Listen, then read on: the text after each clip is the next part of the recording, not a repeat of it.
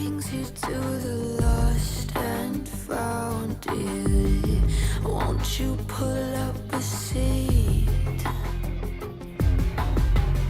Everybody got a prize round here to play. Make me an offer, what will it be? Oh, what will it be? Welcome to the playground, follow me. Tell me your nightmares and fantasies. Sink into the wasteland underneath. Stay for the night, I'll sell you a dream.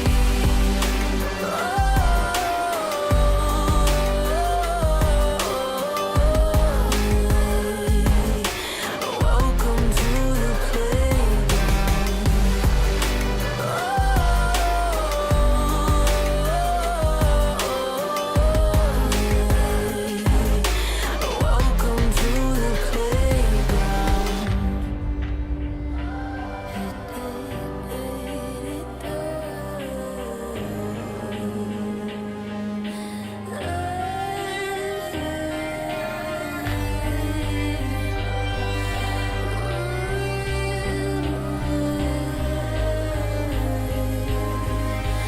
Welcome to the playground.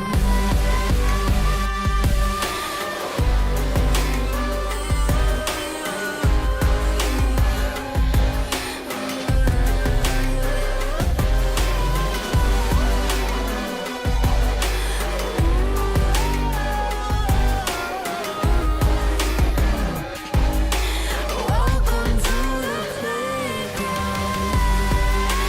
Welcome to the playground. Follow me. Tell me your nightmares and fantasies. Sink into the wasteland underneath. Stay for the night, I'll sell you a dream.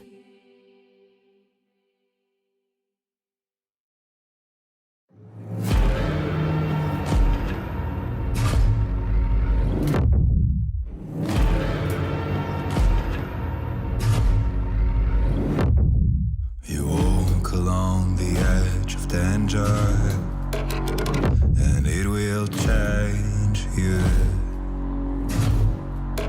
Why would you let this voice set in your head? It is meant to destroy you. You summon storms, you play with nature. Now watch it hurt you. Why would you want to shape the world in your hands? You will never make it through.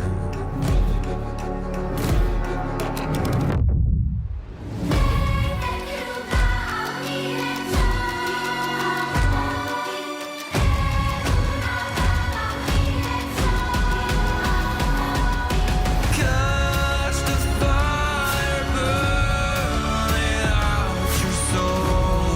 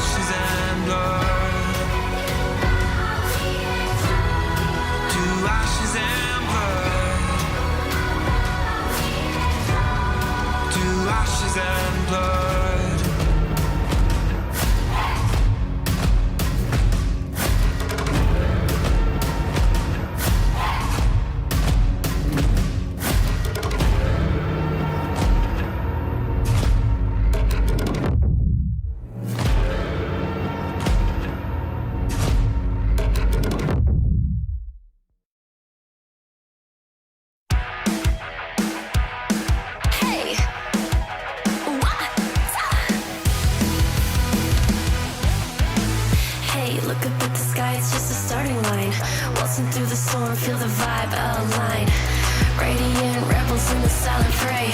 In the pulse of dawn, we embrace the day. We find harmony in mayhem, finding our own beat. Eyes ablaze with laser focus. Dancing through the storm, we become the light.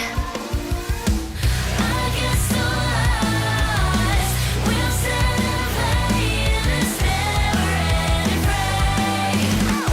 Eyes alive in the pulse of dawn, we find our beat when the chances take form through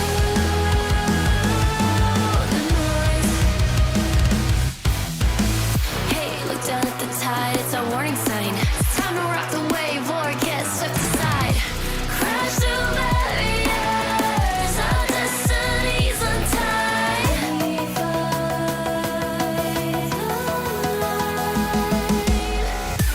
We find harmony in mayhem, finding our own beat. Eyes ablaze with laser focus. We become the light. We become the light. Against all odds, we'll celebrate in this never-ending fray. Eyes alive in the pulse of dawn, we find our beat when the chances take form through the noise. Hey, look up at the sky, it's just a starting line. Hey, look up at the sky, it's just a starting line. Radiant rebels in the silent fray. In the pulse of dawn, we embrace the day.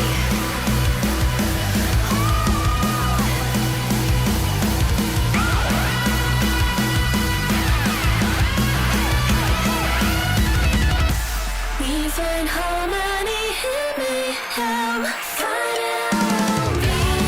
Eyes ablaze with laser focus. Dancing through the storm, we become the light. We become the light. Against all odds, we'll celebrate in this never-ending fray. Eyes alive in the pulse of dawn, we find our beat when the chances take form through.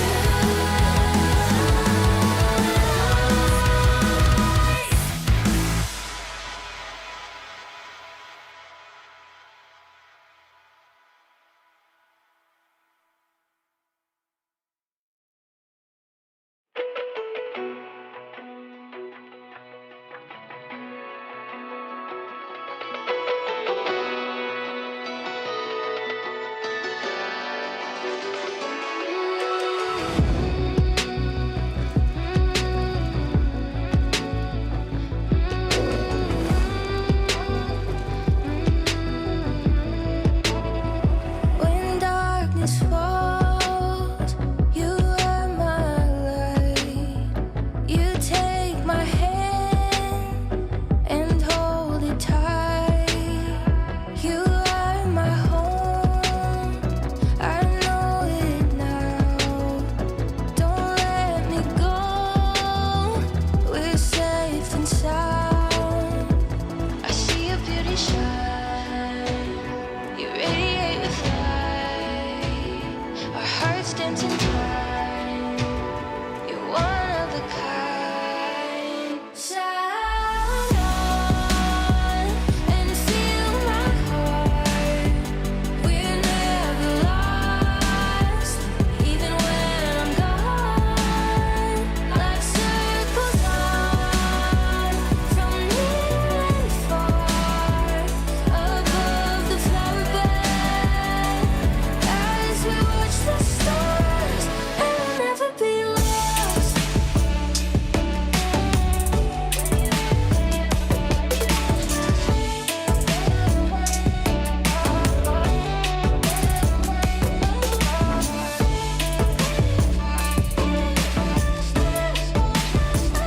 You are my home, you feel my pain.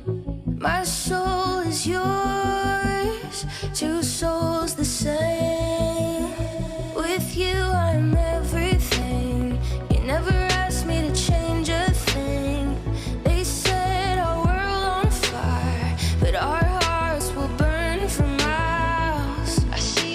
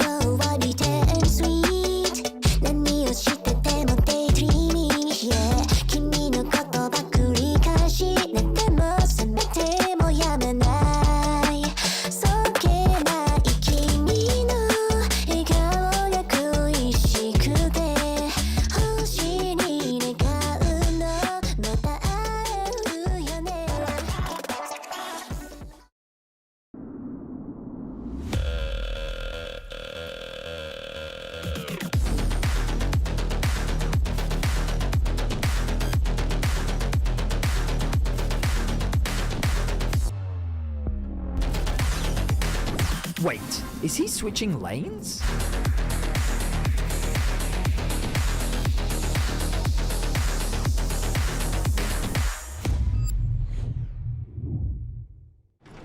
Welcome to Marriott Bonvoy. Where can we take you? From Berlin to the finals, Marriott Bonvoy will be your check-in at every checkpoint.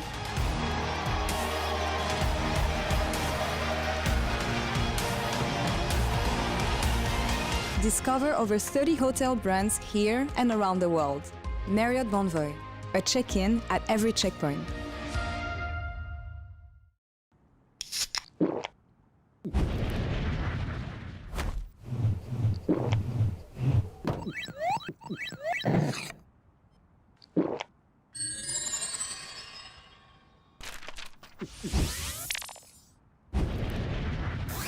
Red Bull gives you wings. No, on to 5! What an ulti! What an incredible play there from... Oh, that was incredible! You love to see it. Right, yeah, let's really What get into... a move! He's just so good. I mean, the persistence, the patience to find the angle. You just don't see that from rookies. He's got it all. He's got the bad. Have a break. Have a Kit Kat. Ooh, that looks good. Do you want to maybe share a little bit? Yeah. What a move! The human body was built to move. Not trapped at a desk in one singular posture for 12 hours a day. It's time your chair evolved. This is Secret Lab Titan Evo. Ergonomically engineered for you, gamers, hybrid workers, artists, backing your every move.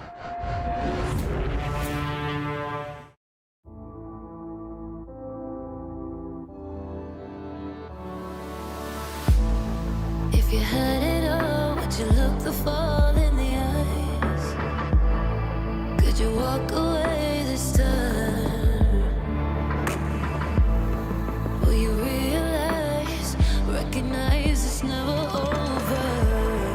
And the flame that once had died, awaken. Will you rise above the days to come? Will you be enough? Will you walk away this time? Look to your left, to your right, leave the pain behind.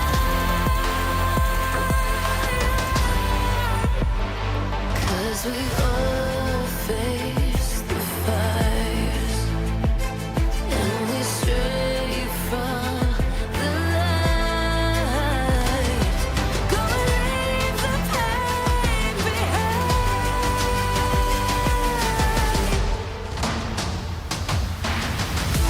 Feel that rush, feel the taste. Can you feel it? Rid the pain. Wash it away and stand again.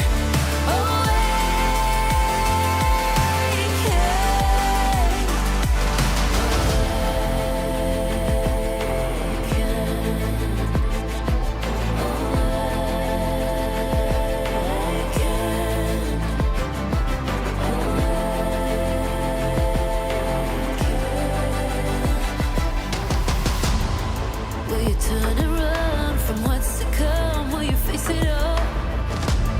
Or will you fall away again? What's calling out to be found when the time is right? When the time is right. 'Cause we all face the fires, and we stray from the light.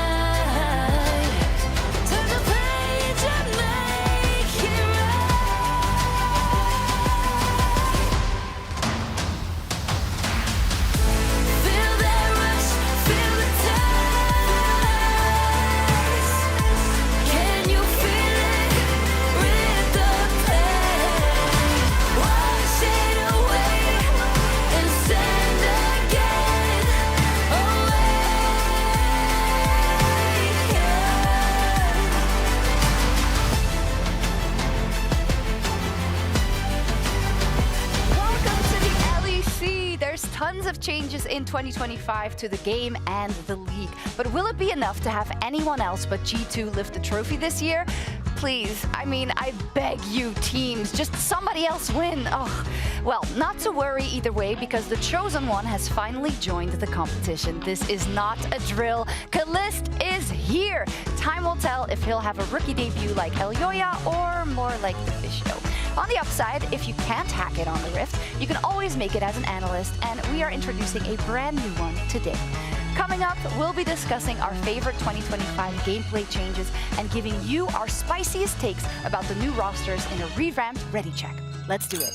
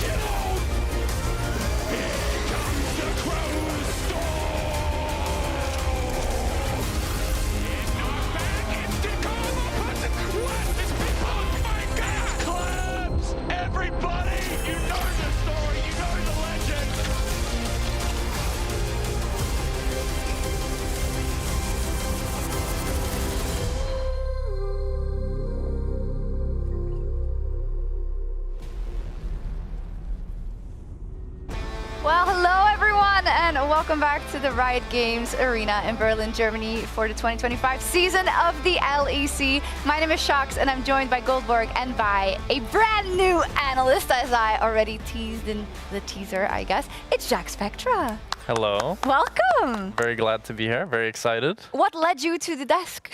Well, I mean, I've always been very passionate about League, been a former pro player, played for Heretics, and you guys probably saw me in actually it's 2023, yeah. 2025, wow. And yeah, just love talking about League, love playing it, and feels great to be here. Yeah, it's been awesome. We've, of course, been rehearsing with Jack a little bit before, and you are very impassioned the way you speak about this new season, and I think that's what we want to do. I also want to let our viewers know that we're trying something new with Ready Check. We're going to just talk about a couple of topics and let it free flow, rather. See where we go. If you have anything you'd like us to talk about, hit us up on any social media platform of your desires, or at LEC on X is probably the easiest. So I want to start maybe by 2025 season, the game specifically. Noxus is here. I personally think that that is awesome. The fact that it is split up in these themes, Noxus being the first, I think that's a really cool vessel for all the changes. But I'm sure that you want to nerd out about some of the changes in particular. Yeah, I mean, there's both the fun aspect of the game. I kind of like it's fresh. You know, I was one of the people who always wanted the Christmas maps to come back. Now I'm getting Noxus. I feel like we can get Christmas this year as well. But I think it's nice that we're getting a game that keeps evolving and we get new things. Sometimes things are gonna hit and sometimes things are gonna miss the mark as well. But I think as we gradually get into it, my main takeaway has still been I'm excited for what we've seen so far. I hear a lot of, like in Euphoria, Vetti was saying like, oh, overwhelmed. There's always something going on. But wouldn't that be what you want specifically for pro play? I always felt like that.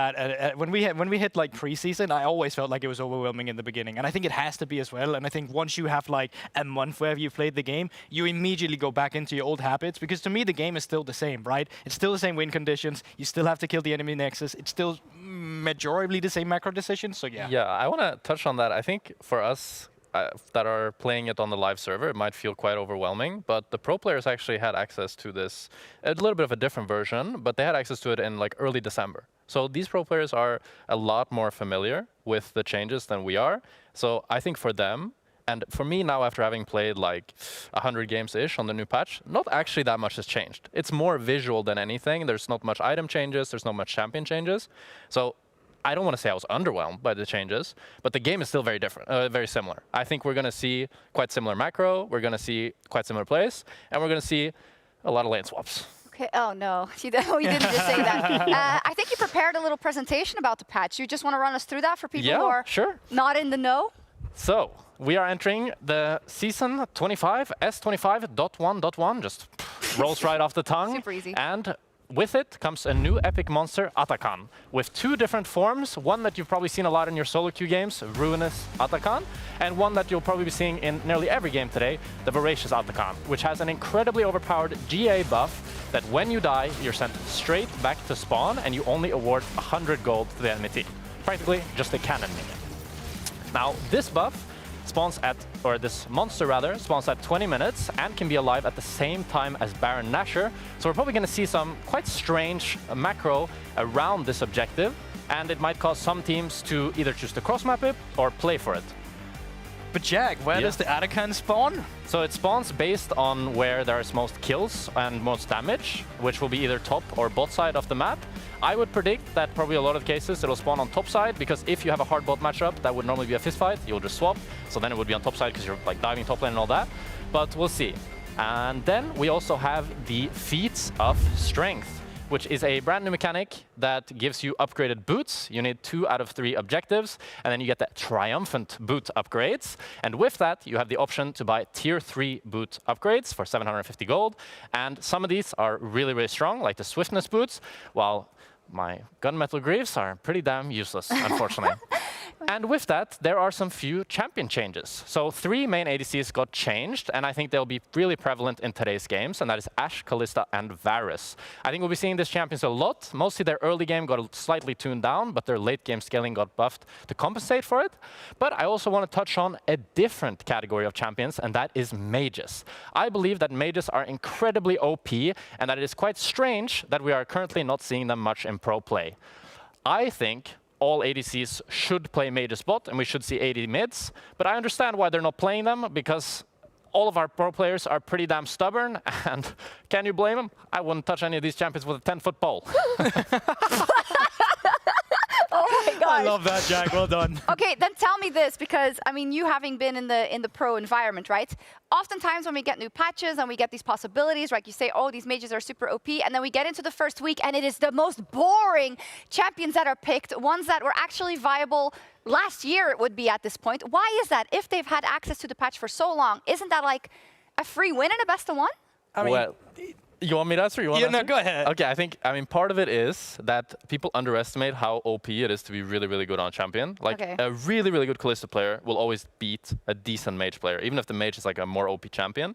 But the other thing is, like, for example, if you want to play mages, the problem is that it's not just about playing a mage bot. Your mid laner now needs to play AD champs. And if he then only plays Yone, okay, they banned Yone, GG, can't play mages anymore. We go back to normal ADCs, and now we've practiced normal ADCs for 20 scrims. GG.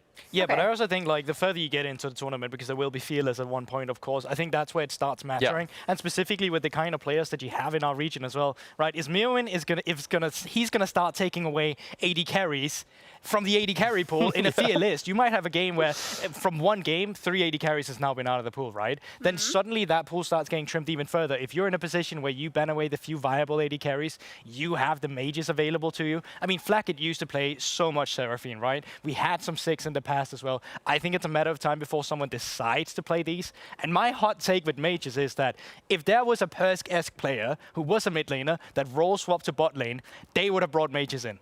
Is that what you have to be? You have to be like a Perks who won an international tournament with a weird configuration in his team and has AD carry experience, and then you can play mages that, like, come on, is it that hard? The fact that he was so good on mages that he showed, if you had, like, I think it's just that if you had a mid laner play bot lane right now, they would stomp most ADCs because they could just play mages and they could play them to like a 10 out of 10 level.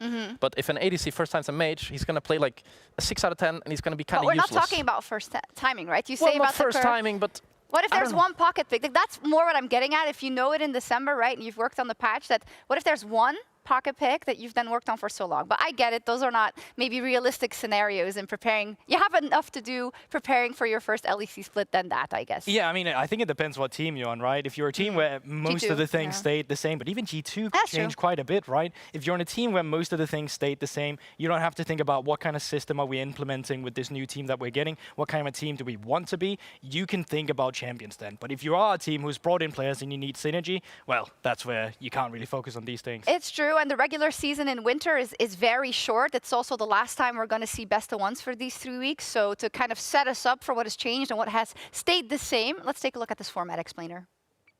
This is your super quick LEC 2025 Winter Format Explainer. In 2025, the Winter Split remains really similar to the previous format, except for the introduction of Fearless Draft. That's right, all matches during Winter Playoffs will be using Fearless Draft. First up, we'll have a 3-week single round robin featuring best of 1 series.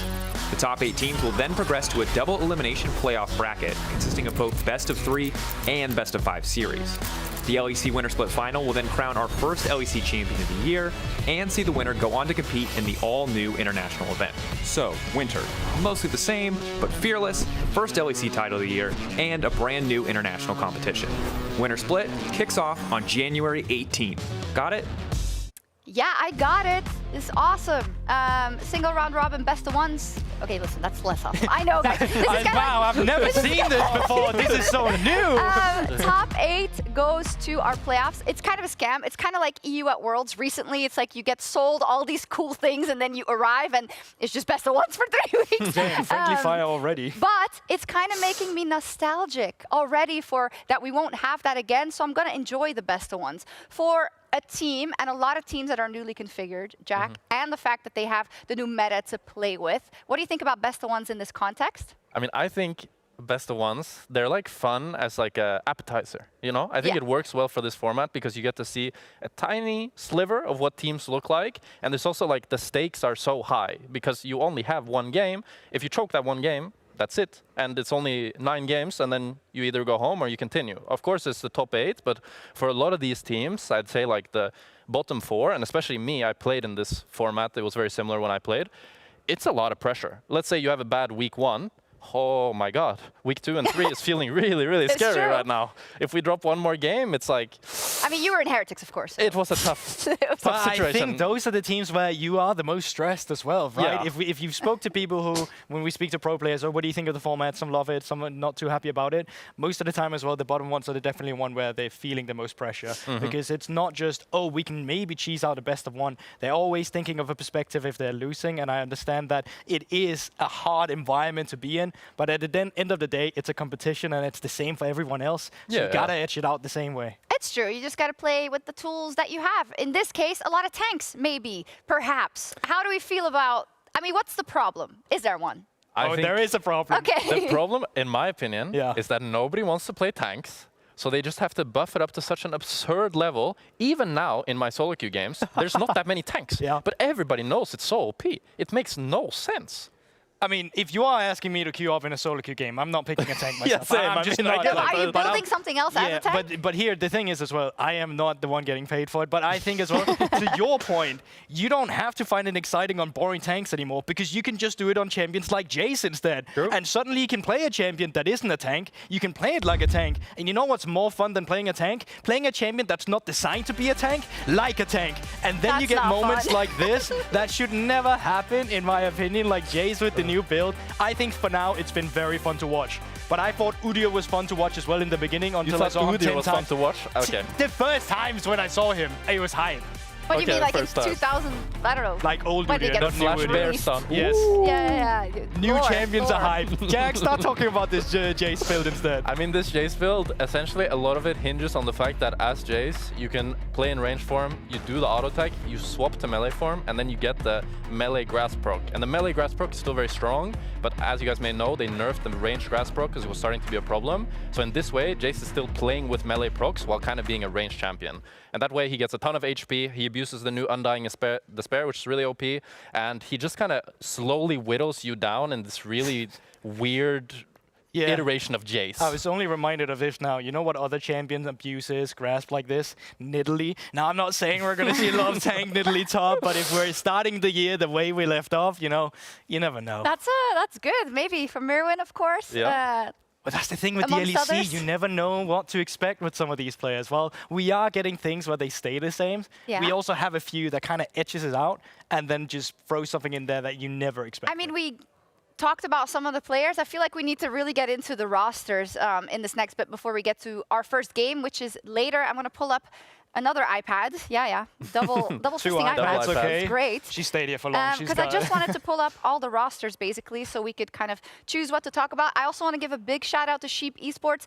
They have a transfer hub tool, and it is amazing. We needed to make it fit for our template, but it's kind of the same. We obviously used it a lot to prepare for this week. Where shall I start? I don't want to make it too easy. Perhaps here. So Giant X, where we have Lot, who's coming out for D'Antonio, who, just like you, he just bowed out after not really winning that much. We have Closer, Jackie. Welcome to the desk, buddy. And then what I think is really cool is Noah and June. I'm confused. I had to double check when I saw this. Daylight robbery to get this roster. How are they on Giant Tech? I mean, from what I've heard, Noah had a lot of mental issues on Fnatic, and overall, it was just a tough year for Fnatic, even though they were very successful. And it ended up in this weird environment where I think a lot of people underrated Noah, especially because people just look at the most important moments, and he choked those moments. He did. It happens. But as a player and as a bot lane, they were top 2, top 3 throughout the whole year. So the fact that Giant X got them was, for me, huge. I think it's also the pressure that came with being on Fnatic, because everyone had the expectations that they were the team that had to take the G2 down, right? Yeah. So had that bot lane been on any other team, you would have been like, oh, they're so good in what they're doing and they're living up to the expectations. The problem was that in those moments where the expectations needed to be higher, for good reason as well, don't get me wrong, as you said, like there were some choked up moments. But I think GX roster in general is super good. It's an upgrade in bot lane. It's an upgrade in jungle. It's an upgrade in ADC. It's one of the rosters that's the most upgraded, at least for the value that they got. Yeah, it's great value. I think when you look at these rosters often, and we saw some salaries, alleged salaries, I will say.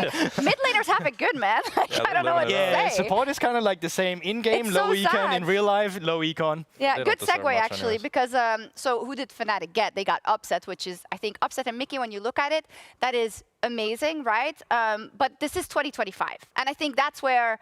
How much are they going to show? Do they have a bit of a chip on their shoulder wanting to show? I think if I was Mickey, I for sure would want to, after having to leave that G2 roster again. It's like going back to your ex and then they kick you out again. I mean, but what is the most important thing about this roster? Because to me, right, this is a roster that had to win at least one final last year and has some of the biggest mental blocks that I have ever seen. And I feel like maybe if you think about that, that is where that change comes in. Yeah, but I think Fnatic in general is also a team that lacks stability. And I think, okay, if I'm looking with nostalgia glasses on, at first I'm like, yeah, Mickey and Upset's really going to bring that stability. But if I'm looking with my realist glasses on, then I'm actually saying that Mickey had a bit of the disaster year last year. Yeah. Upset hasn't been on a top team in a very long time. This is his last chance to prove that he actually deserves to be at a top team coming back full circle. But I will say that I actually have high hopes for this roster. I think Razork and Mickey has the potential to be one of the best mid-jungle support duos that we have in the entire league. I went to go ask some coaches and players and people that are playing about quotes, and they're going to stay anonymous. But this is one of the quotes that I got about Fnatic, which I'm going to double check because there's a lot of them. Fnatic is on fire, winning a lot. Oscarinen is having a lot of fun, and Upset is deadly when he gets some resources. So this is Scrim info. Yeah, I've also heard that they're doing very well, which I think is a very good sign. For me, this is a roster that really hinges on how they do in scrims. For me, I was a huge fan of Upset back in the day when he was on Origin and all that stuff, and I felt like he got really inted a lot throughout his career. But in the last year or so, I feel like he hasn't really shown very much. I feel like he was kind of playing the team fights incredibly safe, kind of just playing for KDA a little bit, and I really hope that on this roster now, where if they're having good results, I think for me that's a huge sign that they're going to do well. But which bot lane is better? The one they let go or the one they have now? We'll have to see. I was under the impression that Noah Jun was definitely better. I think last year they were definitely better, but scrims carry a lot of weight, and especially if Noah and Jun still have some mental issues, if they're then losing to Fnatic bot lane in scrims, then they just develop that idea that they're worse, and it shows on stage. I see where you're going. My biggest question mark is just how emotional is this team going to be? Yeah. Fnatic was one of the most emotional teams we had. When it's going bad, it's going horrible. When it's going good, it's going great. And that's the thing. How's that going to stay throughout the year? I mean, they have Grabs now as well. I wanted to pull up kind of Grabs' achievements throughout his time, because obviously we identify Grabs a lot with the G2 Wonder years, I'm going to call it. But when it comes to Grabs, I feel like he'll really want to prove something now that he you know, is at the helm of a team that could actually contest them. Yeah, I mean, he was at BDS, and at that, I mean, you can see it yourself. Really bad, it was crap. It's like, it didn't go well. And there is always the conversation that you were a good coach because you had a good team, right? Yeah. That is a statement that can be made, but this is his team to prove everyone wrong. I'm not saying that Fnatic isn't a great team because I genuinely think they are, but here is a players that's shown that they have weaknesses that need to be better to beat G2. You now have the chance to try and edge out what you can do as a coach. I think it's very interesting. I think this roster is very similar to the G2 roster in the sense that you have these both accomplished players and players that seem quite hungry that actually can be the best in the league. I think when you had that BDS roster, nobody was expecting them to be top one. But this Fnatic roster, there's real hopes that they can be the best in the league. Nobody was expecting them to be top one, but look at how BDS did in the years thereafter. Also, if you look at it purely objectively, you wouldn't say that this is a team that would get into top two. But what I would preface the argument with is that as a coach, I think that you do two different jobs if you have players that know how to win versus players that need to learn how to win. I think when you have a rookie new lineup like the BDS was, and when you're a bad team, you need to inspire confidence in them and teach them how do you actually win in League of Legends. If these Fnatic players need to be taught how to win, I don't know what they've been doing their whole career. I guess all he should need to do is tell them how to win together. Yeah, I mean, I was going to say, because that's what the problem was often, right? And also, to win, they have all the tools to win, but still they kind of couldn't make the IKEA table for some reason. I think that might be a very difficult conundrum to fix, and we hope it's going well, of course. I'd like to pull the graphic up again, because we talk about BDS, and BDS is so interesting. They kind of held the dominoes for a lot of the off-season, because I believe 9 of their players across their LEC roster and their academy roster, their contract was basically up or about to expire, so they had to make a lot of choices. And what do you think about what they ended up at in return? Because a lot of BDS players, of course, the EMEA Masters champions are everywhere, and they ended up with this roster where they have, of course, Irrelevant coming from SK as well, and then 113 who is back, and Paris, who was very sought after, we hear, right? I played against Paris in the Masters. He's so good. He's really, really good. Like, just the pressure he has, the engages he has, he's smart about the game. I think this roster will be really good. For me, the biggest question mark is 113.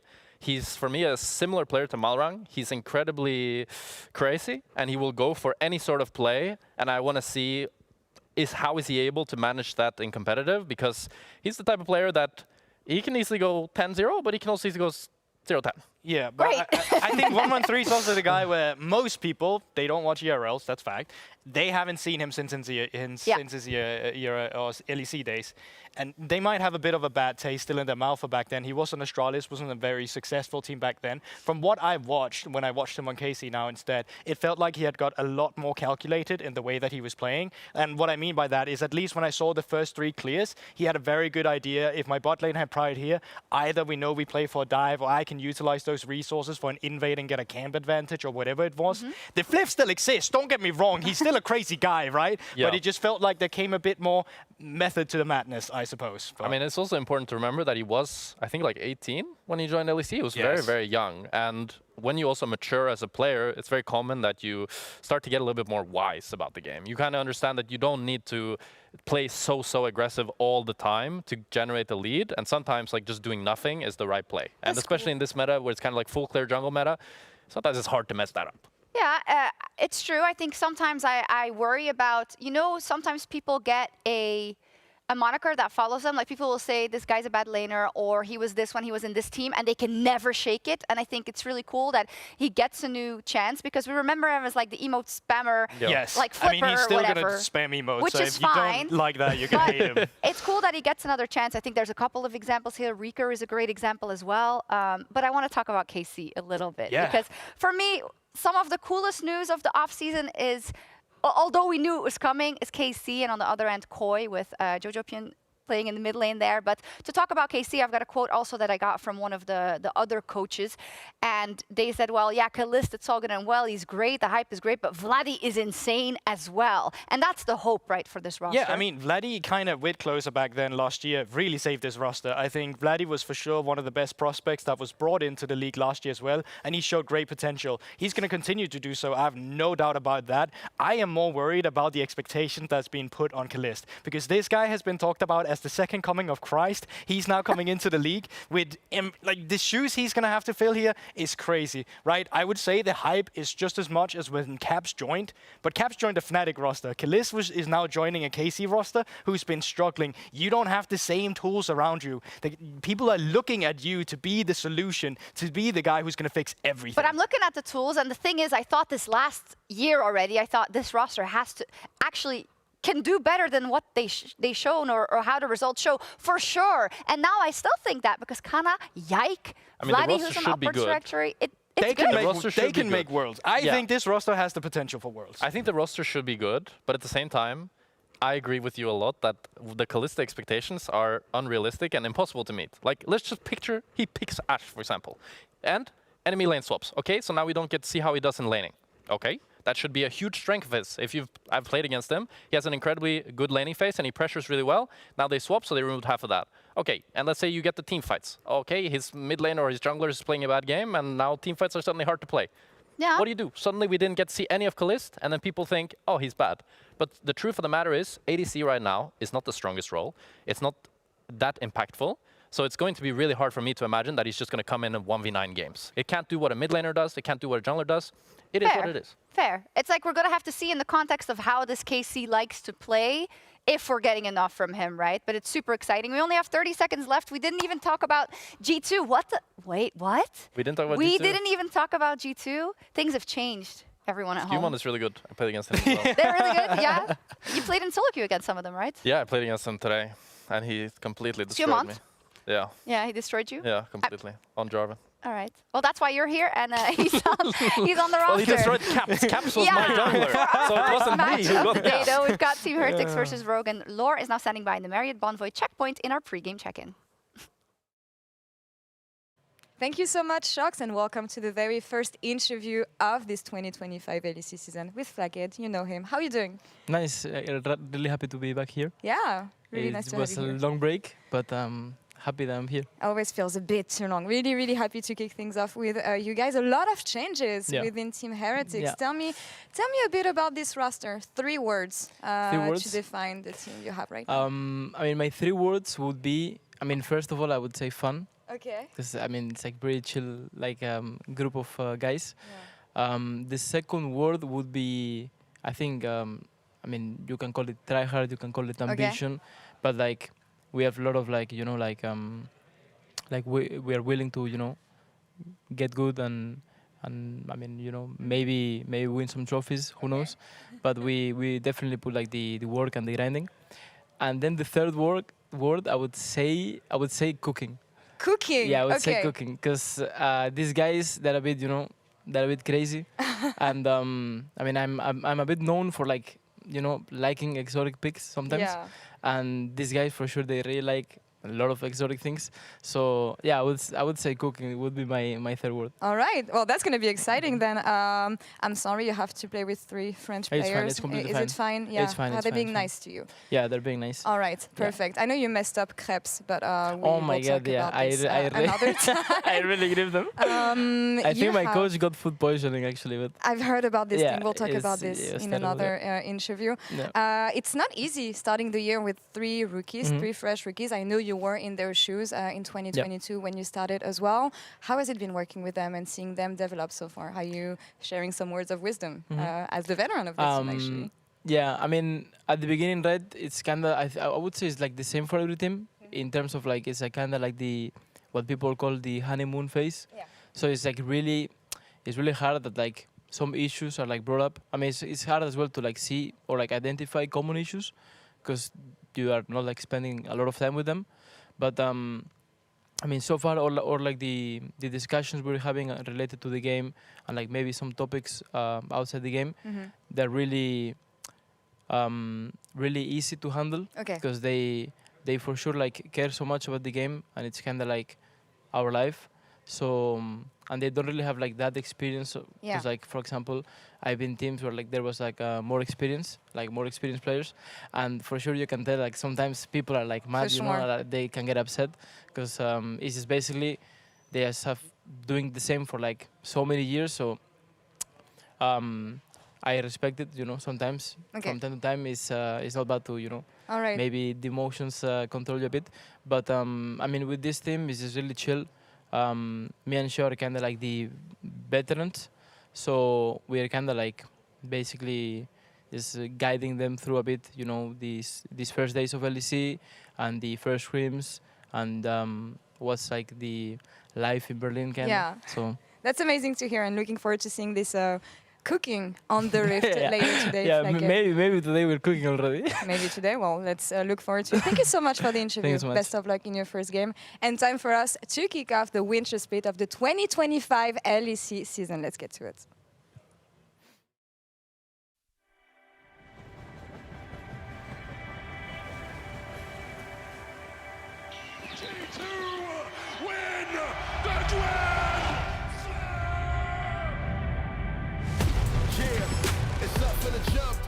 It will be fun to see Mihi and Fnatic. Last time I was on Fnatic, we won 2 splits and won World Finals. I would like to see if he can do the same. All right.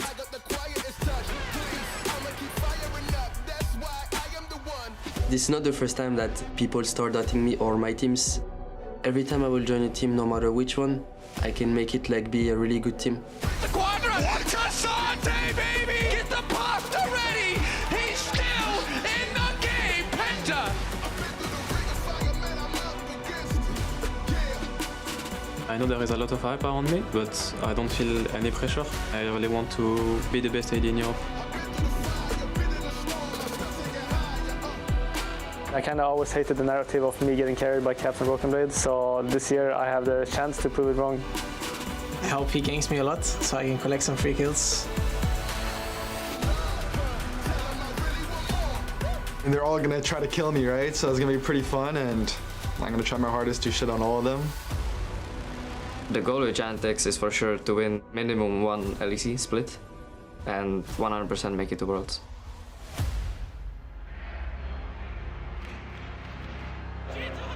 G2 in a 4v4 young flashes away from Humanoid, and Humanoid will not live to see another day!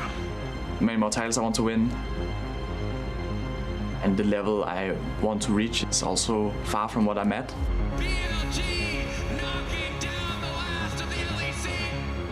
But then after 2 years of not really making it out, something had to change. I think this roster has potential to break the previous iterations of G2.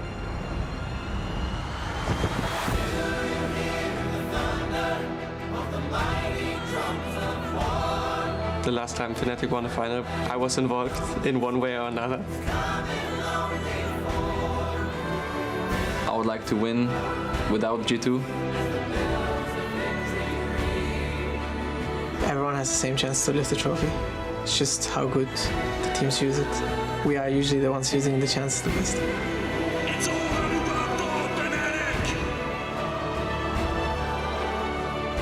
I am tired of losing to them. It's been too long, and this year we are for sure taking them down.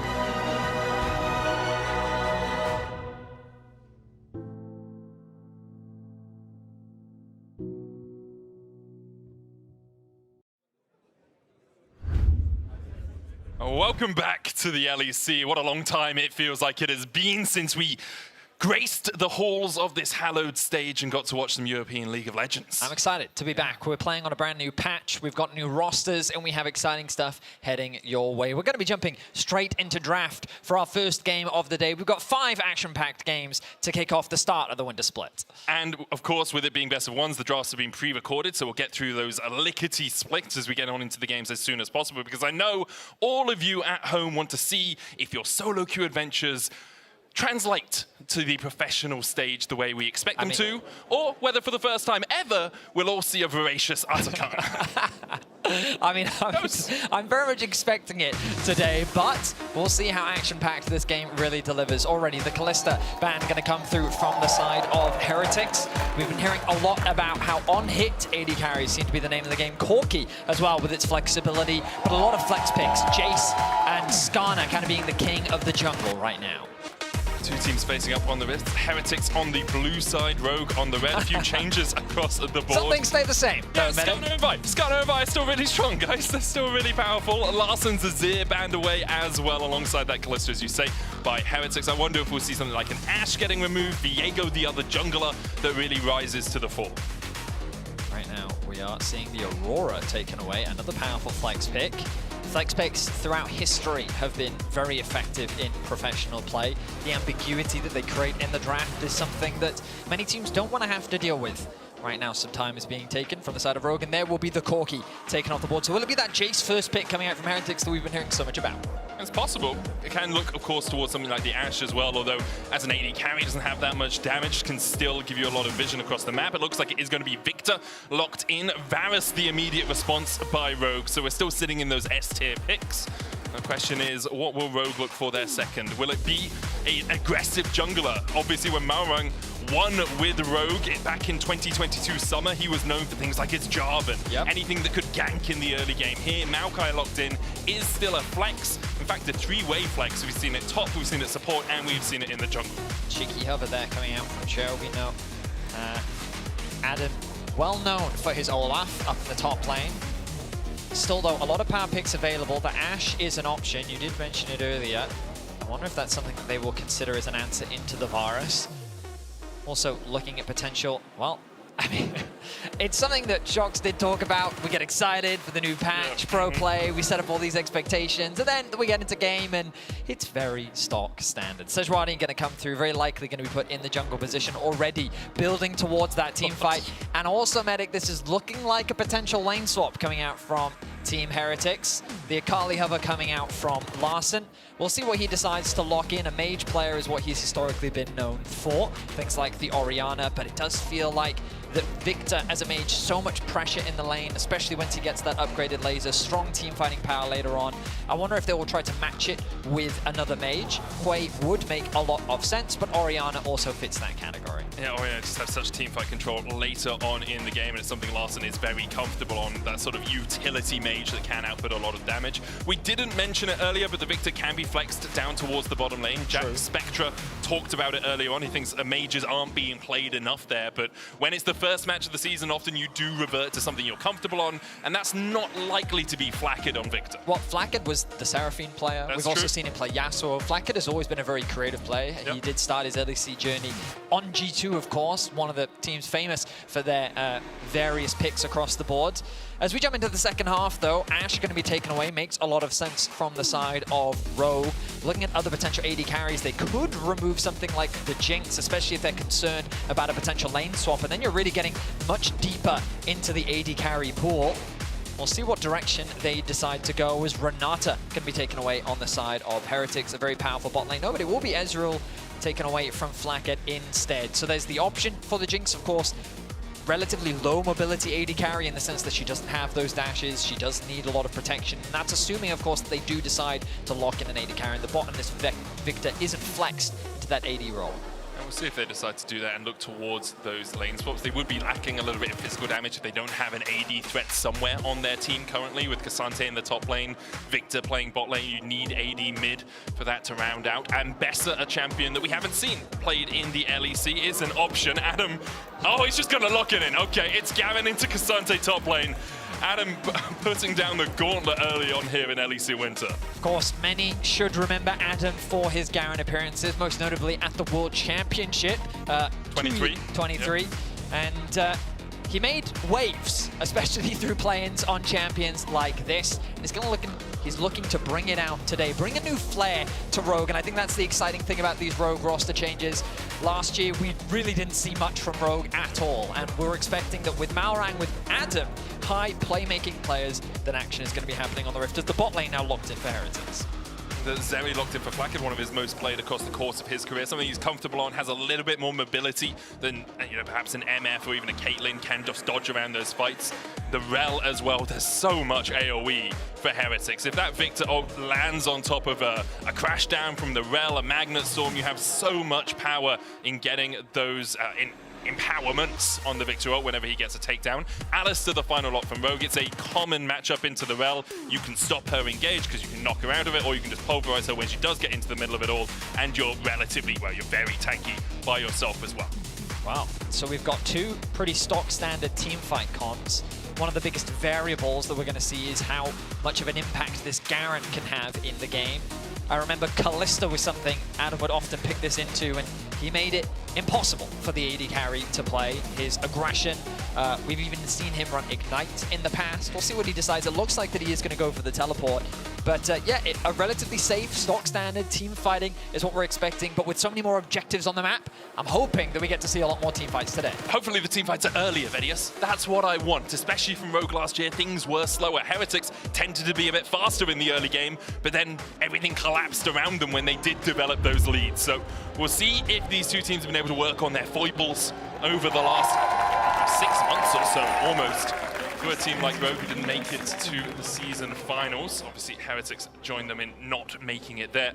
But the big change, Vedius, the big difference from this year to last has to be the feats of strength. And we'll talk about them in just a second because I was looking at the wrong screen. So I didn't realize that advert for Kia was coming up.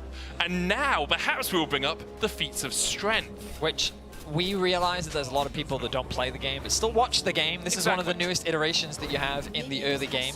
And basically, the first team to achieve 2 of these 3 objectives unlocks Triumphant boot upgrades and Tier 3 boot upgrades. Tier 3 boots are something that you buy later on into the game. It's LEC, baby! Yeah! Baptized in applause. I love it. Once we have more information, we will, of course, share it with you. But yeah, feats of strength. So basically, there's something that happens in the early game. Fun fact, I can already see a few ready checks coming through. I think we say King's Legacy Dynasty now, so we get all of the LEC stuff out of the way. Yeah. The former Kings in Rogue, 23 champions, 2023? 22 summer. 22 summer, 22, yeah, my bad. Let's go Kit Kat. I love it.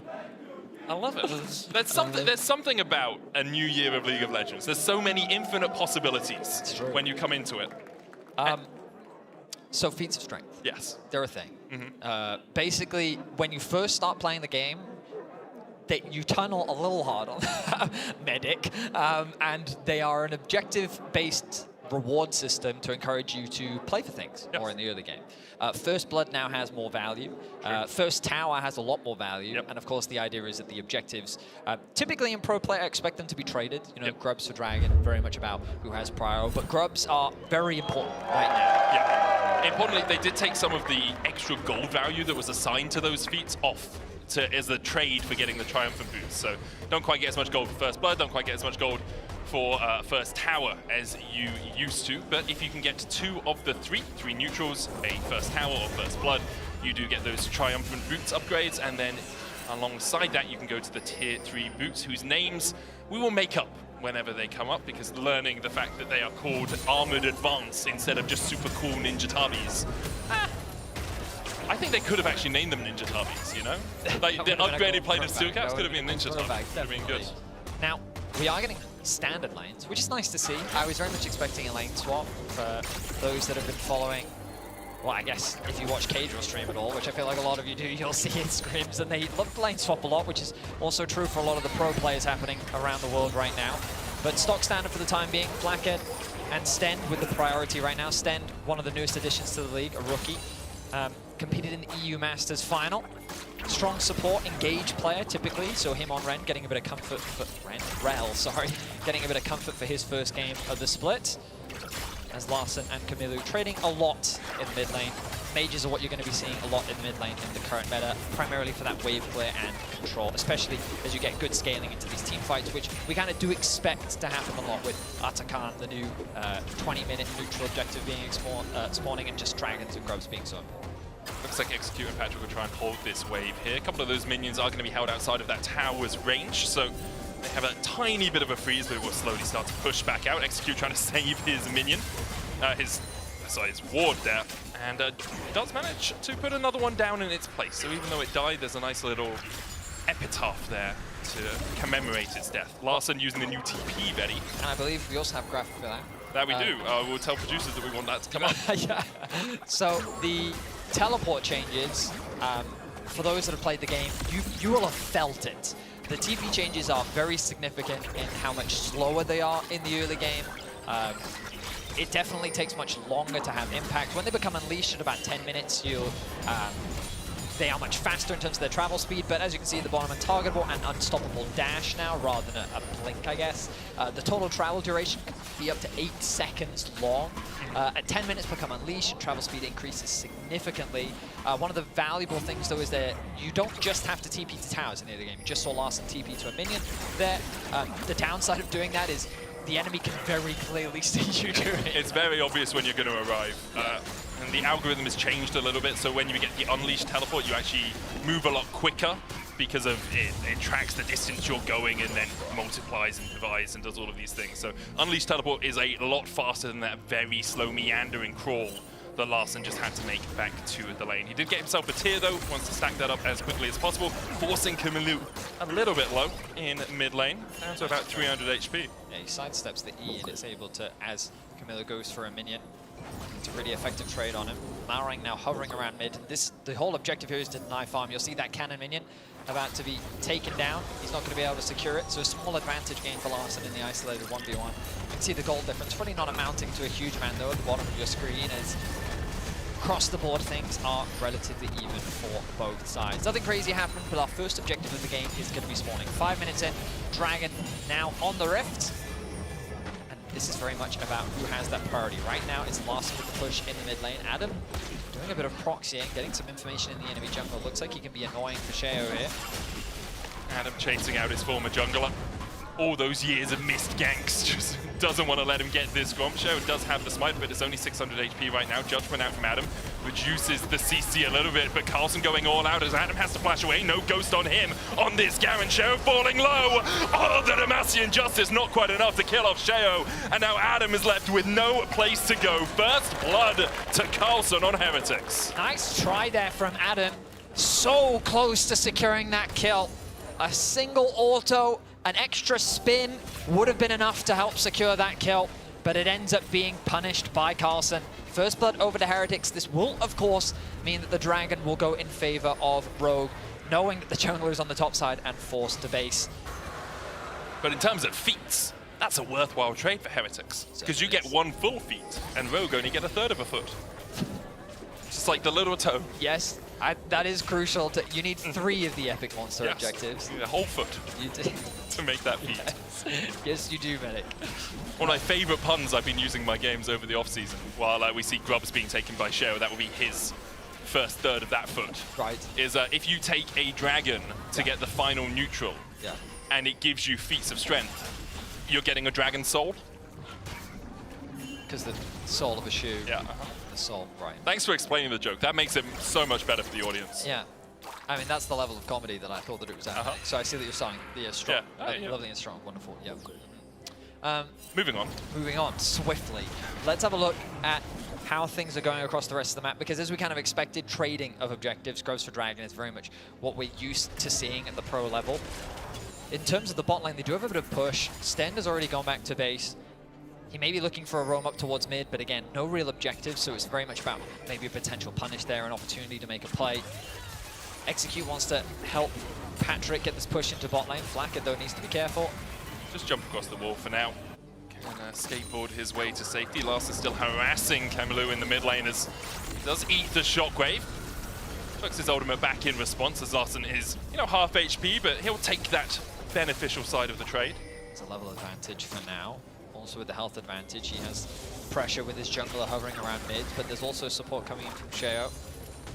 They need to help escort this wave underneath the tower so that Camilo can get a nice base, and Sheo doing the right thing. He has the threat of his ultimate available, so Larssen has to respect it. He doesn't want to needlessly throw his flash away, but he just might have to. He sidesteps it. Fancy feat from Larssen to sidestep it. Doesn't have to burn the flash in the end. Dangerous play. Dancing on the edge there. I really thought that he'd be forced to commit that summoner spell, but that's exactly what I was talking about. Sheo wanted to try and get that summoner spell out from him, meaning he wouldn't have it available for the next Grubs or Dragonflight. He's going to be able to keep it. He's going to stick around. He has the TP available. He doesn't want to lose all the golden experience from this wave. He's going to lose a little bit of farm, but ultimately he'll be fine as Camilo now looks for a base. And he's just going to go back, but as you say, both of them have those TPs back available. Carlson currently having a whale of a time in the top lane. Got those plated steel caps nice and early into this Garen with the first blood as well. He's got about a 600 gold lead for himself. Cassante still very much a blindable top laner, still very much on the menu when you look for something to pick in a draft like this. Gives you a lot of safety, also very powerful, and even though they changed some of the ways his dashes work, he can still do a lot of work in a team fight. I will say that for the rookies on the side of Heretics, this is a very comfortable game to be in. Nice start. This is exactly how you want to start things off, with nerves, pressure, the stage, a lot of things factoring into what ultimately amounts into a very stressful situation. To be able to take your time, think about each play, things going very well. You've got to remember that in contrast, a lot of veterans on the side of Rogue. You've got a number of finalists, you've got LEC champions on that roster, you've got returning players. Execute, for those that don't know, Jonghyun formerly played for Astralis, had a bit of a stint over in the LCK, with mixed success, I would say. Flacket now has to play safe as the ultimate going to go wide. Patrick expecting the sidestep. Flacket held his nerve and kept walking in a straight line. It's all about the mind games at that point. Stend is looking towards mid. Larssen does still have that flash. Sheo coming in from the top side as well. Doesn't have the Glacial Prism, but Larssen has to flash out early, avoiding the Shadowing Strike. That would have stunned him up, and the immediate CC follow-up would have come out from Heretics. Carlson and Adam, Carlson, and Adam just trading in the top lane. Not really too much to talk about, apart from the lead that has been developed for Carlson. As you say, a rookie, only 19 years old, coming up from Lost Heretics last year. Execute does have the level advantage here, but I don't expect there to be too much, just mainly protecting his ward, and he should be able to get it back. The mid wave's in an awkward spot. Camilo can't really trade back without losing a few waves. What are we fighting for, Betty?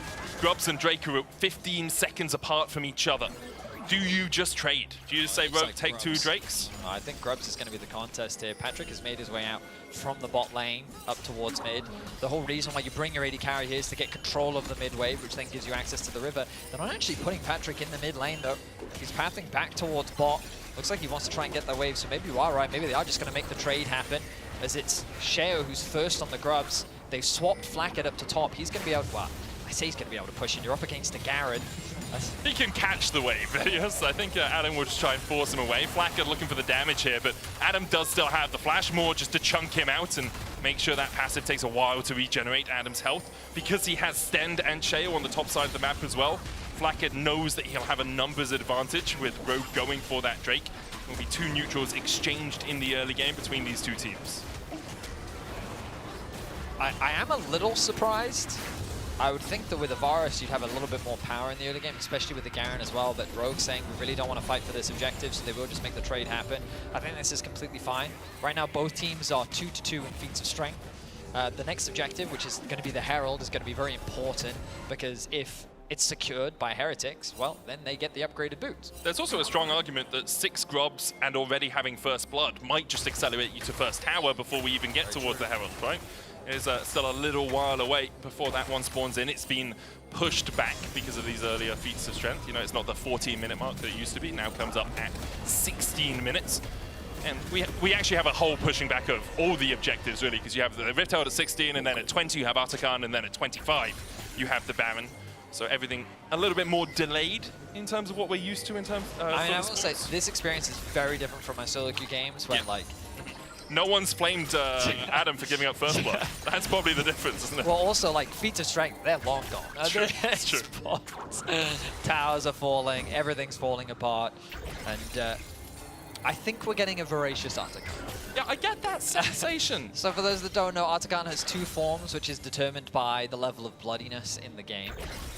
Ruinous is the one that most solo queue players are familiar with, because I don't think anyone's ever seen a low-kill solo queue game in their life.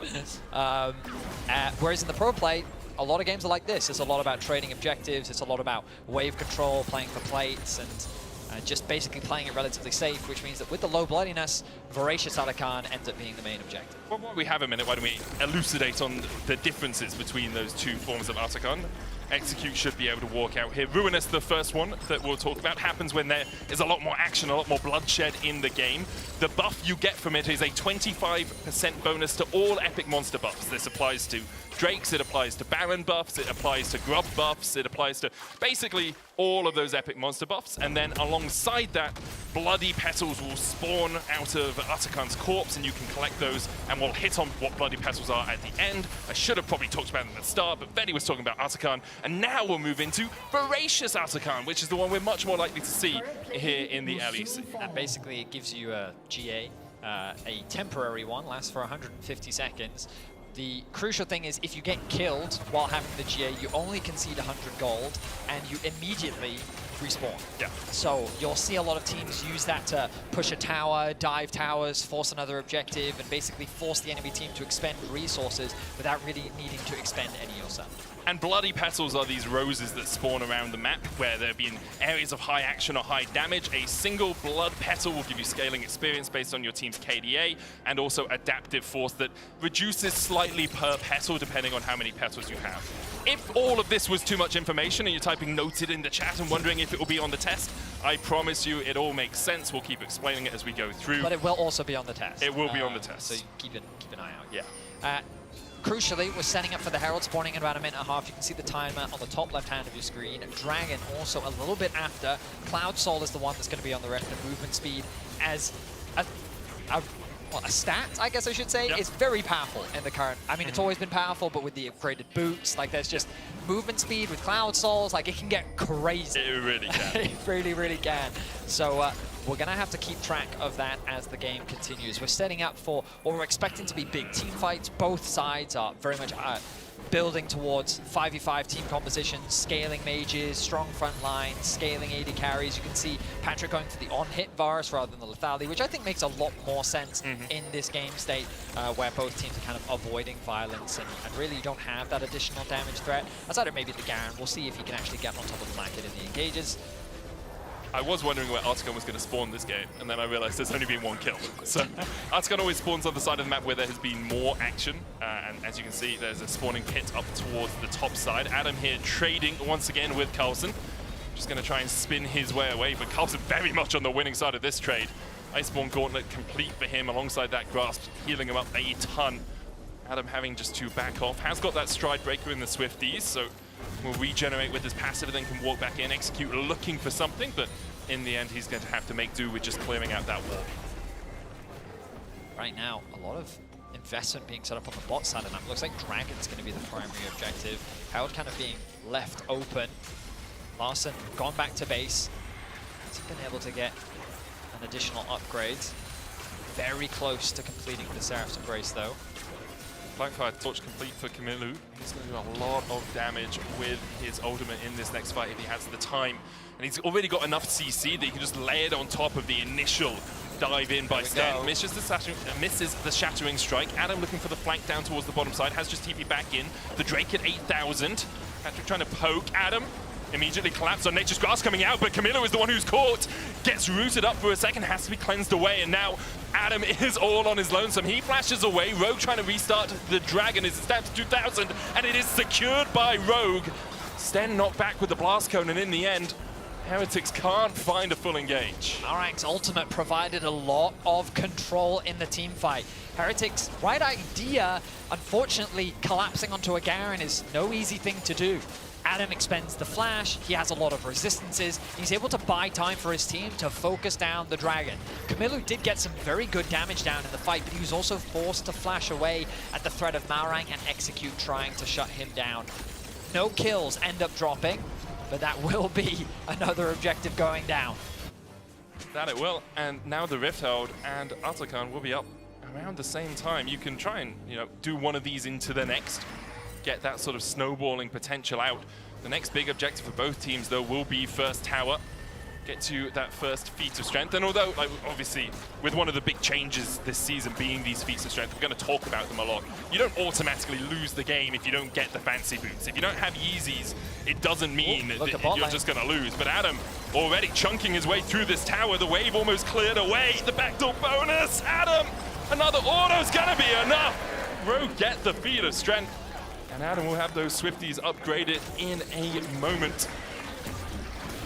I was surprised. I didn't think Adam would get through that as quickly as he did. Yeah, had the Demolish to help him out. And unfortunately for Camillu, he just didn't have enough I guess, threat onto Adam that he really had to be afraid of, and he's able to secure that objective. So the Triumphant boots are what you're going to see now, the small upgrades that will just be applied, and the ability to upgrade those boots later on into the game if they want to for a small fee. Well, I say small fee, 750 gold isn't exactly small.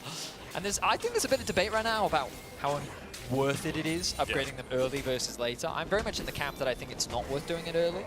However, I know that especially if you're going for the Swifty boots, the additional movement speed is something that a lot of teams flat movement really value. Nice. So sometimes players will definitely look to try and upgrade those. And you can already see Swifties for Adam, Swifties for Patrick, and we may even see Swifties come out for Larson in the near future. But Swifties in general, pretty good. Also, looks like early Void Staff for Larson, which I also love to see when it's a front-to-back style of team fight, and you can already see heavy magic-resistant investment on the side of Heretics. Void Staff just gains a lot of value getting it early. The gold lead that Heretics had for a lot of this early game was in the top lane. Now Adam has actually taken a lead for himself. There's about 230 gold for Flackett over Patrick, but nothing too monumental. It does extend to 400 as Heretics take their first tower of the game. Rogue also only one Drake away from Cloud Soul, Betty. Drake's taken on average a lot quicker now than they used to be. It's not something you can just leave for a while. So obviously you're looking for those feats. Patrick looking to secure his Rage Blade. I wonder if this camp will be enough. It looks like that he's walking towards the Raptors to just get that small injection of gold. He's very, very close. The Dragon, it says it's available, but it is not. It's a little while away. Artican, though, is up in 10 seconds. We saw Rogue put a little bit of vision in towards that blue side jungle. Heretics cleaning it out now. His stand is. And it is Voracious Artican. They have two of them. One of them is colored black, one of them is colored red. The Ruinous is black and the Voracious is red, hungry for more blood. There's obviously not too much of it has been spilled, apart from creeps. We don't actually even know if they bleed, Veddy. I've never really done a physiology of creep seminar. Voracious attacks are also very punishing to melee users in particular. So if you are in close range, he really can just shred through your HP bars. And also his aggro bar is like, it's very large. Like he can just walk into lane. He's got a lot of patience. He's got a lot of patience. The patience bar is very scary for sure. So you've got to be careful about picking a fight around this objective. You can see the vision investment towards the top side of the map from Heretics, cleansing out what Rogue can actually see on the map as bot lane getting pushed in as well. Adam going to be forced to catch that wave. And what you're seeing here is the turn-based combat element of League of Legends, right? We saw Rogue push in towards the blue side jungle, put some vision down. Sten came back, cleared it out. Rogue then had to reset to renew their vision and to get the Ginsus on Patrick. So Heretics used that time to put some vision in, and now Rogue have the opportunity to make the play. And what they're trying to do is make the play around mid lane. Sheo gets chunked out a little bit, and I think because of that... Carlson. Oh, you're just going to face check Carlson? He is! Execute goes in immediately. Chain of Corruption there for the follow-up. The CC on Carlson is absolutely massive, but he's still Cassante, and of course, he still survives. We were so close to getting a little bit more blood on the map. Stend now looking for a flank. He has a great angle sitting in the fog of war. If he can get on top of Patrick, there's an angle. Carlson has the TP. Drake about to spawn as well. It just comes up. Rogue looking for this. Rift Herald is going to be placed in the mid lane. Sten's still on that flank position. Carlson TP's back into the fight. 8,000 on the Drake. Sten goes in, but Execute with a great knockback immediately disengages Sten. However, Larsen's being chased out by that Chaos Storm. Execute on the front line, knocked back into Heretics. They find their second of the game, and Rogue are walking away wounded. Malrang still looking for the steal. If he can get in, almost gets there in time to steal it. Carson with the knockback. Sten looking for the flank once again. Adam having to flash away. Sten decides not to dive any further into the midst of Rogue. Sten's engage gets completely shut down by Execute, and honestly, I thought that he was doing so much in this fight, setting up his team, providing the space needed for them to disengage, but then the re-engage just never came through from Rogue. They couldn't find good footing in the fight to be able to actually go on the aggressive against Heretics. It means that Heretics forced them out, they get themselves another kill, and they will deny the soul away from Rogue. They've also been able to mount about a 2.5k gold lead right now, a lot of that sitting on Sheo. And Heretics looking confident here in their first game of the split.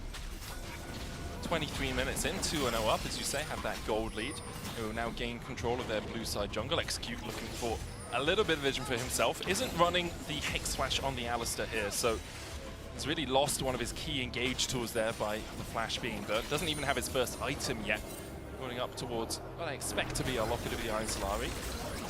Zeke's complete for Send. It's so powerful on Rel because you're jumping in and getting this big AoE anyway. The Zeke's just giving you so much more power as a support, or giving your teammates more power, which tends to be how supports give things power.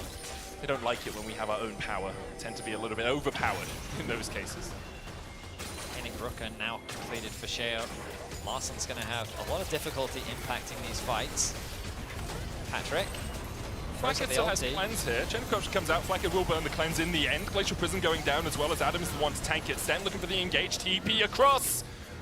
He's the little ball that could, but when you have so much pre-warning that Camilo is coming in, it's a pretty easy situation for Rogue to disengage. But I think it's valuable anyway because Flacket needs to base. They replace one wave clear for another. He can get the push in mid, knowing that Rogue has to play defensively. Meanwhile, Larsen looking to push in top wave, knowing that that's a safe space for him now. But the collapse is starting to come through. He's going to be forced to back off. He can't afford to overstay. He's going to be able to grab this wave and then look to back, which means the Flak is now going to go and catch top.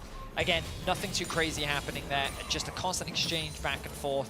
You can see what I would say a bit of hesitancy from both sides first game of the split, some of the nerves potentially coming Rogue? I mean, more so from Malrang, I would say. Normally I expect this type of player to be flashing in, looking for those flanks. I will say he's typically very good at that on things like the Jarvan, as you already commented on in the past. When he does play these Maokai-style champs, it's very much about providing the utility. The ultimate is creating a lot of space for his team. Now, Baron is going to be alive, and I mean, it's definitely a slower one. I was expecting more action around the Atakan. I was definitely expecting these teams. Play, Betty. We should, like, ever hoping for pro play to be bloody is a fool's errand at times. I mean, we still got more games. I mean, Vitality, I feel like I can expect bloody from That's true, that is true. But Heretics setting up towards the top side. They are looking to basically domino from Atakan into Baron. That would be a great combo. Get the GA straight into a Baron. Just take the fight, because as soon as you have the GA, you're in such a strong position for the next fight. Even if you don't kill the enemy, you get them low, you have teleports.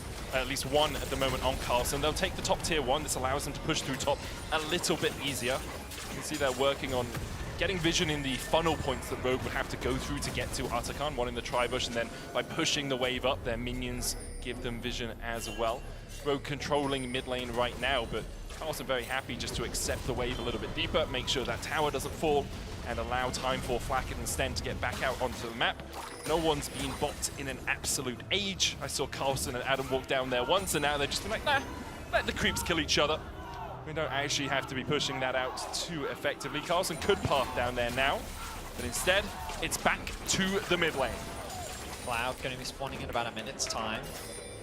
Heretics already looking to set up for that objective as Rogue reclaim vision around the top side of the map. It's one of the benefits of having the 3 early Drakes, is Rogue can say, yeah, you take your time setting up around the Drake. We're actually never going to fight that. We're just going to set up around this top side and look for the double bubble of Atakan and Baron. It's definitely true. The advantage of having that soul, as you highlight, means that it puts that extra pressure. Heretics constantly feel like they need to contest the dragon, but in order to do so, they have to sacrifice control over the top side of the map, and their vision has been stifled. There is still a ward in the pit, dropped by Carlson there. And Heretics doing what they can to kind of, I guess, spread their vision thin a little bit. They've got a bit of access into the top side river. They've sweeped out the bottom side knowing that it's clear. They have a bit of push on the bot wave as well. The fight for the mid lane control is still in effect as Flacket gets that push through.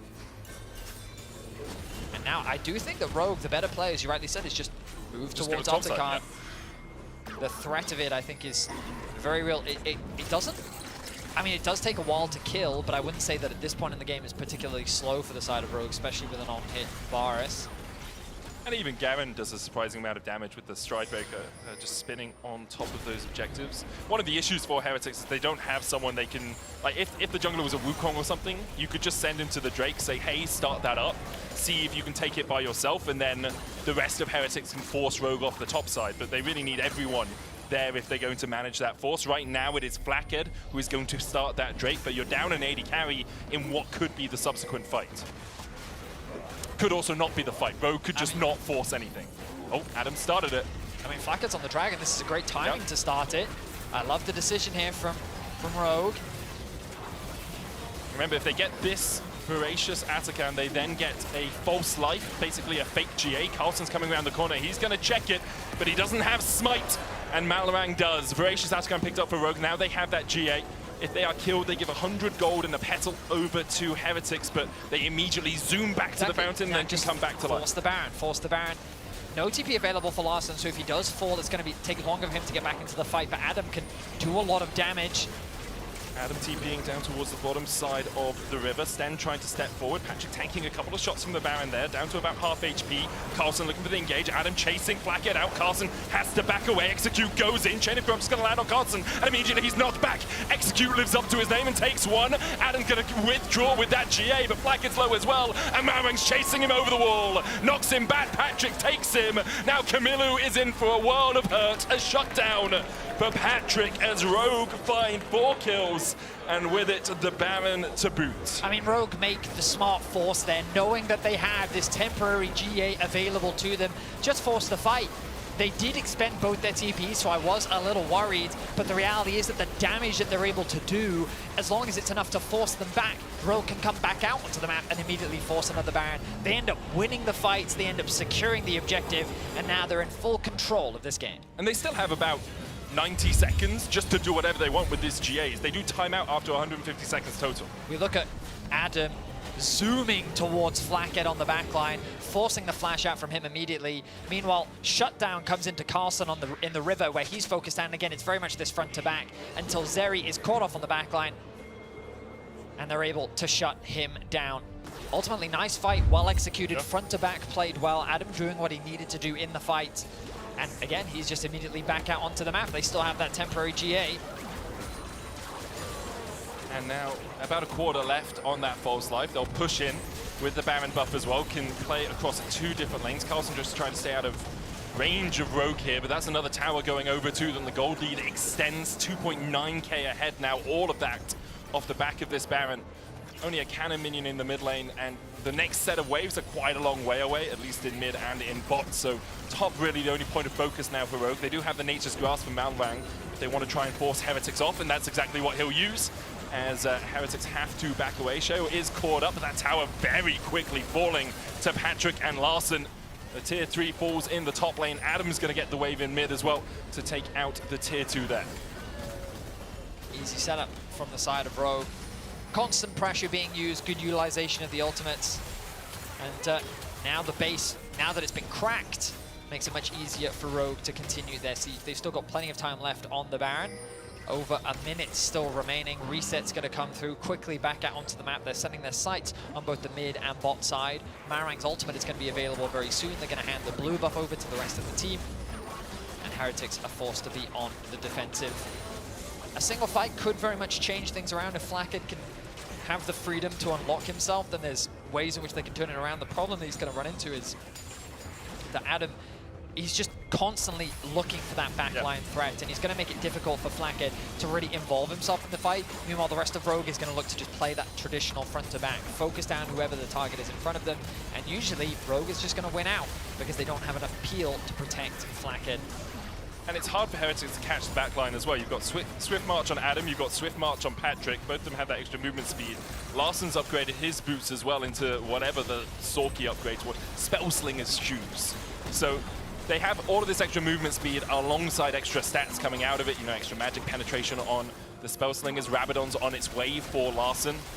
He must be very close to completing that in terms of gold, as Rogue now get their 7th turret of the game with about 30 seconds left before the Drake spawns. They will turn their eyes towards it, and you look at it, the Voracious Atacon went Atacon, Baron, crack open the base, take another tower, and now into Soul. This is, the last 5 minutes have been absolutely sublime for Rogue.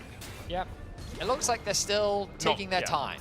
Yeah. So not quite Soul yet. I didn't have the timer for the Drake. I just assumed it was about 30 seconds, and it looks like it is, but they had a little bit more time than I thought. It's Sue, is what I can tell you. In fact, I might be able to tell you it's about 30 seconds. Oh, nice. Rogue are going to keep the pressure on bot lane. They've pushed another wave in mid. The TP is now available for Larson, which means that he can go back to base and TP back into the fight, which is exactly what he's going to do right now. Has that death cap completed, and this Orianna is very, very strong. Problem for Heretics as well is finding access into this brush is a very difficult thing to do. Face checking Adam. is incredibly dangerous. Look at the position of Maorang. Maorang is in prime position here, immediately jumps onto Kamilu, they're gonna knock him back as well. And even with the crash down, Kamilu falls to Demacian Justice. Patrick pulls off from the Drake, Chain of Corruption just going wide, but already the jungler from Heretics is down, and can they find anything out of this fight? Blackhead unable to really get in there. Maorang is down to a 3rd HP, but he'll heal up off the Drake. That will be Soul for Rogue. A fantastic flank there from Maorang, lying in wait, one with the bushes, and is able to lock down Kamilu. Team Heretics are forced to retreat through their bot lane. There's no real waves that Rogue have the ability to play off of right now, so they're going to look to reset after securing that Soul. But poor Victor. He had no way of getting out. He did really good damage, all things considered. But as you rightly said, the Demacian Justice finding its way into the heart of Victor. And it means that Rogue found themselves another kill and the Soul to boot. Do you ever find it interesting that Adam's signature champions are kind of on other sides of a war? Yeah. Yeah, but like Darius, he is the gods guy, right? Darius and Garen, both of them fighting against each other. Maybe we'll see some Garen. And how does Olaf fit into that? He fights for the Freyord, right? I don't know his lore, actually. Probably fights for the Freyord. No, he's angry. We can make it up, Fetty. No one's going to look it up.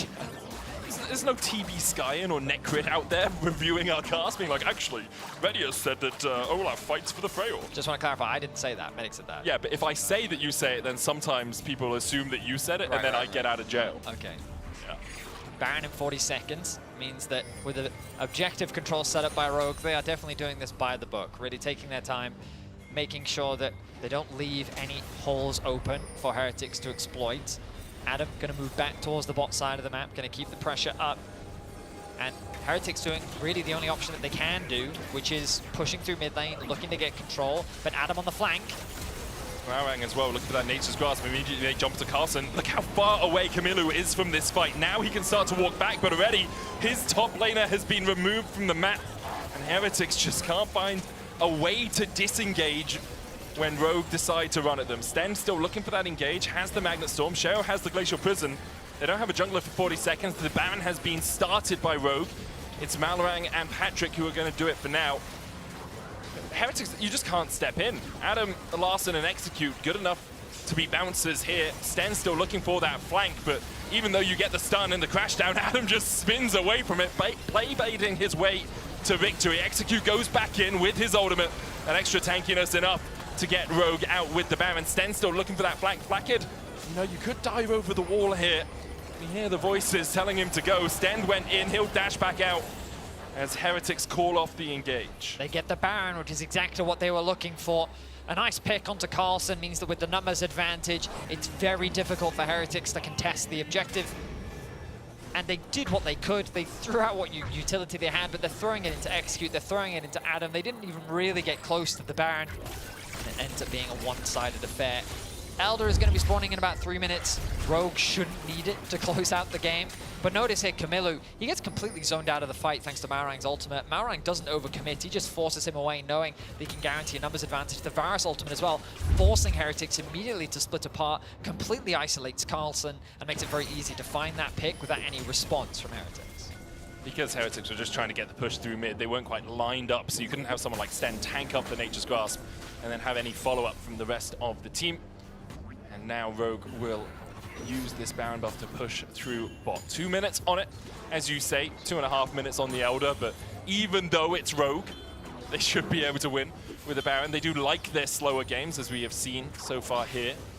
Signs pointing to a similar style to last year, although a victory to kick things off still good for Rogue, and they still have a long year ahead of them to continue to invent and to challenge perceptions from last year of them. Glacial Prison goes on to Patrick immediately, he cleanses it away. There's a wave pushing in mid. Top wave not quite in the right position for Rogue right now, still too far away from that inhibitor to do too much. Blacker trying to clear the wave out, but Adam just raises the tower. It's a bulldozer in a previous life, it seems, as Rogue continue to step forward. Heretics 5v4 right now, but the threat of Adam just spinning towards their backline if they ever look for the engage, ever looming. I feel like Rogue is way more cautious than they need to be. I guess they're relying on the fact that Adam can't be dealt with, so they're just allowing him to split push and pick away at these inhibitors. They've still got 45 seconds left on the Baron. I feel like they can just force a fight whenever they want. But they don't need to is the important thing. They can just wait for Adam to take top in, to take mid ball. in, Execute. Stepping forward, looking for Shea, already down to half HP. Patrick going forward as well. Execute, lands a 3-man knock-up into the shockwave. And that's what they were waiting for. Rogue finds 2 immediately. Carlson walking back to the fountain, just trying to get himself healed up. Execute, still alive somehow. Double inhibs down. Mauang flashes in with the engage. And Blackard goes pop. TP coming back in from Adam, back to full HP. And Rogue might not need the 3 inhibs to win the game. Adam chases in. Camilo has no escape. Carlson, the last man standing. And it looks like Rogue are going to open up their account with a big fat W here as they take down Heretics in the first game of LEC Winter. Slow, steady and methodical play there from Rogue. A very even affair until that Adakan was secured. Early investment in the Dragons ultimately ended up paying off massively for Rogue. It really did. Superb performance overall by Rogue. You guys at home can vote for your player of the game at LEC on X. Adam, Patrick, and Execute are your options for that game. I think they all had great performances. Very valid options. Yep. I think a solid start to Rogue's performance. I think that I'm going to put game 1 down to start of the year. Yep. Perhaps a bit of nerves. I think there were a lot more opportunities for them to be aggressive, but overall, a win is a win, and that's what they're after. That it is. That's all they needed for day 1. We're going to go to a quick break, and afterwards, Law will be standing by with Adam.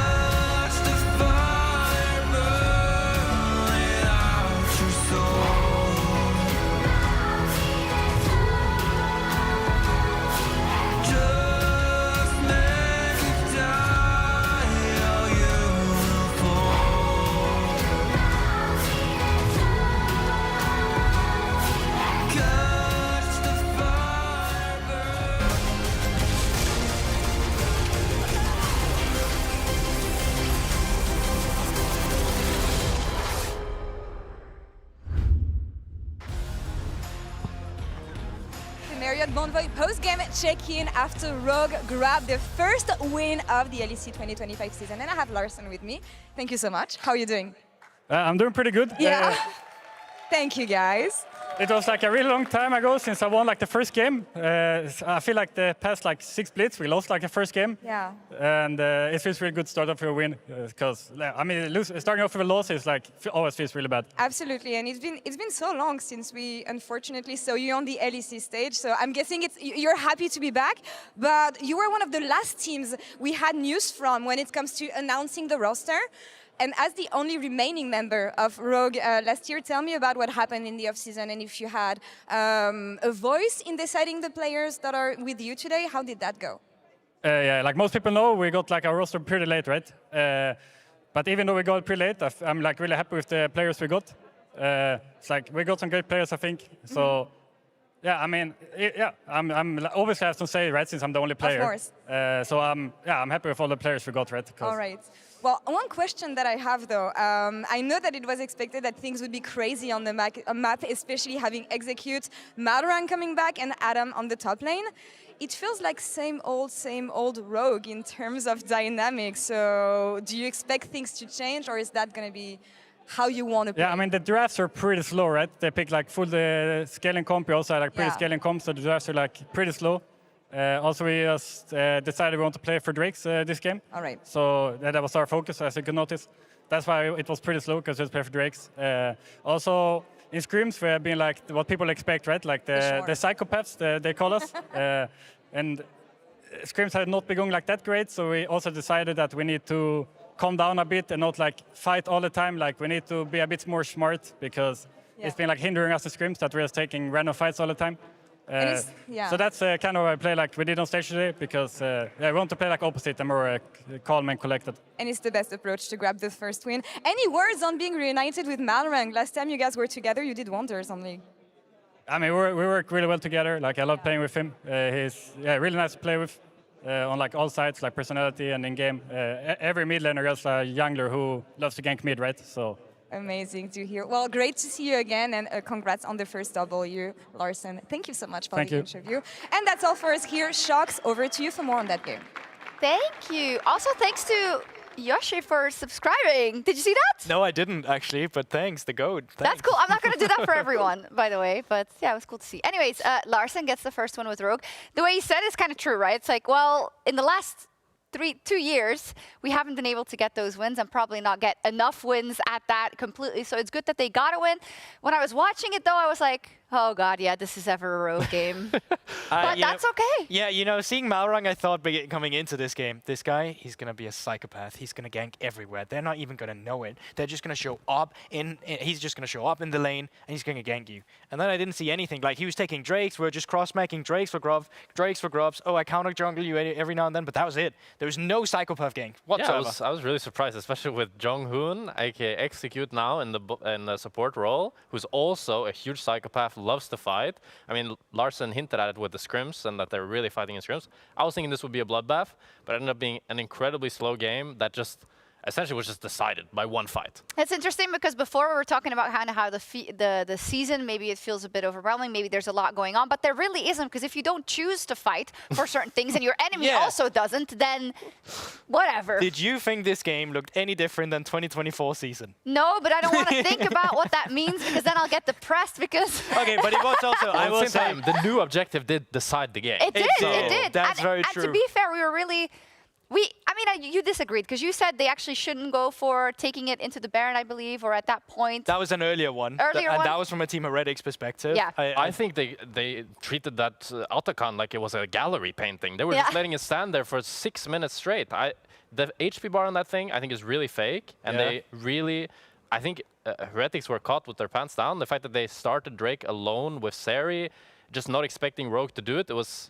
super strange. I'd love if we could bring it up as well, the actual team fight, so we can actually see what happens, because you're right, this goes on for so long. Like, they make a split call here. Flacket is just soloing Drake. Like, you can't do this. This super OP objective is on the other side of the map. And then Seri's gonna recall and run there? It's like a mess, bro. It's really a mess. Like, And beforehand you would say, oh, we're overstaying. No, you're not overstaying. You got GA, bro. You can take whatever you can trash fight you you're looking for right now. So Rogue, that can just be like, yeah, go into it. And I think Team Heretics, it doesn't really look like they had a plan here. I think they were caught off guard that they got Otacon as quickly as they got, turned on to Baron immediately, and then it's just over by now. Yeah, I mean, I think they're expecting in their head that this Otacon is going to take longer or do more damage, so Rogue can't do it when Flacket does the Drake, and then they get the Otacon buff, and then it's like, oh no, we can't give them Nash now, because if we give them Nash, then they get both the GA and the Nash, and they can just suicide push. So you just handled yourself a losing deck of cards. Yep, you did. It was stacked against you, but for Rogue, good that they got the win. We were talking about Adam as well. Maybe that he gets a bad rep, because he's actually a very proficient team player in terms of macro, you were saying. Yeah, I think a lot of people maybe think that Adam is this really selfish player because he plays these like kind of aggressive, egotistical champs, but he's actually one of the like smartest top laners I've played against in how he moves around the map. Like, he uses his pressure to move to mid. You saw it this game. He got the bot tower, then he resets, gets a deep push on bot, resets, opens up on top, gets the top tower alongside Larson. Boom, just like that. 2 towers advantage for Rogue, and he's really good at using his own lead to move around to help his teammates and look for fights and kind of give, I think, Rogue a big leg up compared to what they had before. Yeah, he's also our player of the game. Oh, wow. Wow. Does that need a call out? It's the first week. I don't remember. It's our Kia player of the game, there of course. we go. I was just checking if you were paying attention. I absolutely was. No, but that's amazing. I think most people would have said before this match that Rogue would have probably won versus Team Heretics because I feel like we're all kind of down about this roster, Heretics, just because. So I thought sorry. There was a point in time where I thought Rogue is so slow. I did not expect this team of Heretics. I mean, before. Yeah, absolutely before. But I even think coming into this, right, with the expectations that we had, I had very low expectations of this roster and will continue to have so. I think, well, I just. What, Heretics? Yeah. So, I mean, I thought in my head, it's like if Adam doesn't get a big lead, then Sheo's better than Malrang, and Flackett is going to be able to carry team fights. Notice that Sheo was in this game. I mean, I think he had the first blood as well, but for me as well, because I do want to come back to my point, because I wasn't just trying to flame them, okay? yeah, we don't do that here. We don't do that here. Exactly. My point was, I actually think they individually did a fine enough job, but as a team, like, what do you expect? They were throwing lost on in the map. 5, yeah, but you're throwing in 5 different players from 5 different teams, 3 of them 5 different rookies. tiers. Yeah, well, teams with 3 rookies, right? Yeah. There's no one here who's going to step up and be like, this is how we want to play the game. These entire weeks are going to be about how do we actually play League of Legends as a team, and that's going to take some time before we see that from Heretics. And Carlson got first blood. First kill of the season. And Camilo actually did great in lane, and he's actually 2 leagues under Larson. So I'm only seeing positives in this loss. It wasn't a laning issue, just seemed like they No? kind of... What was it? It was a macro gap, or I don't know, Otacon gap maybe. They just didn't expect that Rogue could rush it, and then that blew up the whole game. I would like to see maybe a more aggressive draft from Heretics sometime, where Sheo is on more of a playmaker and he can actually do things with more volatile lanes. But for now, this is what we got. That's what we got. And what we also got is another break, but it's really short, I promise you. We're going to be back with Vitality versus BDS.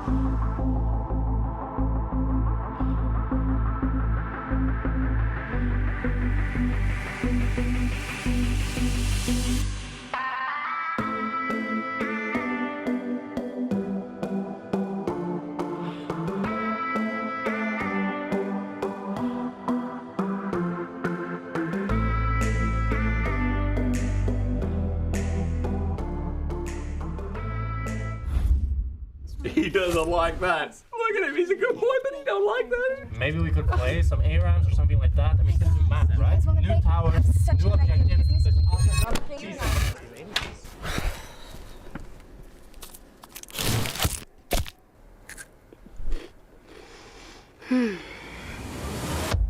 Have a break. Have a Kit Kat.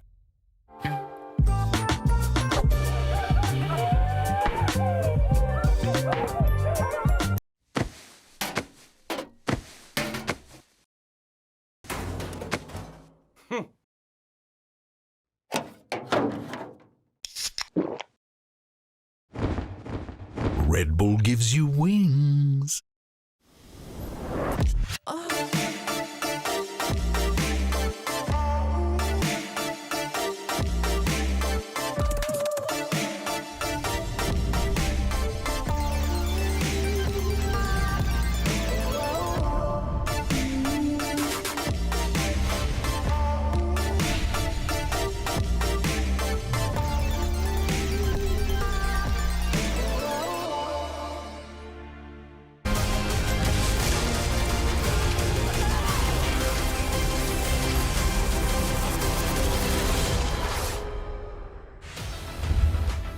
And we're back for more League of Legends here in the LEC arena.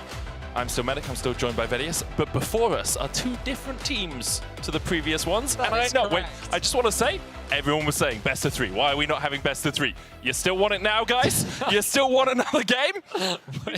Different best of 1 might be nice. Vitality versus BDS will feature some new players, some familiar faces once again. We are going to have some new additions to the BDS roster with Irrelevant, a highly praised top laner from last year. Previously on SK, he's a player that has been recognized as being insanely talented, now joining this BDS roster, replacing Adam, which I think is an exciting prospect. We know him largely for his Jax, but he has a very diverse champion pool on the top side of the map, and it's someone that I'm excited to see join the likes of some very strong players in Nuke and Ice, along with the new additions of 113 and Paris. Paris being the most sought after new prospect coming in from the ERLs. Yeah, incredible support player. He and Stend were really battling it out near the top, and Paris often came out on top of that rivalry. On the other side, Vitality have some changes to their roster as well. Nako coming in from their Academy squad, who made E-Masters Finals last year. Linsus as well, alongside Chayek, filling in that mid lane role. Kazi and Hillsang round out that roster, and although we are going through picks and bans, you may see the players doing team talks and such beforehand. Draft is a pre-recorded for best of 1s, which is why we can get through everything, get into the game quicker than ever. Now Corki going to be the first pick as it was left open. Varus, Cassante, Maokai coming out from the side of Vitality, and Skarner, Victor, Elise coming out from the side of BDS. If you're curious about the Elise ban, it's another flex pick, both jungle and support. And Hillsang is known for his crazy support picks. Of course, that does leave open this Corki on the top side. Well, the flexibility of Corki, I should say. In the LEC, we've seen it played in multiple roles, top, mid, and AD carry. So you always have to respect that possibility. The Renekton lock in alongside the Sejuani for the side of BDS. So already a strong top side for the BDS lineup. Yeah, Renekton and Sejuani is just such a powerful duo together. Obviously, Renekton able to get that Sejuani passive off quicker with his melee attacks, the Ruthless Predator giving you 3 of those if it is a ferocious one.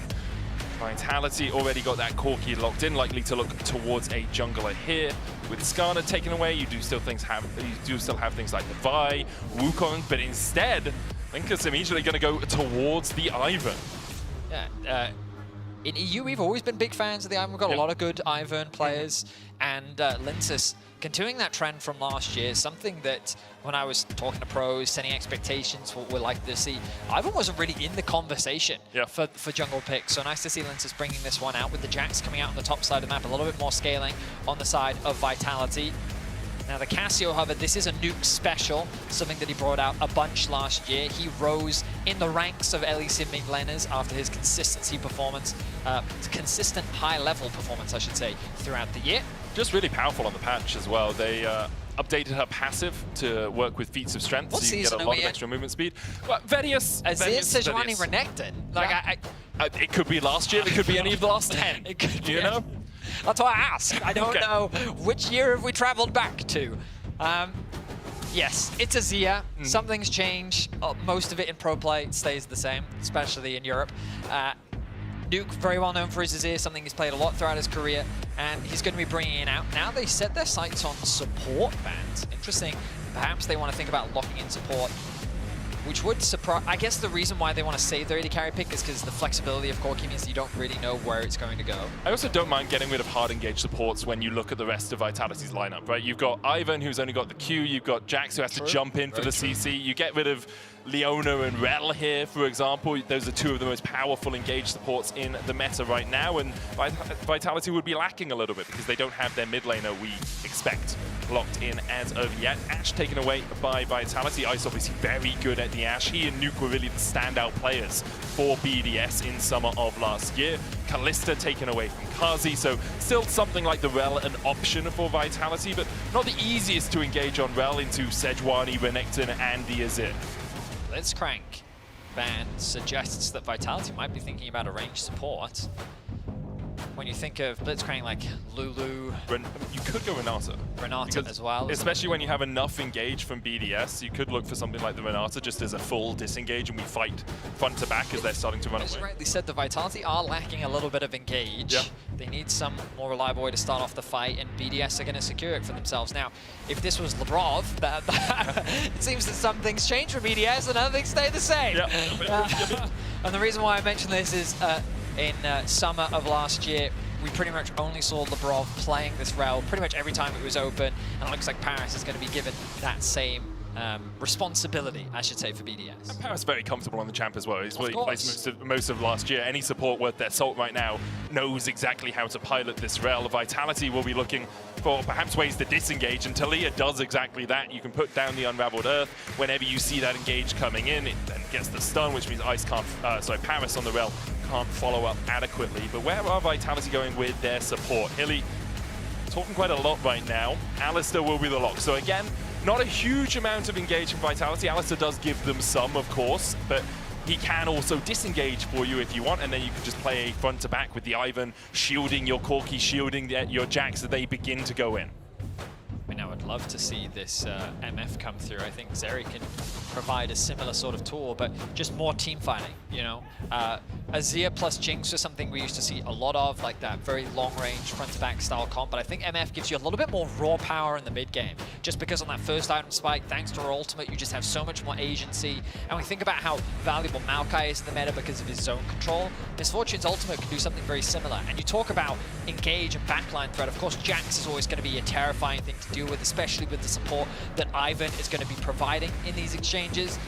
But overall, I think that BDS have a lot of AoE CC. They have decent disengage tools, thanks to the Azir ultimate. They have a solid front line in the form of Rel, Renekton, and Sejuani. A front-to-back style comp seems to be very much what we expect, whereas Vitality have a little bit more poke. They have a little bit more options, strong side lane threats with both the Talia and the Jax. They also have Corki, who can very comfortably sit mid alone, just because of his additional mobility that he has with his W and strong wave clear. I think that this is a little different, whereas game one we saw two team fight compositions. Game two, it feels like Vitality have gone for something a little bit different with their skirmishing power, ability to attack side lanes, and ultimately stronger skirmishing and roaming. We'll see how things pan out as we jump into game, and what I'm hoping will be a little bit more of a bloodier affair. Yeah, I wonder if we'll see anything at level 1, because we are seeing that a lot in the LPL and the LCK, teams trying to set up around the fact they have powerful level 1s. Alistair not the best at level 1, but you have a long-range route from the Ivan, you've got the counter-strike as well from the Jax who can follow up on that route. You have the ability for the Talia to knock someone back into your team. Vitality have a few of those tools. Obviously, dangerous into a Sejuani and Renekton, and then nothing's going to happen level 1. They're just gonna line a scrimmage it, Betty. Come on, guys. It's one game. Just do it, you know? I mean, the problem is in the best of one format, these teams just put a lot of don't weight. get 8th, Betty. I mean, I agree with you. You can even get 8th. Just don't get 9th or 10th. I agree with you. And I mean, you have to remember the BDS last year, they were our 3rd place team, right? And you might be like, don't you need to be more specific? And no, I don't actually. They were pretty consistently 3rd place. Minions have spawned. They missed out on Worlds last year. Everyone expected them to go just due to their consistency, but because of the crazy upset that Mad was able to get against G2, it kind of changed a lot of the dynamics that was happening, and Mad was able to take away a spot that was very much expected from BDS. And BDS only lost out by 1 game there. Remember, G2 beat them 3-2. I think, if I remember correctly, it was a reverse sweep. It was a tough gauntlet run. Yeah. In season finals. Yeah, it certainly was. Lane swap. Oh yeah, we are actually getting one, and it looks like that they want to avoid the 2 versus 2. Of course, Alistair not the strongest in lane. Irrelevant is so, he's like, no. I can see your Jax bot lane, and I know exactly what you're doing. He's trying to stay close enough that he can get some XP. He ease in, and he does actually get XP from, I think he did get it from the first 2 minions. I was like, where's that 3rd one? Maybe he missed it, but the 3rd one actually hasn't died yet. XP range was increased by 100 units on this patch, so it is slightly easier in a lane swap like this to get that XP.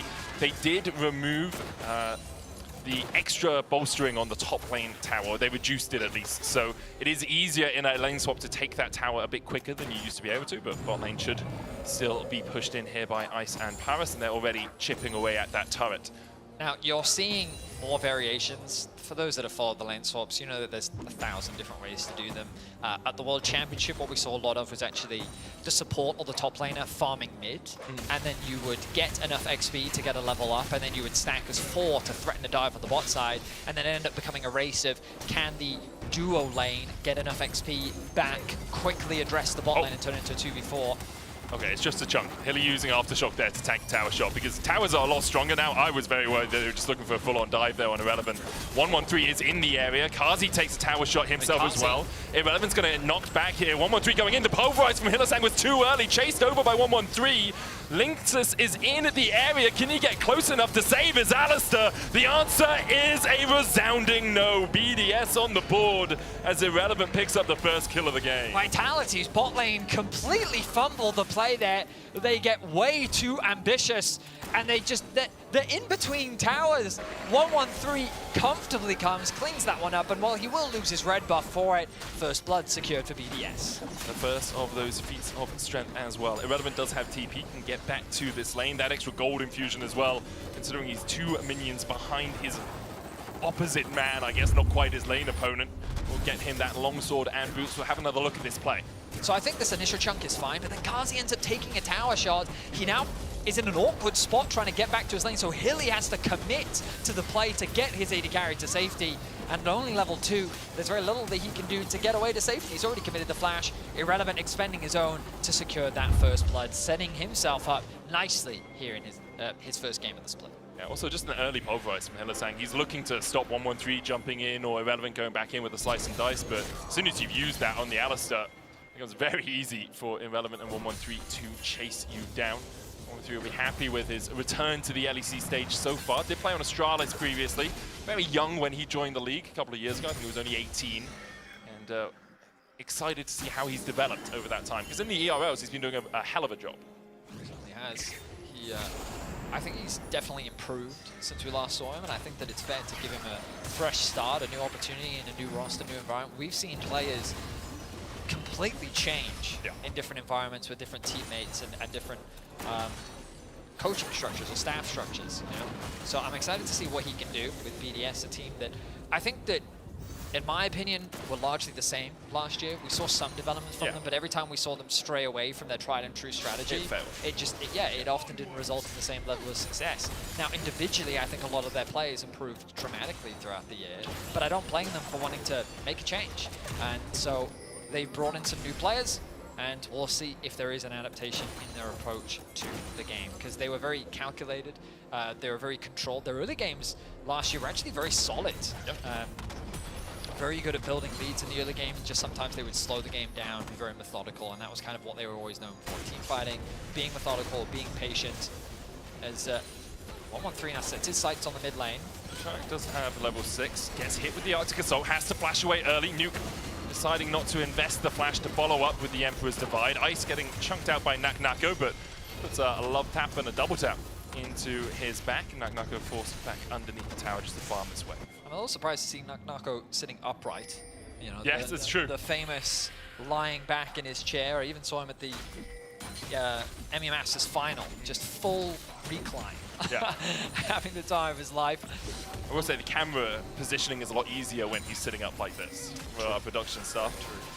Linsus here starting up the grubs. Does have a man advantage right now. Contest this? I'm not sure. Ice is running down towards the bottom side. They can look to try and steal away one. Remember, to get a feat of strength, one of the neutrals, you need to get all 3 grubs from a camp. So even if 113 can just poke his head in, get one smite down here, doesn't quite get that one. Vitality now forced away, but BDS able to put enough pressure down that they will stop the feat of strength from Vitality. They will. Well played that by BDS. I mean, you could argue that 2 grubs is still a good thing for Vitality. 100%. If they're able to get the next 3, they'll still be able to maximize the value of the objective. But now they set the sights on the dragon. Push coming through from Ice. It's going to tick over to level 6. A nice upgrade for him as he now unlocks the availability of his ultimate.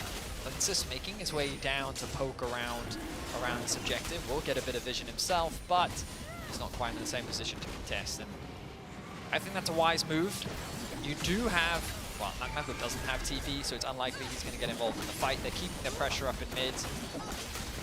And Ice has now made his way over to help with this objective. So overall, great start for BDS. They get themselves the first Dragon of the game. They denied the entirety of the first Grubs. They also secured first Blood, so in terms of the feats of strength, definitely things looking in their favor.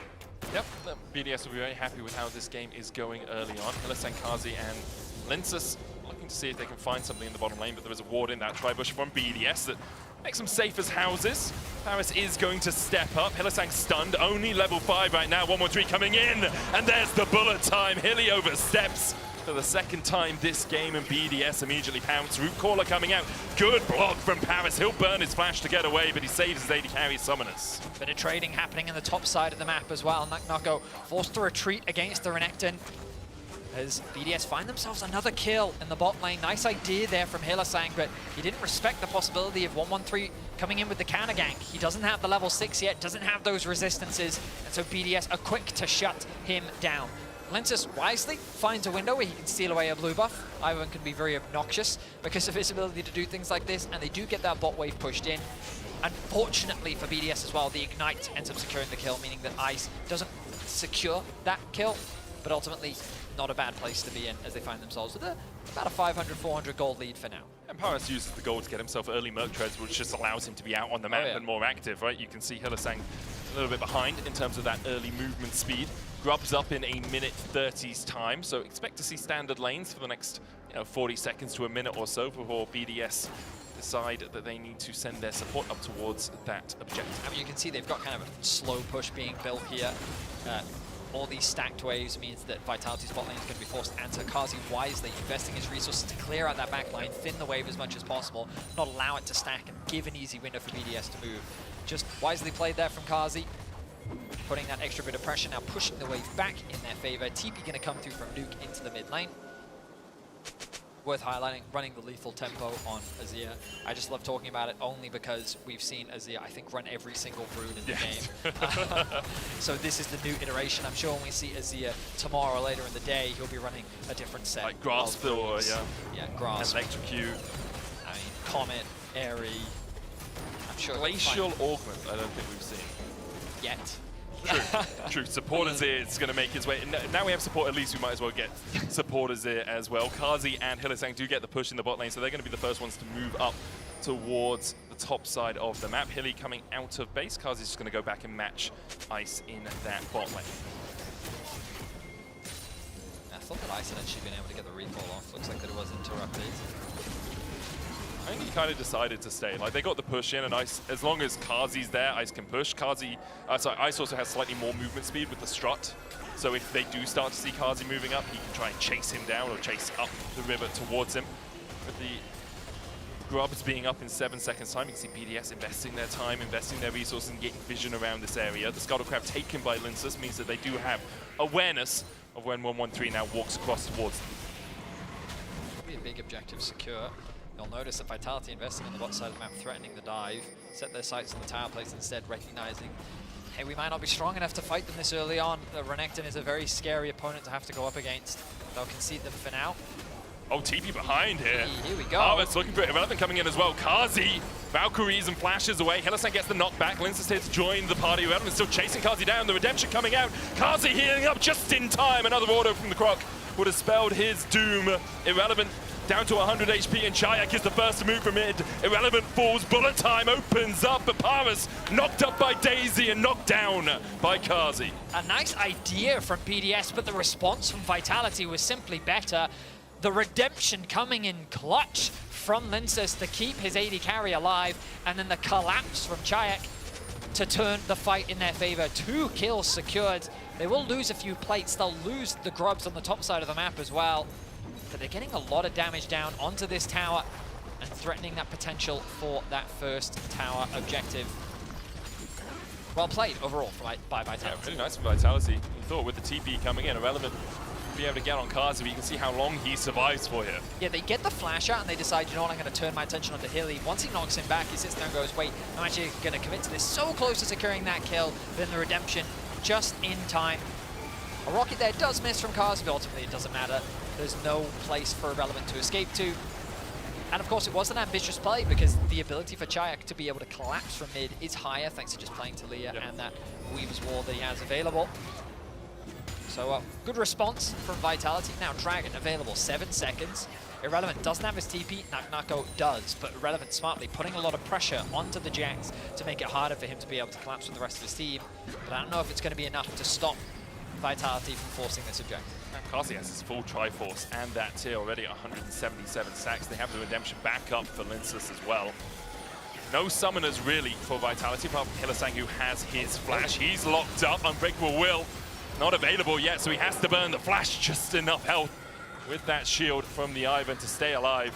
Well, that'll do it. Yeah, yeah. Karsi though, just trading onto Ice. Remember, Ice only has Cleanse here, right? He's trying to get out of the root call, he's trying to get out of the stuns, doesn't have that barrier.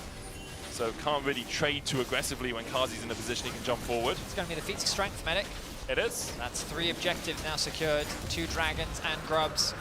I mean that upgraded boots should be heading in the way of BDS. If I've done my math correct anyway. I think you have. The Triumphant boots don't show on our overlay, is what I have noticed. But when they upgrade to the super duper extra special boots. Yeah, because I'm in game and I can see that Paris has also got them. So Chayak sitting in the fog, nicely done. Chayak's done a really good job of catching Nuke out with some of these seismic shoves out of vision. Nuke is, still farming fine. He's about 2 waves ahead right now, but Chayak has been involved in more action. By that I mean he has 1 assist. Went for the Merc Treads first, whereas Nuke has just rushed towards that Nash's tooth. Karsi now holding the wave in mid. Kind of what we described in draft, right? The Corki able to comfortably sit in mid lane, has plenty of wave cleared. Yeah. And this unlocked Hylissang to start roaming around the map, something that we know him very well for. Naknako, once he completes that Trinity Force, the matchup should get a little bit better. Of course, Renekton still a very difficult matchup, or can be for the Jax. And it doesn't really help Naknako that Irrelevant. Very well known for his Jax, so should know the matchup very well, but you're already seeing the advantage of Sheen in these short trades. Proc the W, get that extra bit of bonus damage, and you're able to bully him out of lane. So quick recall going to come through from Irrelevant. Naknako could even threaten the first tower here, but as I say that, I look at the minimap, see Nu already making his way down. Looks like Irrelevant was just trying to buy time, ready for his mid laner to join and catch this wave. It's also less of an objective now. Yes, it is the goal, but it's not contributing to those feats, because BDS have already secured them. Naknako should be able to, almost takes it. Emperor's Divide comes back though. Naknako still takes the tower. Does have the flash, will dash across the wall. 1-1-3 going wide with the Arctic Assault. Naknako still trying to survive, lands the Counter-Strike, but only onto Paris. And the Glacial Prison will lock Naknako up. BDS find another kill. Meanwhile, Vitality using their man advantage in the mid lane to push in this tower. Make it rain coming out from Ice. 1-1-3 still looking for that flank, but Karsi and Hylissang will wisely back off towards the bottom side. I mean, it's not the worst trade in the world for Naknako, and Linsus is able to defend the top tower as well, so there's nothing that BDS can really trade back for it. 1-1-3 should have his ulti up around the time that the Heralds, well actually maybe he won't. A crucial cooldown that he was forced to use to prevent Naknako from potentially escaping. There's always a Warden leap striked across there's the always wall. that possibility, right? So you want to make sure that you secure that kill. The gold at the top though, dead even. Remember that it was BDS that had that slight advantage early thanks to the few fights gone Vitality's way, and now securing that tower. Themselves in a comfortable spot. And crucially, Karsi, a player that is often praised for his performances, especially throughout last year, is in the position to carry. Herald going to be started off for Vitality. I don't really think it's going to be challenged. Doesn't look like it, does it? They set their sights on bot lane instead. Pings coming down towards the bot side of the map for BDS. Herald will be very valuable at unlocking that mid tower. Azir can be extremely obnoxious to siege against. This objective secured. Things are looking positive for Vitality. So a relatively even game overall. Most players now working towards their second major item. Yeah, and that's an example of minions not surviving if you TP to them anymore. You can, things are not invulnerable if you teleport to them, but I will say, Betty, although it has been slightly more action than game one, still not the bloodshed that I was promised, so expecting we'll have another voracious Atakan, as hungry for blood as we are for action in these games. I agree. Yeah. It's going to be bot lane though. It is, top lane. yeah, it'll change. One of the core features, its spawn location is quote-unquote random. Well, I mean, it's not random. I shouldn't say that. It's variable. Yes, it's variable. You can actually see if you're playing solo queue and you press tab underneath the Autocan symbol, it shows you ish where it's going to spawn on the map. There's a little bar. It's bot lane where the action was, as Vitality were able to jump on BDS using Irrelevant's teleports, get behind them. 2 minutes before Autocan does spawn, but with Drake up, BDS are looking to get themselves to Soul Point. Paris could get a flank off here. Hylissang has been waiting. Linsa's coming across as well. 1-1-3. Arctic Assault's forward, stunned up by the Unraveled Earth. Knocked back, TP's coming in from both sides. Hylissang with a 2-man pulverize. Ice looking to open up with the bullet time. Hylissang down to about half HP. Irrelevant joins fray. And Nako is in the midst of 5 members of BDS. The diving from Paris. There's the bullet time as well. But Paris will be the first to fall, taken out by Chayek. Kazi joins the party and forces BDS away. Hylissang and Nako buy so much time. Chayek rejoins the fray, looking for a bit of action, but he's not able to find it. The Herald going to be dropped into bot lane to secure that objective. Should open up the Dragon for Vitality as well. But ultimately another one skirmish from Vitality, and it's ultimately a matter of BDS turned all their attention onto Nako in the fight. Oh, he overstepped. He thought he was safe because no one jumped out of the bush, and now his team are already on the Drake, and BDS realize, well, we've got another man. Perhaps we can fight this. Ice coming in from their side. Linsons and Kasi forced away. Hylissang trying to join up with his AD carry and jungler. Root Caller eaten by 1-1-3. Kazi still putting some damage down. Paris here to join the battle. Nako up in 20 seconds, but no TP on him will make it very difficult for him to join this fight. Seismic shove on 1-1-3, the ignite ticking as well. 1-1-3 falls to Hilly. Nuke dives in with the Ember's Divide. It's only Hilly who falls first. Now it's a 3v3, but another great seismic shove from Chayek. Finds another for Vitality. Vitality just continue to outplay BDS in these fights. Linsus with a beautiful flash. Kazi taking 0 damage with excellent spacing. And Chayek just finding so much value out of the knockback time and time again. Vitality demonstrating their individual talent in these skirmishes, and they're making it work. They'll secure their first Dragon of the game. Chayek is having a stormer here on the LEC stage. 3-0-2. Beating out Nuke in a lot of these battles. We'll have another look at the play, because at this point you think BDS can take the fight. But it's still a 3v3. They don't actually have the numbers advantage yet. They're being chipped away at by Kazi. And then Hylissang goes for a bit of an engage. You'll see the knockback come through under 1-1-3. The ignite ends up finishing him off. And then watch the Azir here flash away from Linsus, connects the root on. Kazi then immediately turns his attention. And then another knockback from Chayek to set up for the extra kill onto Paris.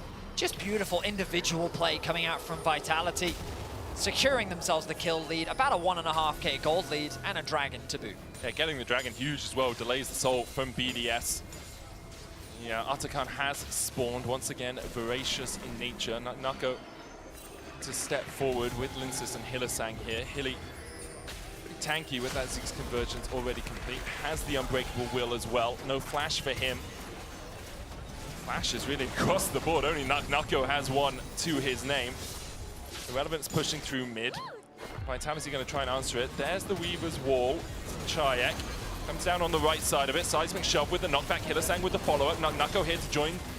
Well, a little bit more action. Jumps across the wall. Irrelevant getting chipped away at, and Irrelevant will fall first. Seismic shove going wide. The bullet time opens up, but that's some very tanky members that Ice is trying to rattle through. Paris Hex flashes the wall, and Vitality able to walk away with every man standing. I mean, this Ivern is proving to be a nuisance for the Misfortune. Redemption, the shielding, the peel, making it very difficult for Ice to really tear through the team fights with this ultimate. We've seen him land some really good positional ones, but the damage really hasn't resulted in any big team fight wins yet for BDS, as Vitality find themselves another pit, constantly looking to be proactive on the map. As Kazi. Wait. Oh no, he moved! I was going to highlight the important part for you guys, but... Mechanics on display. Yeah, huge mechanics. You've got to do it. It's like, even if there's a 1% chance of it tilting your lane opponent, you have to waggle the butt at them. It's the rules. I mean, it's a Corki's most valuable asset.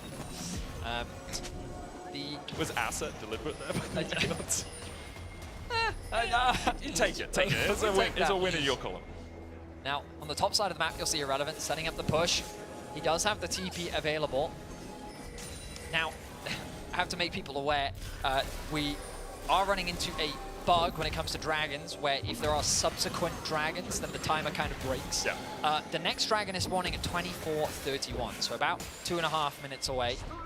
You'll see on the mini-map a small hourglass when we're about a minute away from that objective, but unfortunately this is something that is affecting all leagues. Yeah, it's a spectator client issue rather than an LEC issue, right? So now, as as the dragon is kind of looking to respawn, Atakan is available on the map. We saw in game 1, not the immediate focus, but BDS already setting up really good vision control around it, getting deep wards, looking to keep these waves pushed in, and the threat of it is something that Vitality have to be very cautious of. One of the big changes that we're seeing in pro play right now is objective after objective means that teams always have to be on their toes. They're always put under pressure by something being on the map, and the scary thing about Nuke on this Azir is Sejuani plus Azir should be enough as a duo to be able to secure this objective. Should be. 8 blood petals over to Vitality right now. I think BDS are on around the same. They give you XP and adaptive force, 12 for BDS. So BDS have about 100 XP more, depending on their collective KDAs. It does scale up and down a little bit, but usually about a single blood petal giving you 100 XP. At this point of the game, a level is about 1,600 XP for someone like Nuke, so not too consequential. Often the consequential XP gains from blood petals come from when the Ruinous Atakan dies and then you pick up all the extra petals. Then we're not going to see that happen, Betty, unless it's some sort of crazy early game. You need like 15 kills or something early on for that to be the case. Right now it's Vitality getting bullied around in their own side of the jungle. These wards proving extremely valuable for BDS as they continue to zone Vitality away from the objective. The threat of Atakan being started is ever present. 40 seconds before the Drake spawns as well. So BDS trying to set up for that. If they had got the last one as well, this could be Soul into Atakan or Atakan into Soul, right? Get that GA or the false life back. Now Hylissang and Linz is trying to push forward together, but there's still vision behind them. Irrelevant now finishing Sterak's Gage, will have the teleport as well, and that flank teleport is always a risk. Nako though has been knocking on the tier 2 tower in the top lane for a while. Continues to do so. Irrelevant actually popping the Dominus there. Counter-Strike coming out as well from Nako. He'll jump away. Irrelevant trying to keep his tower alive, but can't close the gap on the Jax right now. I think Nako still has his ulti available though, which means that should he TP into the fight, they're going to have that advantage. Irrelevant now has to put a lot of pressure onto Nako to stop him getting involved. I feel like Irrelevant is saying, I want you here, and my team will play without me. Hylissang goes in, only onto 113. He's knocked back with the seismic shove, though, and has to flash away. Glacial Prism hits on Kazi, but he immediately cleanses it away, and already BDS have lost one. Vitality looking for more. The Weaver's Wall in from Chayek. Paris has to dodge to the sides of the seismic shove, but dashes back in. No hope left for him, and the bullet time doesn't do much. Hylissang with a knockback. The pulverized mist, but he got the knockback, guys, okay? It's the thought that counts as the root caller hits onto Nuke. He tries to put the damage back down onto Chayek, who's healed up with the redemption. Hey, I mean, it's Hilly, man, it's Hilly. You don't know where Ice was, maybe he was near the tower, it was blind, lads, okay? Happens. That's going to unlock Atakan for Vitality, their first of the split, and again, just great mechanics, great patient play from Vitality. Here we go, more action on the map. Say what you want about Atakan, but it definitely makes the teams fight. Nuke still has that Emperor's Divide, has the flash. Irrelevant trying to step forward. Dominus about to come back off cooldown for him. TP coming in from Nako as well as he joins the Barney. Atakan's patience might expire. Throws out a few bolts. Remember, if you're tanking Atakan, your armor and magic resist is shredded as well, up to 50 of each. So even if you have a good tank like Hylissang here or Lince's putting the shields on you, you are going to take quite a lot of damage. Vitality getting control through the bot side here. Daisy poking her nose in, seeing what's happening with this Drake. It looks like BDS will secure the dragon. Will they just give up afterwards? Irrelevant slices away from Nako's engaged. Chayek, though, has caught Paris, who will crash down to safety. Hylissang now rejoining the battle. BDS looks to gain mid-control. Hylissang goes in onto 113. The Weaver's Wall will separate the two. Nuke has to flash the seismic shove, and now Nako going in with the counter-strike. Emperor's Divide being put down. Irrelevant tries to dive onto the backline, but they just don't do the damage. Kazi able to get away. Magnet Storm on the backline as well, but there's so much shielding, and there's so much healing coming out from Linces. Paris is able to kill off Hylissang, but in the end, it's Irrelevant who falls for BDS, and Vitality take the right side of the tray. To 1-for-1. Remember that BDS did get away with the dragon as well. Atakan still hasn't fallen. And BDS, even though they find themselves 3k gold down, were able to kind of get away with a bit of a robbery there. The engage comes through from Vitality. Hylissang on the front line with his ultimate backup, forces the flash out from Nuke. Ice can't really get involved in the fight, but once a lot of the tools are gone, he throws it down. But Kazi's HP just isn't dropping. He gets the redemption. The shields are incredibly valuable. They turn it into a front-to-back as Nako takes out Irrelevant, as Paris ends up trading for Hylissang. Ultimately, though, like, it's a very close affair, as now BDS find themselves at sole point. And it's an objective that Vitality, I mean, they were already primed to fight for it. I think Vitality's still in the better position. 3 items completed now for Kazi. He's doing so much damage in these fights. The knockback, how Chayak and Hylissang are working together to consistently find these picks is nice to see from Vitality. I think we cannot overlook how well Chayak has played this game. He's 4-0-5 against Nuke, who did have a really good summer, especially on his comfort champion in Niazir. Chayak has been in the right position at the right time so consistently and has managed to remain unkilled through it all. He is having an absolutely stellar debut here on the LEC stage, and alongside that, obviously the rest of the team are playing really well as well to get them into this position. But as you say, BDS only 1 Drake away from Seoul. They are losing their topside jungle right now as Vitality wrestle control out of their hands. Question is, can Vitality close things out? Of course, part of the changes were that Vitality, I mean, they were a messy team last year. Yes, they were. We saw many versions of Vitality where even with leads, they weren't able to hold on to them. With this Baron, though, this could be enough. Vitality set their sights on it. BDS should be aware that this is happening. They have blue trinkets available. They're going to spot them out. Chunks out Ice as well, doing his job there. BDS will step round. Not the quickest Baron as of yet, 10,000 HP on it. Nako is chasing Irrelevant up towards the top side. Nuke looking for that engage, but doesn't have a flash, nor does Paris. Has that Hex flash. He wants to go in. Control Ward in the back of the pit is spotting that Baron for now. Nako coming around the corner. BDS will know he's at least in the area, trading with Irrelevant, goes in with the counter-strike, might have to dash back out to a teammate. Hylissang there, bullet time coming in as well as the Baron falls down to 1,000 HP! Lince splashes forward to secure the Baron. Paris goes in with a Magnet Storm as well. Hylissang's able to kill off his enemy support. Irrelevant's Sterex gauge is popped. Will they be able to dash out of the back of the pit? Vitality will take the 1-for-1. 1-1-3 doesn't have a way to go, nor does Irrelevant. It seems locked up. 3 kills in exchange for 1, a Baron as well for Vitality, and they're looking for a little bit more. Chayak going for more. The seismic shove hits on Nuke. What can this man not do? Chayak on absolute form right now, as Vitality will take the fight, the Baron and Atakan. Vitality find 4 and decimate BDS in the fight. Losing Nako at the start was a scary situation.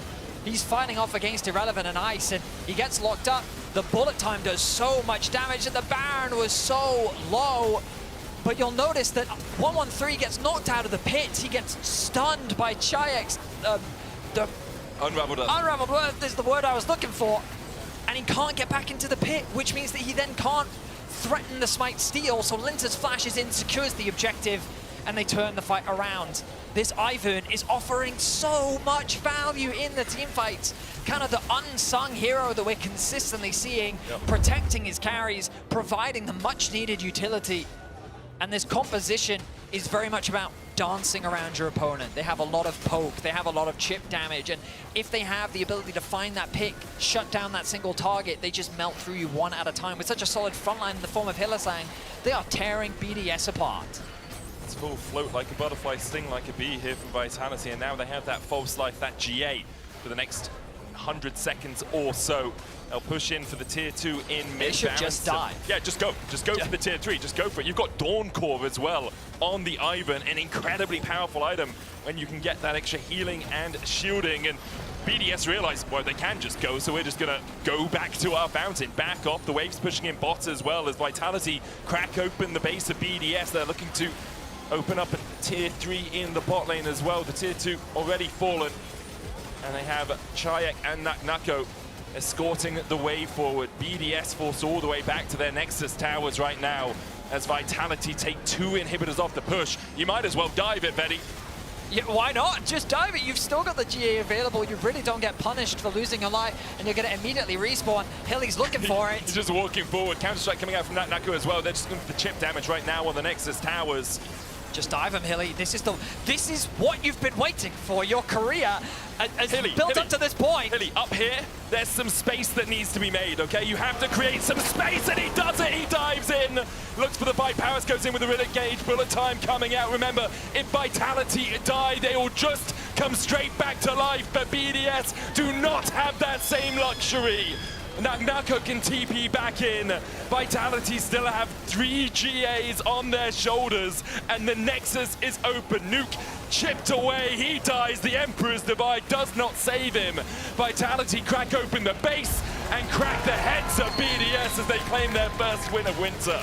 An impressive win from Vitality. A different version of this team is what we wanted to see, and that's exactly what we got. Fantastic counter engages from Vitality. So many of the plays that BDS tried to force just got turned around. This combination of Talia plus Ivan was so valuable, and it ended up paying massively as Vitality got the win today. Yeah, incredible performance all round by Vitality. You can vote for one of them in your player of the game vote. Linsus, Chayek, and Kazi are your options. They all had great performances, but I'm going to say Chayek, 6-0-10, even if it was because he had the shields, because he had the heals, because he had Hillisang engaging for him. That guy was on a tear today. I mean, 0-0-16 for Linsus, 6-0-10 for Chayek. Yeah. Just a fantastic mid-jungle performance. Kazi, of course, having a great game as well on the Corki. I mean, just shocking, quite frankly. I wasn't expecting Vitality to execute this well. Nor was I, unless they come to the stage and almost take a bow. I wasn't quite joined by everyone there. Nako joining right at the last moment. We do want to turn our attention away from the LEC action now and take a moment to acknowledge the ongoing wildfires in Southern California. As many of you might know, LA is where Riot's story began, and the past weeks have been an incredibly difficult time for the community, including many of our fans, pro players and teams, and colleagues. From everyone here in EMEA, we want to send our most heartfelt well wishes and messages of support to all of you, our friends, our colleagues, our fellow players, and members of the widened Southern Californian community. For those eager to support even further, starting Wednesday, January 22nd, Riot is launching in-game fundraisers, which will go towards global fire and other natural disaster relief. Proceeds will go to the Riot Games Social Impact Fund, which will then direct funds to organizations aiding natural disaster recovery in Southern California and around the world. Thank you so much all for your time. We'll head to a quick break, and we'll hear from Chayek right after this.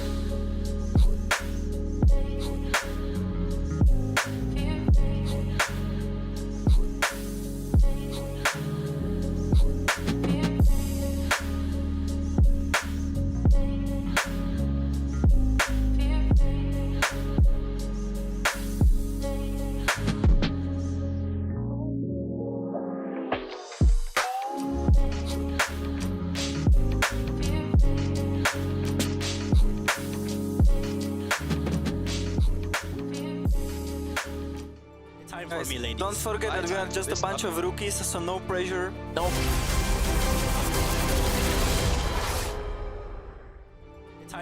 Don't forget that we are just a bunch of rookies, so no pressure. No pressure, like zero pressure. There's no pressure, guys. We are 5 rookies, so there is no pressure. Paris is going to step up. Hillisang stunned, only level 5 right now. 1 more 3 coming in, and there's the bullet time. Hilly oversteps. Can we... Shield. You have W? I hold on them. I TP in 5. Good. Nice. No flash. I'm just hitting top, I'm not TPing, okay? I have combo. Vitality starts season 2025 with a W, and I have the pleasure to introduce you to Chayek, rookie in the LEC, mid laner for Vitality. Thank you so much for joining me. Thank you very much. It was a great game. Congrats, yeah, on an amazing game, honestly. I was watching the voice comms and everything, and you seemed confident right before the game. How does one get so confident right before making their debut on the LEC? Because you had an amazing performance today. I think it could be a little bit of experience already, Yeah. because I think I'm playing competitive for a few years already, so it's like natural to feel confident. I guess it's on a big stage, I would say. So it's another type of pressure. All right. But I felt really confident today that we're gonna win. You know, we were talking right before this interview about the first time I interviewed you in Nice when you were playing in the LFL. Some years ago, you have changed a lot. But for people who don't know you, how much of a different player are you compared to the first times you played in LFL? And what can we expect from you, Chayek, in the LEC? I would say when I first joined the Alpha, I was really bad. Like, when I compare myself to my first split in LFL, when I was in Misfits, I think I was playing only to scale. I was not really doing much on the map. I was just praying that I pick that Victor, that Azir, and scale up.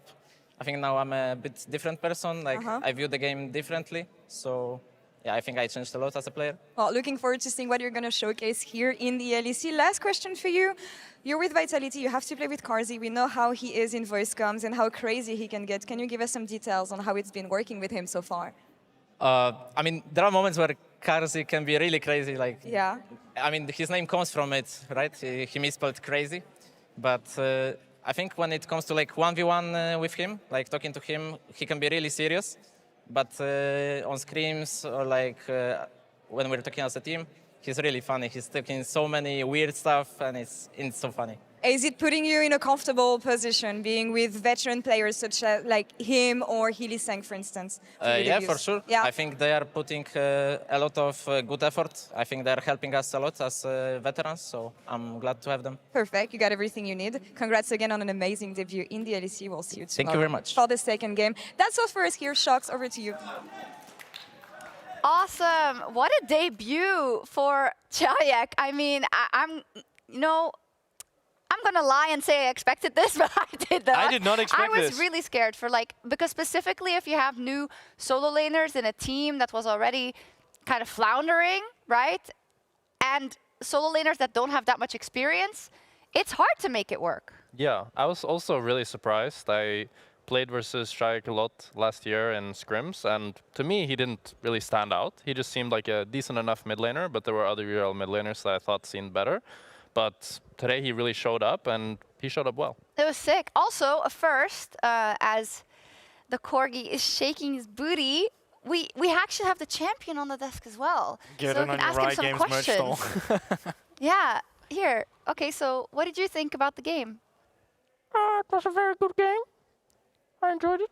But it was a tough first blood. I thought it would be a tough game. Your support was inting it, bro. Oh, let's Healy Sang. He creates space, a lot of space created. He didn't say it, the Corgi said it. This is great. We also have the Renekton on the other side. That wasn't that good. Do you want to tell the story of the game through the... I can't actually type that for. Give me that.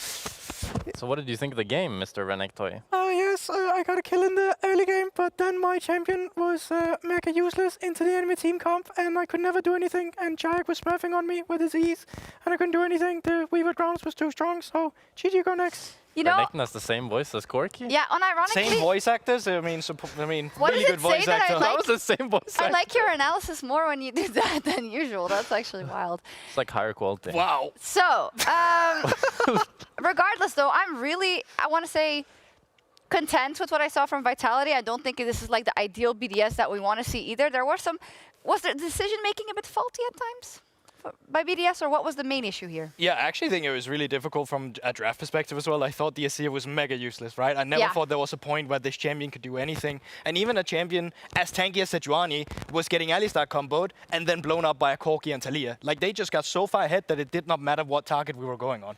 For me, it was like two big puzzling things. First was the fact that Irrelevant, he's like the best Jax in EU, and he chooses to go Renekton over Jax.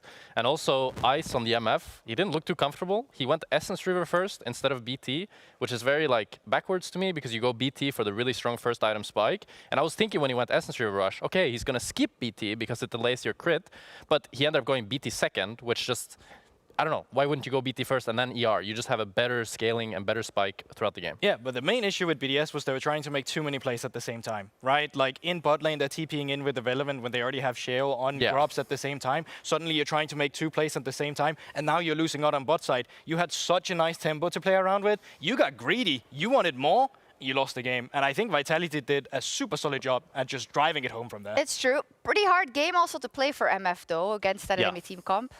How would you feel? I think in general, leaving Corki up on this patch is pretty bait. You could see it somewhat here and there, that the Corki could just always W forward and just chunk them out, and the damage of Corki right now is just, oof, it's so insane. So I would advise most teams to ban Corki, because that champion is just vile. And you could see it this game that it was really hard for Ice to show. Cover your ears. Poor guy. Think of his emotion. Oh, he deserves it. Okay. Oh my God. He's buying tab by 24 every game, and he's so broken. Yeah, you should hear that, actually. We're going to get to a quick break, but when we come back, we've got SK Gaming up versus Giant X. Don't go anywhere. I will go still, I will go. I go. 2 seconds. Let's go, bro. Let's go. Let's go. Cheers. Oh, shit. Look, I buff. Oh, I missed my ult. Guys, Atakan is spawning. Atakan spawning. Let's go. Garrison, please. Yeah, chill, please.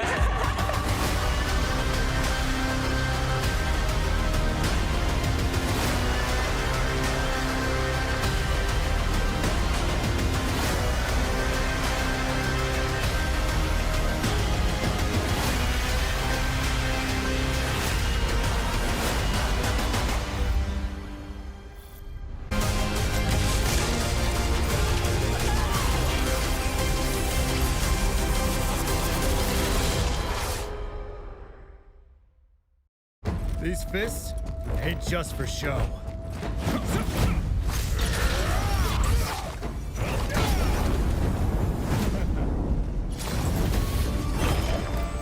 Come on. Who's next?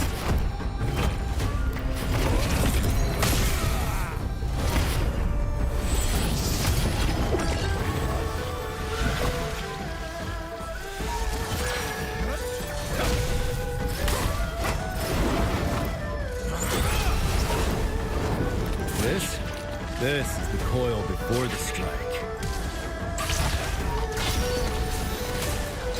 Let's settle the score. You'll want to get a close-up of this. Like the Ivory Serpent, I don't back down when it comes to family. You pick a fight with them, you pick a fight with me. Hometown hero coming through. Mom's fought for me since I was born. It's my turn now.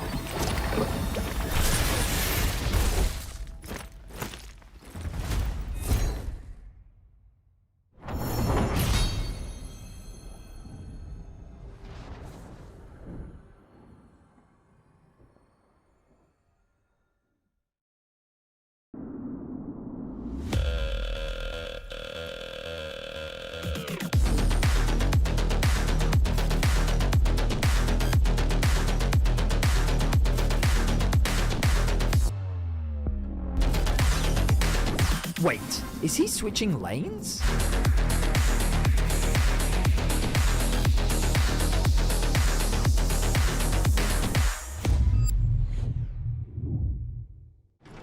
Welcome to Marriott Bonvoy.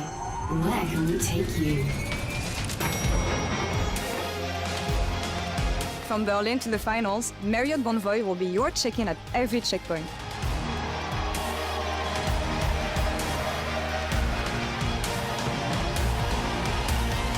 Discover over 30 hotel brands here and around the world. Marriott Bonvoy, a check-in at every checkpoint.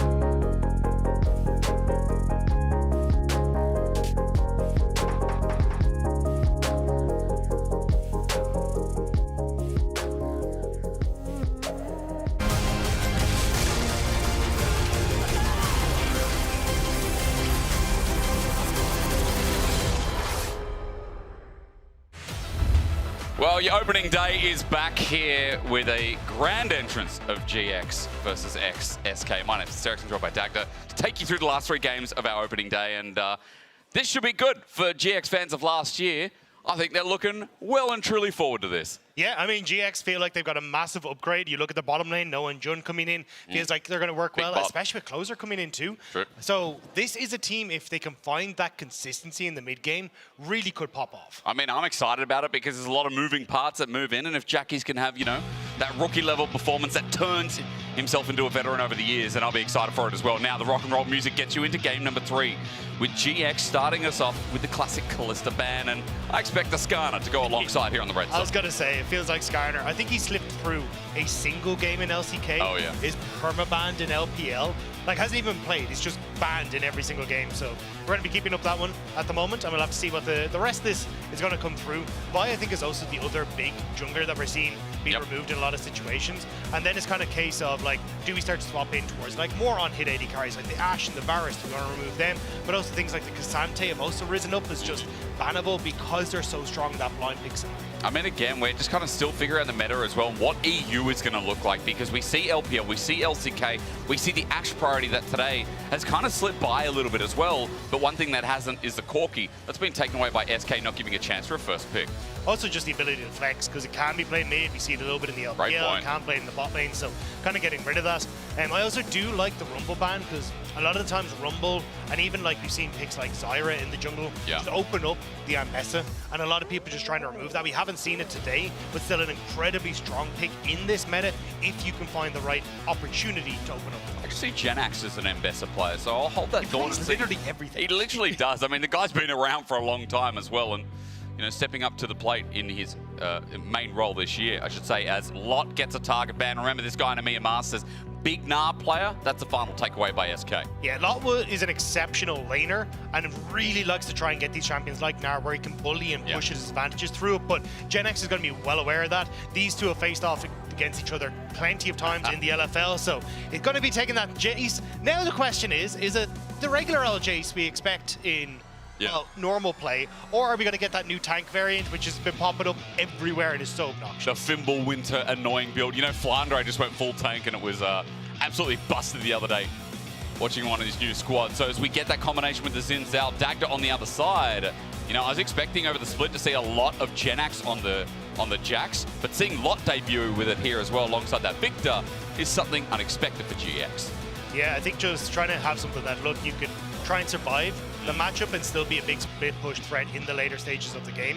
And especially if you are going to go for this tank Jace build, your whole idea is that you want to try and go for these short burst trades. Yeah. Your Q has a ton of this upfront damage, your W then has the percentage max health, so trying to use that and then knock people away is kind of these short trades. But Jack's obviously able to jump back in and extend the trade is probably where you're looking for once you get past those 1.5 to 2 hours. I think it's interesting, paired up with the Maokai as well. We do have a lot of CC, we have a lot of skirmishing potential here, but Dagda on the other side, SK, the Galio gets locked in, usually against some of these higher AP solo lanes, but this looks like it'd be moving mid. Yeah, I think it works out great against something like the Victor because you can get a lot of that wave clear, and Victor just not very good at trying to follow in towards a lot of the plays that the Galio wants to try and make. And we've seen it crop up a lot. It's more so this tank build that we're getting with the Hollow Radiance on the Galio. So what's potentially looking like a very bruiser heavy or very tank heavy pickup here for SK that wants to try and look for early skirmishes based around that Xin Zhao. It sounds like you're saying tanks are strong in the current patch. Tanks are a little bit strong. It's almost like when you nerf all of the armor penetration items and get rid of a lot of the,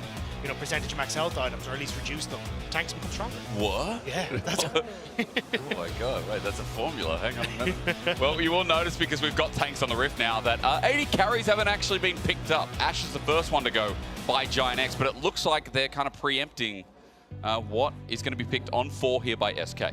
Yeah, I'm curious exactly where you want to try and end up, because I think Ezreal probably going to be good on both sides. Noah had some great games on Ezreal last year, and if that's the angle you're going to go, I'm a little nervous just because of how beefy the front line on SK is going to be, that you may end up just struggling to get through them. So maybe they're trying to set up instead for something like a Jinx that we've seen a little bit. So I think that's one of the last few crit AD carries you can see, but you don't even go crit, you go Kraken Slayer into the whole breaker. Actually, looks like Rahel might try and take it away. So especially when you have a front line like this, I mean, we've seen Gen G pick up compositions like this, take the Jinx in the backline and pair it with something like the Lulu, and she just becomes absolutely unkillable. Okay, well, Rael's going to debut the AD carry that came onto SK and tried to get them into that brilliant spot to get her to Worlds, but falling a little bit short in the summer split.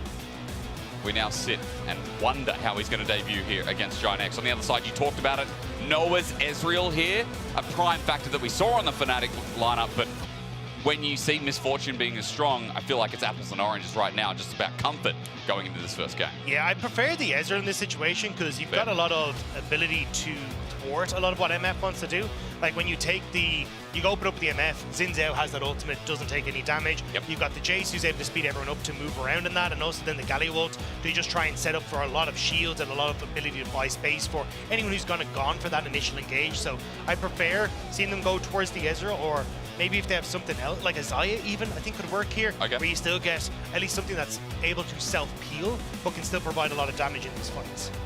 They might be listening to your first recommendation, though. The Ezreal's still on their mind, something being hovered throughout, and it is going to be locked in here for Noah. So when this bot lane, had a bit of praise domestically, and I think internationally we wanted to see more. On this Giant X roster, it's so important to see them shine here in this first game, as they go up against a potential Brom from Loopy's debut on the other side of SK. Yeah, I think you can actually just go with the Lulu. I think you've so much frontline when you've already got the Jace and the Galio there, and the Xin Zhao. I don't think you really need more frontline here, just something to enable the Jinx would, in my eyes, work out better, but they're going to go towards the Brom just for the matchup into the Rel on that bottom side of the map. It's very good, specifically, to try and stop any follow-up whenever that Rel goes from the engage, so I do understand it. I just think, at this stage, you've so much frontline, adding just a little bit of supportive tools would be nice. I guess they just heard that takes are OP and we're just going to add another one in the mix regardless, but I'll take it under consideration, Dagda, because again, for SK, we know that the damage is going to be limited if Rahel dies in this comp. I think it's safe to say that like the damage falls off a little bit unless we get Janax with a normalized Jace build, unless we get Rika with maybe a hybrid build as well, but we do know the normalization of these champs right now is pretty much full tank. Yeah, I think the only thing for SK is also Isma being enabled a lot by the Braum. Like a slow, the auto attacks, the CC it provides, there's a huge amount of chase down potential on Giant X. So while Rahel is the focus, there are other tools that can bring that damage. But for Giant X, it's going to be a case of can you get access to a lot of these tools and then enable something like the Victor to take over later on. Well, the fans are out for the first day of the LEC. It is good to be back here in winter. And Dagda, I know it was talked about we're best of one still leading into our Fearless playoffs, but best of one can be fearless. You know, it's a best of one Fearless. They just can't pick the same champions or play again today. It's just that Schrodinger's Fearless. You Yeah, never that's know. right. Until we go to game 2, it can be either. That's and we'll right. never find out. And we will never find out. Welcome back. It is good to have you. As we get into Summoner's Rift, I know right now you're just looking at a still replay. Yeah. I guess we're just showcasing Kazi and Hylissang before we get into game. There we go. And now there we're back. I like the invade from SK though, just trying to buy space already, get some information early for Isma. Yeah. Because this, like again, Braum, one of the strongest champions you can have on these early invades, and especially if you've got to follow up with the Galio taunt or even just the E, there is a huge amount of kill potential here in SK, but it's just going to be information at the moment, and it's Isma who's protecting his own top side. Do you reckon Rika changed them to RKR coming into this just to support Janax? We're just going like three digits, you know? I mean, they did play together, but yeah, I think Rika changed a good while ago at this stage, didn't he? Even in Mia Masters, but still, I think it like some people are going to remember both Genex and Rika from years past. But these two players have evolved a huge amount over the course of the last few years playing in the Mia Masters. Genex was one of the, if not the most complete top laner that we had in EMEA Masters. Was really well focused on a wide champion pool, being able to dominate in lane, good understanding of how you want to try and play onto the map, and really bringing a lot of issues for anyone who faced off against BDS Academy with how strong he was in that position. It was Naka who got the fair brunt of it as well in those recent finals. As you said, this versatility. But looking at this game, just a quick touch-up is that SK are going to be running their bot lane as per normal. Lot with the lane swap down here is just absorbing pressure, while Isma's trying to invade off that set pressure going towards bot. Yeah, I am curious because with the lane swaps coming through, it has really been a struggle for teams when you've got double melees and you don't have some sort of ranged jungler try and make these dives happen. The Terror ramp-up damage is absolutely insane, and you basically have to play these picture perfect. So with already Isma moving down towards this bottom side, I'm going to keep my eyes to see if they can get the dive on towards Lot, but with the Counter-Strike, that's a lot of survivability and a lot of difficulty in actually finishing off a Jax underneath the tower. One of the reasons we saw, you know, even at Worlds, even last year, why Jax was so popular is because he couldn't survive. You're right. Sustainability there. Jace doesn't have the same thing, and at level 2, Genax is in so much trouble. He's twisted advance, he's ignited as well. He flashes out, but he's right in the line of fire of Noah as Jordan tanks up the last turret shot, but Noah needs one more. Genax close to leveling up. The Mystic shot missing. Noah flashes out for first blood, and it works in the end. Great flash away from Noah. That level up nearly causing a heap of issues, but able to finish off the kill. I don't think they're going to try for any sort of response on the bottom side for SK. So yes, you will have the resets coming through, but it's a kill in the pocket of Noah. Not a bad start, and at least the dive going through well when you consider that Jordan held on to Flash. Noah only burning the Flash himself, but he's got TP to come back to this lane. Walking for now, but still walking to the same top lane. Yeah, I think the thing to note, though, is that Genax is actually getting the minions underneath his tower because of TP back. So he will have a bit of a gold lead already starting to open up over Lot, whereas Lot will have that experience lead. Loopy now trying to make his way in towards the mid lane here just to help Reeker crash this wave and should be able to do it there. Well, I gotta say, Dagda, you know, we saw Medic on the way and he's like, oh, the games were a little bit slow, and as we experienced backstage, the games were definitely off to a slower start, but Blood already up in the top side, dive going well, Loopy already trying to make the roam, saving Reeker before more action comes across. It does seem like a nice start to the early game when I think we're hyped about both these teams with the changes they've made, that these could be more explosive teams over the course of this split in this year. Yeah, I definitely agree. I think these are two teams that could try and blow open the game early, and especially when you're looking at Reeker going towards things like Galio. Yep. You hit that level 6, your ability to take fights at these early objectives is absolutely insane. Plus, you're just base damages again from the likes of the Jace and also the Galio can do a lot of work and carry this Jinx in these early stages in these fights. Again, looking like Gen G ran a very similar composition to this, and were able to get Ruler ahead very early thanks to some nice team fighting. So I'm curious if we'll see SK trying to replicate that, or if they're just like, look, we want to wait for Rahel to get his items online, especially when you've already gone for the cull. Let's just take it slow and keep giving these early plates over towards Rahel. The old duo from that LCK Challengers, Dagda, Loopy syncing up with Rahel nicely. We had a lot of compliments for Luon and Rahel last split. I think they showed how pivotal they were to the new SK. And now, you know, we just got another person who's also played with Rahel from the LCK Challengers scene to set him up for success. Yeah, I mean, Loopy left the DK Challengers at the same time as Rahel. Rahel came to Europe, whereas Loopy went across towards LATAM. Playing in the LLA, so has still had that experience, and I think even just getting that synergy with these two players once more is going to be great to immediately find success. It'll just be a case of how strong can they be as this split starts to go on, because Rahel was really showing that X factor, that wow factor when it came towards champions like the Kai'Sa, and now, especially in a composition like this, he needs to be the one that steps up once again. Well, Dagda, you shouldn't talk about it. You froze the stream. I'll ask you not to go too deep into it again. Hopefully we fix that for you. But for the meantime, small gold lead for SK in this early game despite the first blood. I think as well, it's been some of that lane swap. As you said, Genax absorbing the wave seems to have given that small gold advantage, especially in that top lane that has never met, as TPs are being burned across the map while Grubs are being started up by Ginex first. Yeah, Noah using the TP to get back up to the top side, opting into that, knowing they're going to go in towards the lane swap. Closer steals away one of the Grubs, which means that if Isma can get one, neither side can claim this towards their feats of strength. You have to get all 3 Grubs if you want that to count.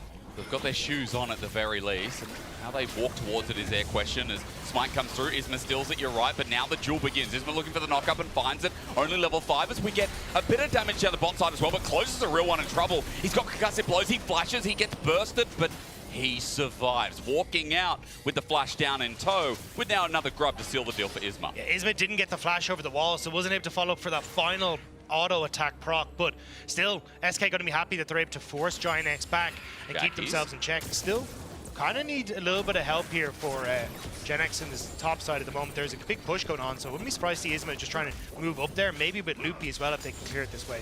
Loopy's been very active in his movement. I have to say, though, Jun has been doing the same, but it is nice to see support syncing up as Rahel gets a push in. Yeah, and I think this is something that we're starting to see a lot of teams opt into, is the early rotation of, instead of going towards top side to enter in towards Grubs, it's mid lane to open up both sides, where you can now play for mid, but also take over control towards... Part 2, wow, true shot barrage, and everything in the kitchen sink hitting. Jun gets the kill off the Ignite, but Giant X, no fear in the dive as we look towards the bottom side. SK want to replicate and they get the stun up with the concussive blows, but Rika doesn't have enough health to dive, nor his flash. But he's nearly level 6, one more creep, and Rahel should be able to hit it. There it is. Does he use the ult to stop it? Zap at least cancels for Lot, making him scared, but they need a bit of extra damage to get the execute. Yeah, still look at Jackie's though. He's starting to move down to try and cover this Lot. Going to see if he can defend the tower, but it's so low. As it burns down, the Grub's helping out. Winter's Bite trying to get extra damage onto Lot. All it would take is Rahel to get a rocket down. And he's going to get excited. He will be dead, and I think I will too, Dagda, because the Giant X is top laner. He's playing on a knife's edge. There it is! You know what? We won't take the Lot because he's now dead. And they're still trying to move members down here as Giant X. They really want to defend this turret, but Reeker now has ultimate if Jun goes for the engage. And Isma can be here in a matter of moments. Closer spotted, so SK will just back off. Won't get the initial turret, but is a guessing place for Gen X, who desperately wants some of that extra gold to help himself out. So SK for the trade, I mean, we look at bot equalizing after the fact that Noah got ahead with that top lane dive. We look at Gen X, as Dagda talked about as well, pushing top quite well. The only thing right now looking good for Giant X, or rather in this very moment, is the fact that Dragon started for closer, but will he be able to maintain? Reeker just kind of sitting around here. I think at this stage you want to back off from this as SK. Your bot lane is nowhere to be found. The ults have already been used, so you're only going to give kills across here. Reeker taking a bit of damage, but it's AP damage. Galio doesn't mind, but Jun's still angling through. You're right, we look for the Jace. He's flown through with a taxi driving as Isma sets up for the hero's entrance, and now for Giant X, they freeze the stream! But do they get further out? They run for their lives as the range still comes through from Gen X, but on the back end, I'm looking at closer, in trouble, and down for the count. I'm shocked that went as well as it did for SK, but Isma managed to sidestep, also had just enough of a heal coming off of those 3 Talon strikes to make sure that he was okay. But again, Lost didn't have that extra little bit of TP timer there, so he's forced to stay top, but going to get a lot of damage on this top turret. Reeker forced to TP to match. So his top laners just played with their teleports throughout the game, and solo laners, I should say, it's just a turret plating game, isn't it? First turret still not taken, but SK will pull this one up, and the feat of strength at least one step closer here as they lock and seal that deal. Yeah, the thing is though, there hasn't actually been any of those objectives to add to those feats of strength because those Void Grubs were shared. So 50 seconds now until the next Void Grubs. You're in a great position to rotate Rahel towards that top side, try and get a few more of these turret plates and just keep control over the map. As we look at the replay, side note, it took quite a while, Dagda, for someone to die from this play.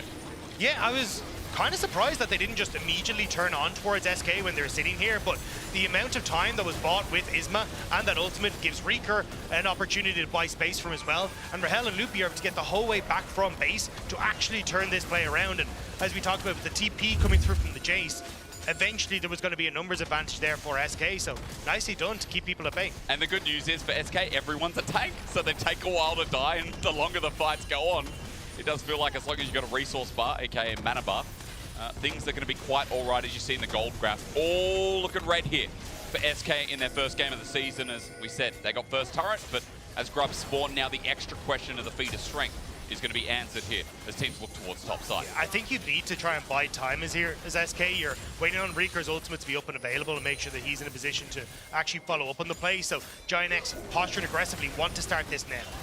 Loopy blocks the damage. Good range here from Rahel. It's not about that though. The permafrost is what I'm waiting for, but both Noah and Jun get on out. SK take control of the river.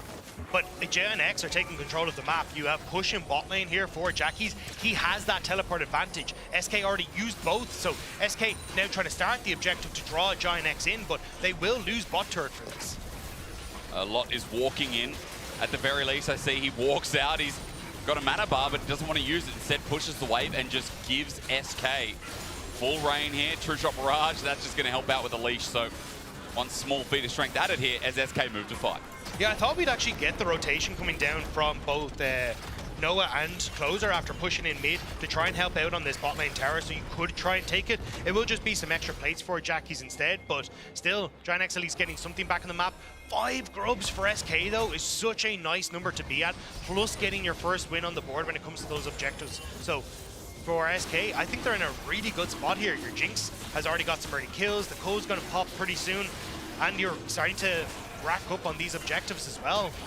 Giant X, they kind of need to find something to slow this game down, or else SK could get to run with 8. And again, it just seems breezy after what we saw for the dives as Hextech Drake goes down, and yoink, you'll take that. We just wait for one more to be locked on in here as SK, they defend top. Giant X are looking for a dive here, Dagda, and I'm not sure how it's going to go with a Brom on the way. Exactly. You've got Isma in the vicinity. TP to try and help. A Galio, so he's going to taunt you. Lot doesn't get the stun off. It looks messy, and I don't like mess as Lot takes a turret shot. It ramped up, but he's not dead for now. Isma trying to pick apart the pieces. Yeah, they can continue to chase here. Isma has the flash. Can he land? Well, there's enough damage going onto Jackie's. There's a Glacial Fissure knocked into the air. The Winds of Water help out, and Jackie's in trouble, but they've run out of their burst. Still, an audacious charge, maybe too ambitious. Flushing away is Isma SK. Are they going too far now is the question. As Jun takes down the jungler, Giant X chasing for more, bringing the teleport up as well, and Lot is now ready for his own counter-strike. That missed before it narrowly avoids trouble with Loopy, but SK bit off a bit too much. Gen X going to continue pushing in this bottom side, get a little bit of damage on the turret, but I want to double check the replay there, because I'm not sure if Closer was intending to knock Isma in that direction, or if he just wanted to knock him back, and then Isma flashed into range of the Q. So maybe we'll catch in the replay, but it looked yeah. I mean, look, as Bob Ross said, that's how it goes. Sometimes it's all intentional, you know? See, what would Bob say about this? But look, it's nice taunt. I was surprised to see them go for the dive, because so much of the damage here is also magic damage, and coming off the Maokai, also partly from the Jacks, but then they continue to follow this up, and Isma comes in here, so they go on towards Jackie, but as he flashes forward, I don't know if Closer was intending to knock in this direction, but watch the flash. Closer immediately, looks like he just wanted to get the slow, but because Isma flashed over, gets the knockback anyway, knocked underneath the tower, and it means that then Giant X are able to turn it around with the nice kill. Timing of that audacious charge, a little bit rough, but getting killed for Giant X. It's unfortunate it goes to Jun, but still stopping that push in its path. As we come back to live, you're looking at Plate Gold, a little bit more of an active early game, which we're excited to see, but guess what? It will still be the same Atakan that we get every single time. Voracious. Beautiful. Ruinous, only your solo queue games, ladies and gentlemen. Yeah, every solo queue game. I like the dichotomy we have. It's, if you are a pro, you get to see the GA one. Yep. If you're not, you never ever get to see it. I'm sorry, True. it doesn't exist. But I will say, I'm still not decided on what's more OP, getting an extra 40 gold plus, you know, the GA for 2.5 minutes. That is broken. It's very, very but strong. Jack at 25% on Epic Monster stats. Yeah, but if you can just like take a Baron fight with the, where you get the, it's not a GA, it's like you get to go, I can't remember the exact terminology. GA. Yeah, but anyway, we might have to need a GA for some of the Giant X players up here, because a lot of members of SK moving up here. Rika again starting to move. I think SK have actually done a reasonably good job of playing off this mid pressure from Rahel to try and set up control. And this is something, again, like you're seeing a different approach by many different top teams as to how they want to try and play around this stuff. You look at like BLG, they're playing more for side lanes, whereas when you look at a team like Gen G, they've been playing a huge amount of, we want to play off of our AD carry in mid, and it looks like SK have been watching the Gen G VODs for this one, and it's working out for them. And that's why we might see second item come through, which has been common, something like the Hull Breaker. Dagda, I just want to point out the map though, quickly. SK have just moved, opened up mid on Giant X resetting, and now get top turret as well. I mean, I'm not going to say macro masterclass, I'm just going to say that SK found a bit of a loophole where Giant X were. Yeah, and it also means now you've got the 2 towers down on top side for when Atakan spawns, which makes it much easier for you to shove in, fall back into darkness, and just try and force Giant X to face check you at any point in time. So, well, Jackies? He is a tank, but let's find out. He flashes, gets out of the static field, but still has enough to stick on Jackies and slow him down. That damage unheard of, but unending despair seems to be what Jackie's going through. Wind becomes lightning, and he's close to dying. Slowed down yet again. The sticking power huge, but the rocket dodged by Jackie's good step up, and he flashes the emote. Yeah, as you can see, Jace has a Doran's Blade, therefore he's allowed to do that much damage. Yeah, right. So, the problem is Jace's base stats, he's like 310 damage on just his Q alone at base level, before you add in any sort of like scaling or anything like that. His W does a ton of percentage max health, his E is also an execute, so like a lot of his damage is just built into the kit inherently, which is why we're seeing this tank Jace start to stand up and deal a ton of damage without really taking much in return. Thank you for explaining it, Dagda. Now we know is a feat of strength picked up by SK, by the way, with that Rift Herald. So, again, another boon to their early game that was, as now everyone has fancy feet wear. You know, I only figured out the other day, Dagda, some might call me dumb, but, you know... Not to your face. No, I hope not. Feats of strength, but it upgrades their feet, their shoes. You think that was intentional, or am I, maybe I am dumb? Probably. I'm sure there's some... Yeah. I think many people have connected those dots before I did. You know the real problem is saying it in public. Yeah. It's okay. You don't have a mic or anything. That's okay. That's only a few people watching. We're okay. Just ignore that part. Well, now that my brain's caught up, I see a Phantom Dancer flat out second instead by a Rahel. So no whole breaker build. It is just a Jinx. I'm fine with that, to be honest. Yeah, I mean, I am too. Yeah. There's a lot of tanks, as you said, on this roster. So the thing is, I'm curious how much of it is just AD carry players being in protest that they might have to play mages in the bottom lane again. Like we heard Jack Spectre talk about earlier. It's like, I'm so annoyed I'm going to build tank items on my Jinx AD carry second item. Because for anyone who doesn't know, there was an LPL player that ended up building Hullbreaker's second item on Jinx after the Kraken Slayer. Did all right. But you know what? Maybe you just stick to crit. Yeah. Got Hullbreaker with his Herald charges here, by the way. It's going to go for the next. And ambitious, no. Isma just aggressive. Ult, he's out, turns it into a play against Noah. He gets the bare brunt of it as Nature's Grasp will fly across. It gets a double root, but there's the lockdown by Jun. It's good setup, but the return here for Ginex might hurt them. SK separated for the time being. Jackie's is doing that with his Chaos Storm, getting Rahel the hell out of the way. Ginex have won the fight. They've defended their base. Yeah, definitely ambitious at the end of it. Isma ends up forcing his team to take a fight that they don't really want to, and SK run to the hills as Ginex goes down. Reeker was just pushing mid, but I think it would have been a disaster for him to try and join into anything on that bottom side, but no Dragon, no Atakan for a minute. It's not like SK are going to lose a huge amount off the back of this. But I will say we got a lot of respect for Isma at the start of the split. You know, ambitious play as it was, still get some damage down as we look at a quick replay. See how he wanted to drift this. Yeah, has to ult immediately with the audacious charge to Noah to just try and escape, but everyone in SK moves forward, and this was a great call from Jackie's. He was in topside pushing in, immediately TP in behind, gets access to Rahel, and a 2-item Victor at this stage, or I don't think he's quite there, is a ton of damage. So you have to respect it. You can see Rahel just needs to run for the hills. Yeah, actually, yeah, only at the single item, but still, once you finish off for the Andres as well with this, it's just so much damage from this champion. Oh, there it is. I wonder why Victor's so broken. The arcane buff is real, Dagda. We've got Jinx, we've got Victor in the game. Ambessa, Chase. Yeah, the Arcane's having the right. Vi was banned. Vi is consistently banned. Yeah. Skarner must be from Arcane. Like, he's got to be in there somewhere. Even if he's set design, I feel like right now we're having the ride of our lives with Arcane. Wasn't the whole story that, like, his tribe was murdered and stuff, so I'm sure parts of their... Let's find out. Twisted advance, and Loopy's just dead.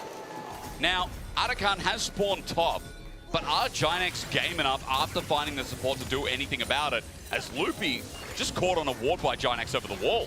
Yeah, so I'm in two minds here. I think you're better off waiting until like 22 minutes to try and take Atakan, because then you can use it for your Baron fight, or you can use it at like an upcoming major like Dragon fight or anything like that. Ginex won't have this because it's 2.5 minute buff for Baron. They could use it at the next Mountain Dragon fight, but it's only kind of one for them, so I think SK can give it across. But I think when you have a moment like this in a game that's running away from you, just getting an objective off the map is never a bad thing, but SK... Lot TP'd in, he's got a counter-strike on their carry, that's their only source of damage, so SK need to keep Rahel alive. Isma's going to be the target though, because he's easy access. Giant X lured them in with a two-man Magnet Storm. They've lured them down, and Giant X are now pummeling them into the ground. A double with Nature's Grasp trying to bring yet another into fruition as Jackie's damage hits hard, and now Lot on top of Rika's gonna remind him where he came from. A shutdown, a big kill, and Giant X are shooting for thrills. Giant X are bringing it back in the mid-game. Great TP from Lost. Again, these TPs from Giant X has been devastating to SK, and now they're going to pick up the rewards. The turn, brilliant. Giant X not overstaying their welcome. Dagda, I guess they heard you a little bit because it's going to be a 22-minute Atakan as we look at the replay while that gets taken down. Yeah, again, these wards have been fantastic. Lot able to get in on towards Rahel. Sure, you burn the cleanse, but it just means that when Jackie's comes forward here, great call on the flash. So Jun interrupts Reeker on that potential ultimate, and Jackie sees his target, flashes over the wall, finishes off Rahel, and now you kind of called it in champ select. There's just not a huge amount of damage with both Isma and the Jinx down. So everyone on SK just has to run for the hills, but they just can't quite escape. Come back, and GA's now picked up. Sorry, not GA's. I know I'm allowed. What did we call them again? We call them quick returns? There was a term that is completely gone out. I just don't remember. Let's call them fake GAs. All right, returnal GAs.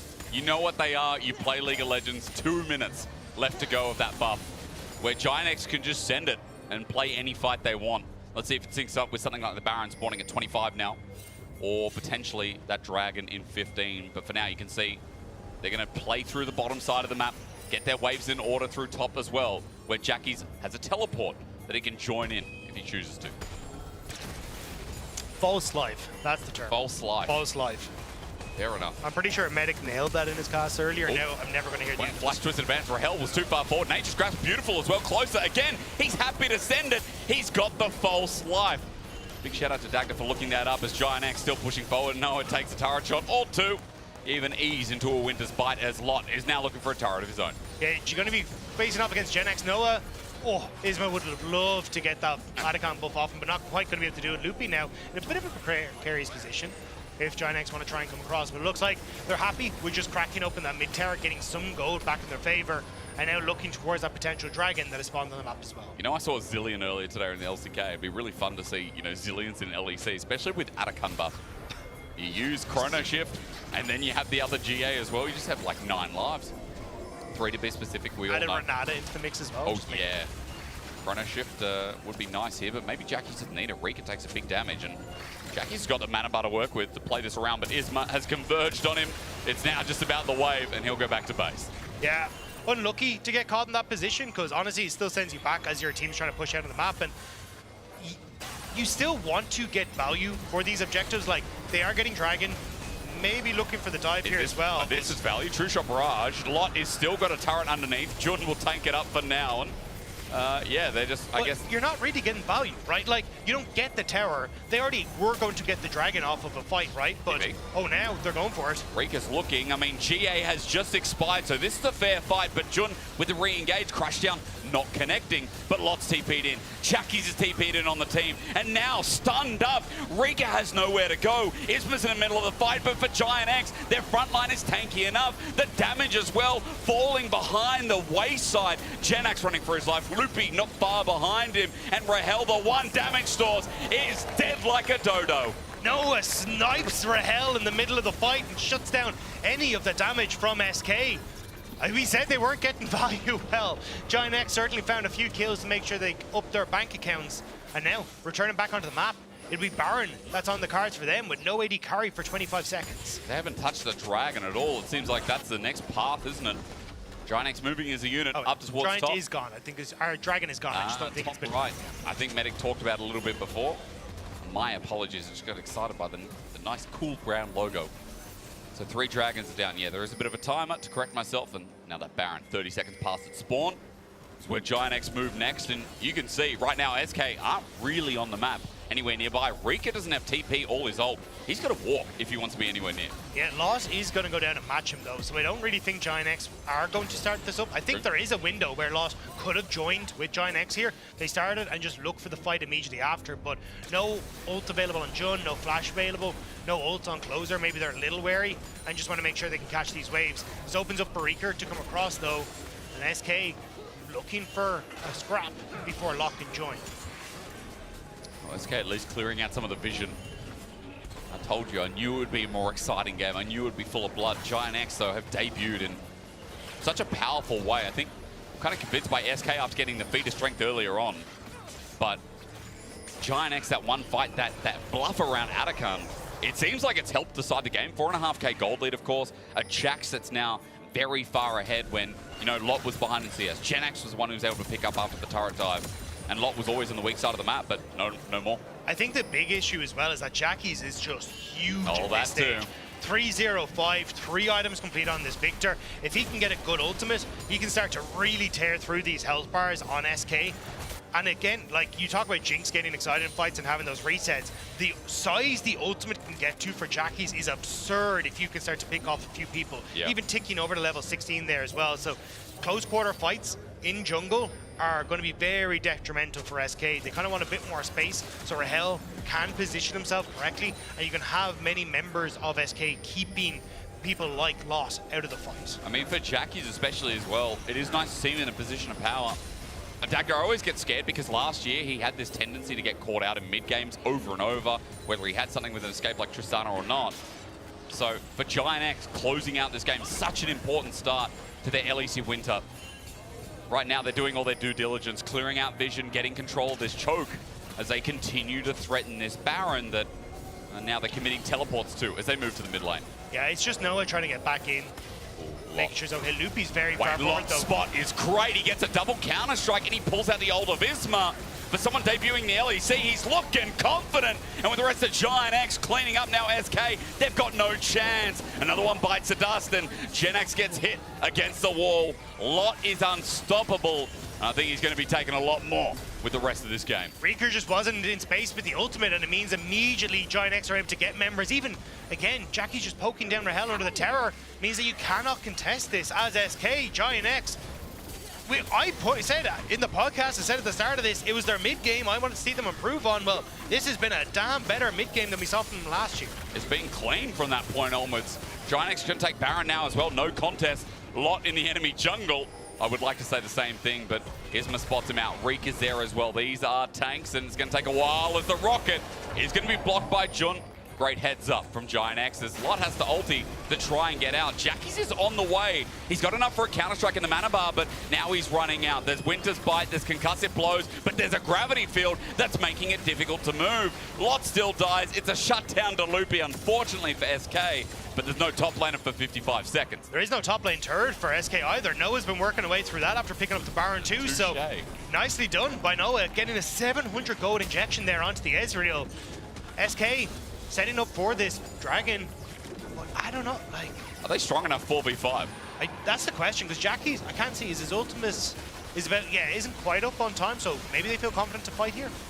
Teleport's going to answer that for you, isn't it? It would be the third Dragon for SK, a way back into this game that's falling so far to the wayside. Nature's Grasp hits 3 members of the front line. True Shot Barrage is a whiff at 4k. Reeker is spotted on a minion, spotted on a ward, but he doesn't need to come in, just the threat. The Glacial Fisher down after Dragon goes in, but Jun with a 3-man Magnet Storm and a hero's entrance at that hits nothing.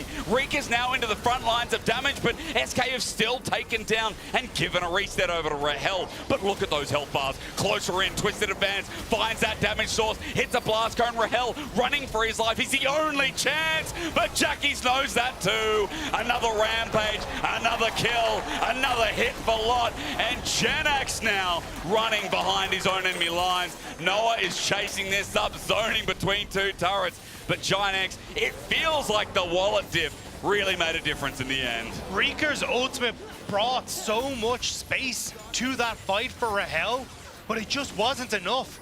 They get 1 kill, but Giant X, the second that pause is over, they're straight back into the fight. The bell rings and it's SK that drop immediately. Jackie's having a great start. I feel like Noah and Jun, though, after their time on Fnatic, they're assimilating quite nicely as we look at how this started in front of Dragon again. Yeah, and Reeker's ultimate here is great. Look at like Noah and Jackie's cannot get into this fight, and it buys Rahel the opportunity to get the kill.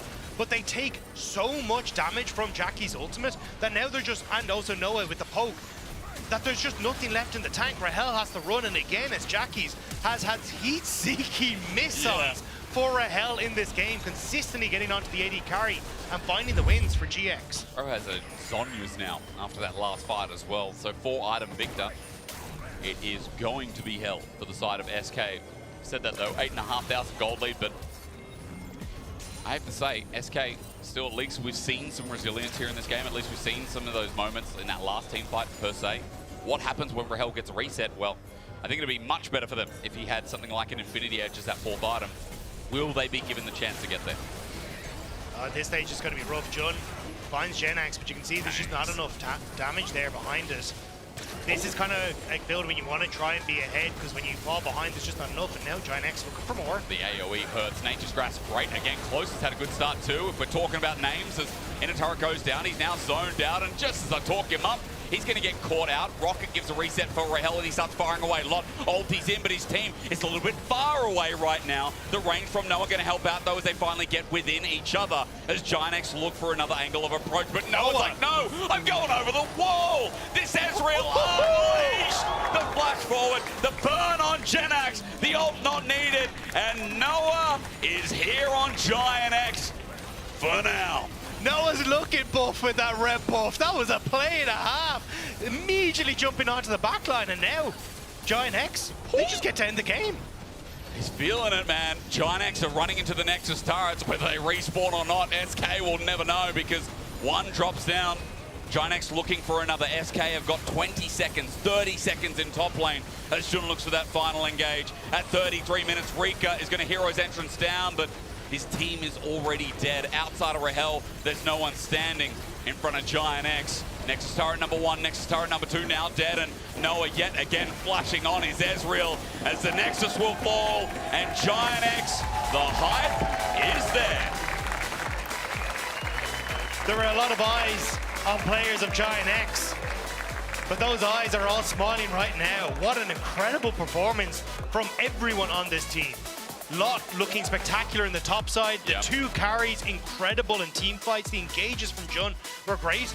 And it feels like with Closer, I don't know if he's starting to take over the shot calling role, but they look significantly cleaner in the mid game. Well, it's good to now to say you can vote for your player of the game on X at LEC. Is it Lot, Jackies, or Jun? Big question, no, Dagda? I feel like Jun's debut was fantastic. But Jackie's, like, we had moments like this last split. I think it's the cleanliness of the mid game. He's not getting caught out overextending. He's working with the team. The setup is great, as Isma not fully paying attention to Noah there, but yeah, I think fantastic stuff. And again, I think this is one of the rosters a lot of people were looking at to see how hyped they could get. And this was a statement game from them. I think a lot of the questions were not on the bot side, but on the top side, right? How is Lot going to debut into the LEC? His Jax game was fantastic. And it's really nice to see when Giant X have been hyped up that they hit the bar strong in their debut against SK. Ladies and gentlemen, we're going to take a quick break. But afterwards, Law will be standing by with the legend in the mid lane in Jackie's.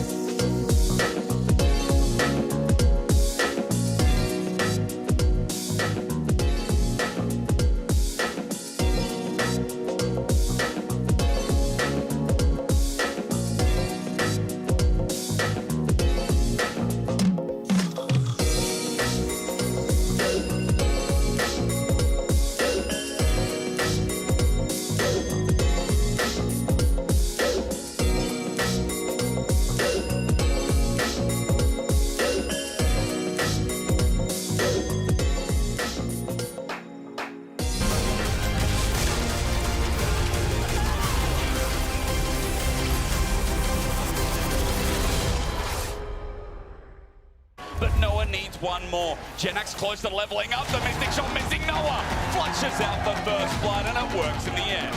I think I will too, Dagda, because the Giant X's top laner, he's playing on a knife's edge. There it is! You know what? We won't take the lot because he's now dead. Isma's going to be the target though because he's easy access. Ginex lured them in with a 2-man Magnet Storm. They've lured them down and Ginex are now pummeling them into the ground. And now a lot on top of Rika's going to remind him where he came from. A shutdown, a big kill, and Ginex are shooting for thrills.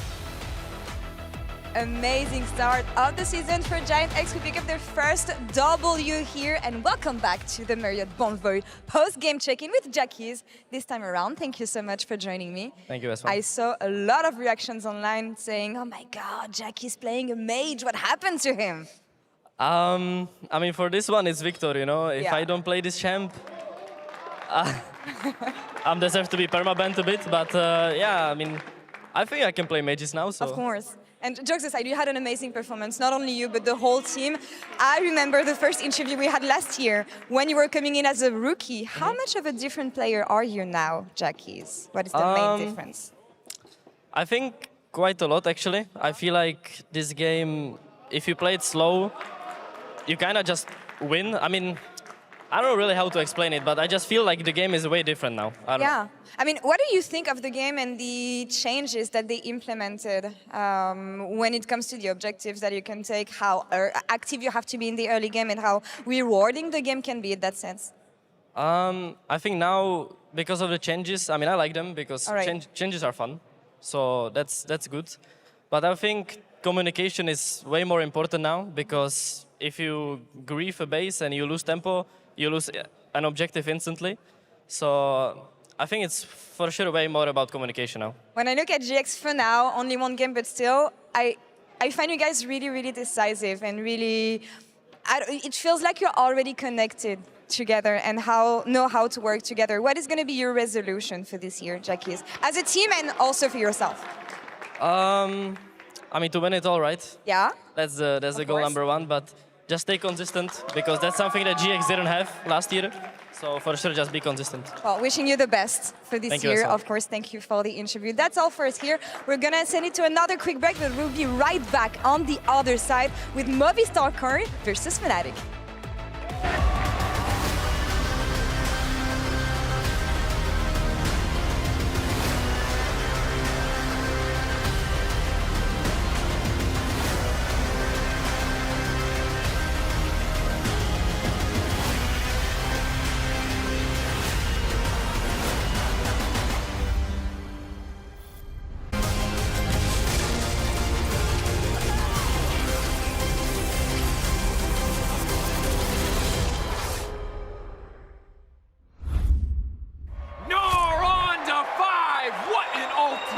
Incredible play there from... Oh, that was incredible. You love to see it. Right, yeah, let's really What get into... a move! He's just so good. I mean, the persistence, the patience to find the angle. You just don't see that from rookies. I think he's got it all. He's got the command. Have a break. Have a Kit Kat. Ooh, that looks good. Do you want to maybe share a little bit? Yeah. What a move!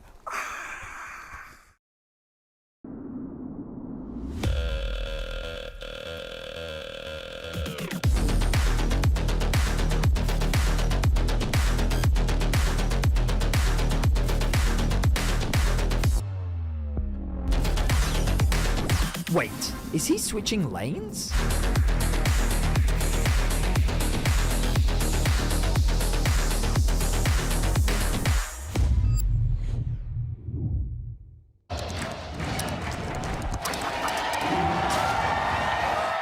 Red Bull gives you wings. The human body was built to move. Not trapped at a desk in one singular posture for 12 hours a day. It's time your chair evolved. This is Secret Lab Titan Evo. Ergonomically engineered for you, gamers, hybrid workers, artists, backing your every move.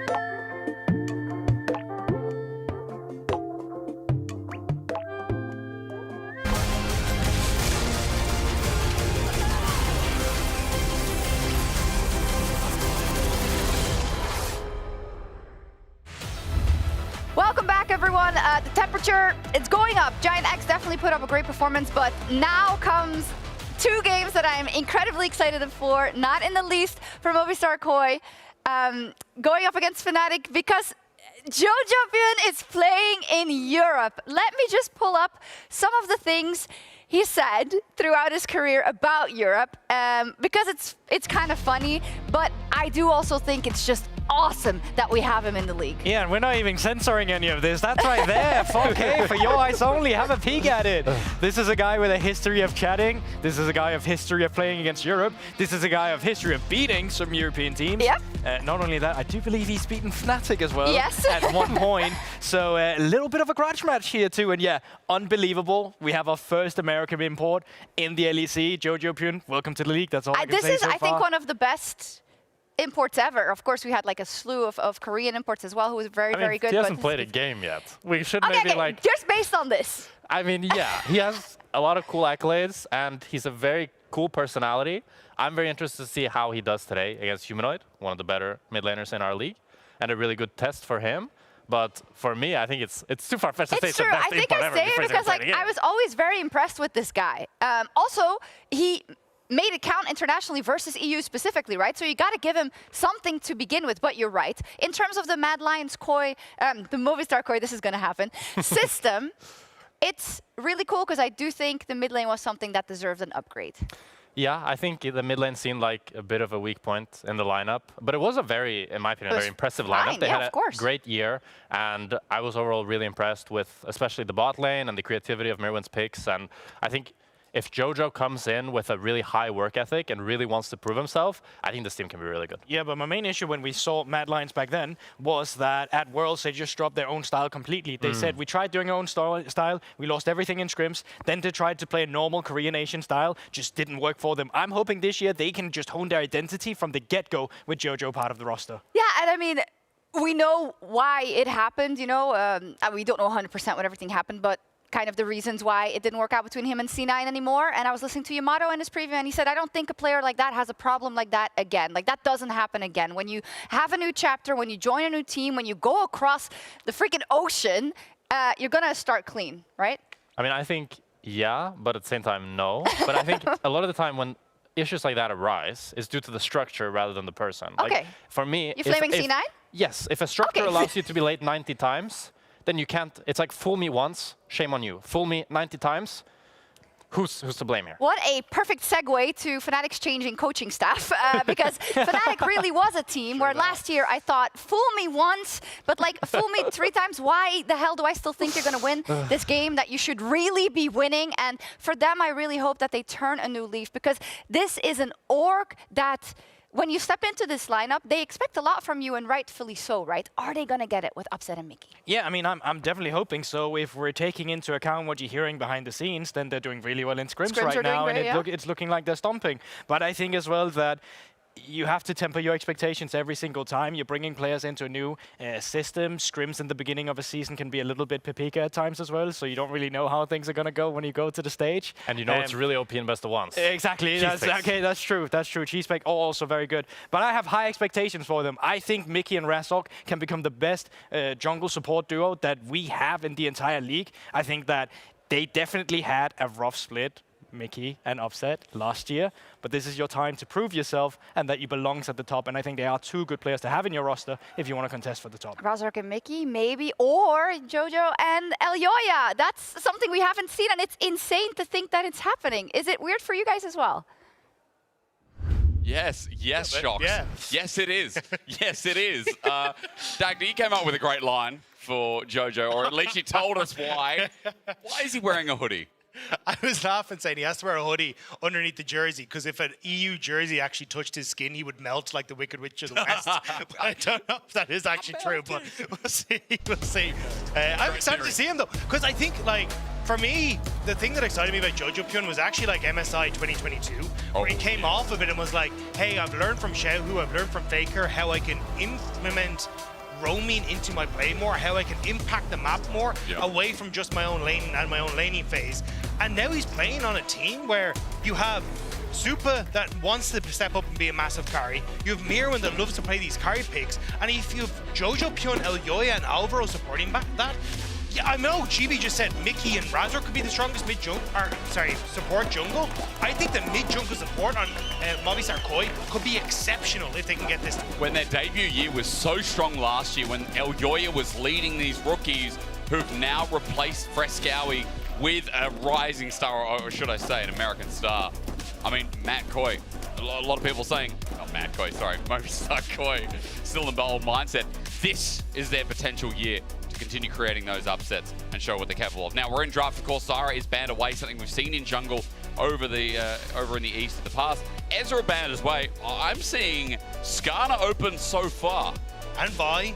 A lot of these kind of strong jungle picks. Varus as well, if you want to try and head towards that. So Cassante, another big pick. So Aurora, going to be the last ban on the opposite side. But I think the Zyra ban says to me that Movistar Koi, at least in scrims, have been hyper aggressive. Because the teams I've seen pilot Zyra have been the more aggressive teams who want to look for Terror Dive. I want to try and use this double range with a engaged support on the bottom side to just dive and look for these terror swaps and see if they can find that early aggression. So we're going to have to see if that is the plan from Movistar Koi or whether Fnatic are just like, no, we actually don't want anything that can disrupt any sort of weird plays in the early game. I feel like as well, if we're talking about some of these junglers, I mean, Razork, who in the past has been so great on things like Vi, I think Wukong as well comes to mind that's really strong. You're leaving a lot of risks up. Yeah, Corki, the final ban, Dagda, Skarner is open. The Scorpion is open. Will Elyoya take this as a first pick when nowhere in the world does the Skarner get let through? I think he'd be mad not to. He is so incredibly strong. Good one. Good one. Good one. So it's so good in early skirmishes. It's a tank. It does damage. There it is. Just kind of works. So yeah, early Skarner pick up here on the opposite side. But now the question is, what do you want to try and respond to? We started to see Xin Zhao come up as a pick into this, so maybe that's what Razork wants to try and go towards. But we'll have to see. Either way, like, I'm not gonna lie, I've just been looking at the screen. It is bizarre to see Mickey in a Fnatic jersey. It really is. I know he did play in the XL lineup for a bit, but Fnatic, it just feels wrong somewhere like deep in my soul. I mean, after being, so focused on the bot lane of Fnatic last year, I think it was just weird for me to see Noah and Jun together in a Giant jersey just before. So I think but this one for me is like when Caps left Fnatic and went to G2. Oh yeah. It feels kind of like that same level just because of the rivalry that exists between these two rosters. But with Mickey and Upset now, this can be such a sick lineup. Really good. Yeah. And in this game, it's going to be Upset on the Misfortune. Ivan paired with it. So Razork going for the more defensive style, and we're not going to get something like the Vi or the Wukong that's still been left open. Difference of opinion here as Koi lock in the Varus. Right now, I'm seeing two very powerful picks in the meta. Yeah, the Varus, though, does end up mean that you can't really go towards things, and even the Skarner, like the Rakan, which is definitely something that's a lot more popular in the LCK and the LPL. Yeah. Haven't seen it a huge amount today, but it means you're probably looking more towards like Leona or an Alistair, something to be that big engage tool for Mickey, because you want something that enables this Misfortune in the bottom side. And I was going to say, I think the Rel is about to be taken away here for Alpha. We're really loving the Rel here in EU so far. Strong. Yeah. We have said that for a while, though. Let's be fair. You know what else is really strong? Victor. Yeah, he's going to be picked a lot, so get used to it here. And Humanoid on Victor. I like the sound of that. Yeah, I mean, something that can farm up well. We just saw in the last game how much damage you can do from Jackie, so not fully surprised. But it does mean if I'm Movistar Koi, I start to look towards those support bans we just talked about. Like, get rid of the Alistair, get rid of the Leona, try and set up for something that's a little bit more favorable for yourself, because if you force Mickey onto something like a Braum, it doesn't quite have that same effect as being able to set up easily in these fights. So I think you're in a relatively good spot, and just taking away the playmaking tools from Fnatic. While for Fnatic, they're getting rid of some of the playmaking tools away from Koi. Straight away, that Akali taken away from Jojo. And if we know Jojo as well, we know that, again, Humanoid wants to get the best matchup possible here is actually Ornn's taken away. Okay, so no support bans yet from Koi. Instead, they want to get rid of some, I guess, top lane safe picks from Oscar Rinnan. Makes sense. Just try and set up for the team fighting that obviously Fnatic are going to go for. Remove that. Ornn going to be removed. I am curious what else they're going to go for. Cassante could be the one if they want to, but you also get the counter pick here as Oscar Rinnan, so I think he's going to be relatively fine. But I do think you want maybe like if Mirren ends up going towards something like that Gragas can opt into, I think Gragas could be a good pick here for Oscar and stuff. So you definitely have options. I think it's just more the blatant, obvious ones they're trying to get rid of. Okay, now another big team fighting ultimate thing. I'm curious though, Dagda, what Jojo's going to debut on, because this guy is, you know, he played a lot of Akali last year. Well, I mean 3, because like, didn't play many games. But for Jojo, I am more curious about if something like Silas pops up as well. Keep that in the back of your mind. One of his most played of all time, and in fact, actually is. As the Alistar you talked about wasn't banned, so it's a natural takeaway that Mickey can run into the role.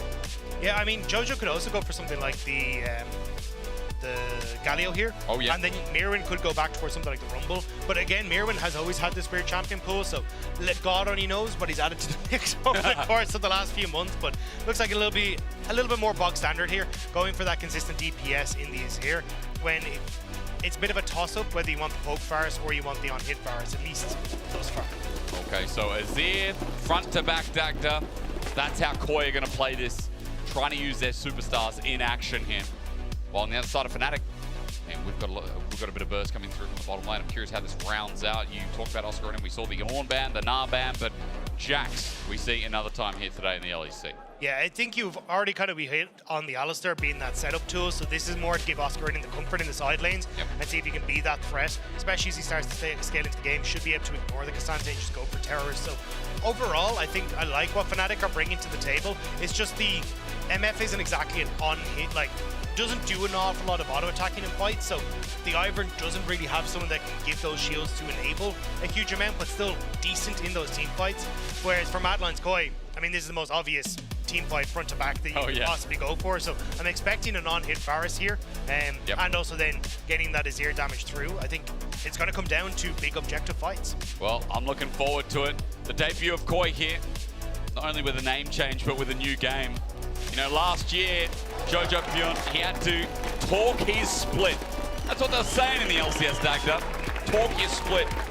But on C9, he couldn't get through the championship. We saw no international representation coming through in 2024 for a team that a lot of people thought would make it through. Remember 100 Thieves with the upset over in the LCS championship at the end of last year. It's been a while, so I hope that refreshes everyone's memory. But then Jojo sat, waited, and now Koi. Long have we waited? Let's get into game. It's the new Koi, it's a new Fnatic. Now, first day of winter, we're here to see if Jojo can walk that tour. And I don't think it's unfair to say that this is the most hyped import of this split versus the most hyped team of this split. This is the Fnatic. Fans of Fnatic are waiting so long to potentially hit the high highs that they used to have, take that title away from G2. But they have to try and perform, and I think all eyes are going to be on them to see if they can finally find that magic, and if upset Mickey being added to the roster can make the difference that they need. And I think you talked about it before, support jungle synergy is what we're excited for. Razork and Mickey syncing up. You know, Mickey as well, there was some criticism towards the end of last year, but overall, if you look at the year, some of the plays he made on G2, some of the setup, and I think just overall, his competency on that team was exceptional. And when we saw G2 at its peak, it was because of Mickey. It was because whether Mickey talking, whether it was Mickey's plays. Excited to see him on Fnatic here, where you're right, alongside Upset, this roster could do dangerous things for the region. This is a good testing point, a good melting point to start us off. And in theory, it's also a very aggressive bot lane, which really does fit into the Fnatic style, as you can already see Mickey being a pain.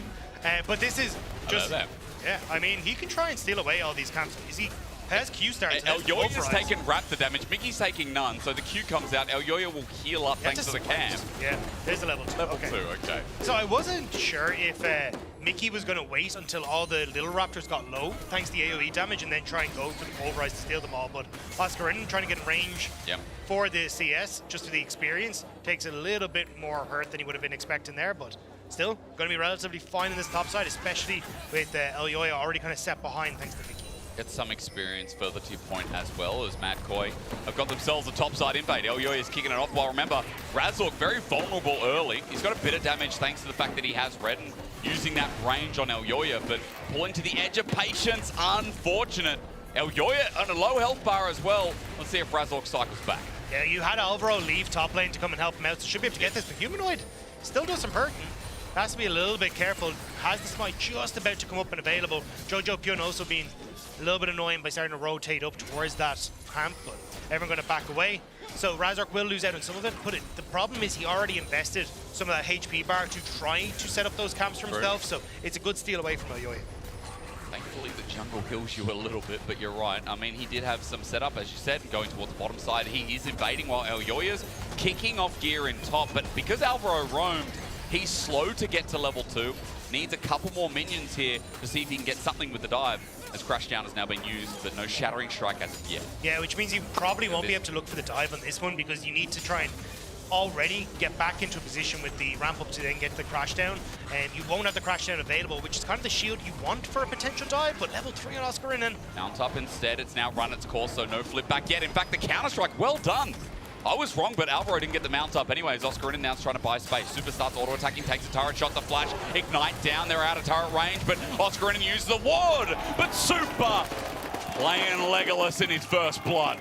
And it was great patience from Movistar Koi. They don't attack when Oscarinen jumps away. They don't attack when the Counter-Strike is used. So they don't ever take that tower aggro. And then all those defensive tools are used by Oscarinen, which means Super is able to pick them off in the end. And they've got an early lead, not because of that first blood that starts to feed his strength, but also because remember that top lane, well, bottom lane now with Mirwin, has been relatively untouched. CS lead and the push in bot. It's a good start for Matt Coy. And one of the important things that for Skarner with the increased tower damage that we're seeing is that when Skarner uses his E, the damage doesn't start until he hits you into the wall. So you're already CC'd by the time that the damage is starting to come through. So that's why Skarner can be so threatening on a lot of these dives. It's just how long it actually is until he takes aggro from the turret in those dive situations. I have to quickly apologize. I keep saying Mad Koi Dagda. It's like built into my brain after last year. Movistar Koi, of course.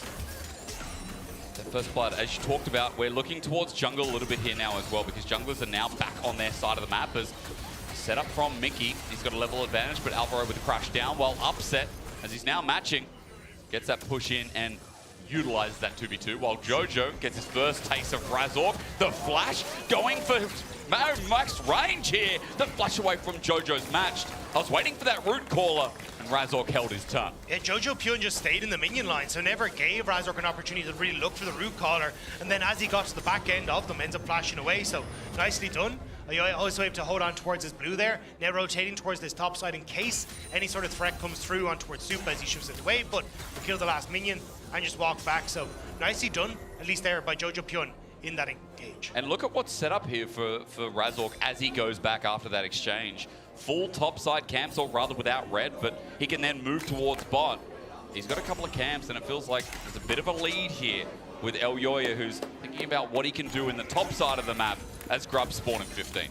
Yeah, no ultimate available for Upset off the back of this, though, is going to be pretty nice for a potential fight, because, again, Super is going to be in a pretty decent position. He's already got the reset and that dagger in his back pocket, or sorry, the recurve bow in his back pocket, so Fnatic trying to attack him immediately. Oh, Alvaro goes over the wall. There's a root caller, gives Mickey a way in as well. The crash down on the spot, but Mickey gets a pulverize in return. Upset is fighting it out with Super, and Super's winning. A hail of arrows to get the slow lethal tempo fully stacked, but out of range. Fnatic now with the lower health bars, and Movistar Koi happy to take that trade. Upset can't take the 1v1. Actually, hang on, what's that here? Let's find out another 1v1. Mirwin, unstoppable in the nick of time, because Oscar about to bonk him again. So Super had the barrier and had the better reset when it comes towards raw damage. So Upset just has to run for the hills as soon as it comes to it. But now in a position where he has to reset, Super will be able to pick up this next wave and keep control of that top side enough for Elyoya to get the Void Grub. So nicely orchestrated here by Movistar Koi in the early stages. Movistar also setting up their feet of strength, so 3 grubs. We didn't see that in the last game as Chaos Storm's already out. Jojo dumps up. Okay, he's already talking the split. It's such a nice way to say it, Dagny, you know? Talking your split. It doesn't work if you don't draw attention to it. I did it again, did I? Again, lucky we really don't have a mic. Razork with a quick steal, by the way. And he's still up in CS in the jungle. Now thinking about what he can do is his blue spawns. His red also up at the top side of the map, but Dragon not thought about just yet as Fnatic hold Ruba.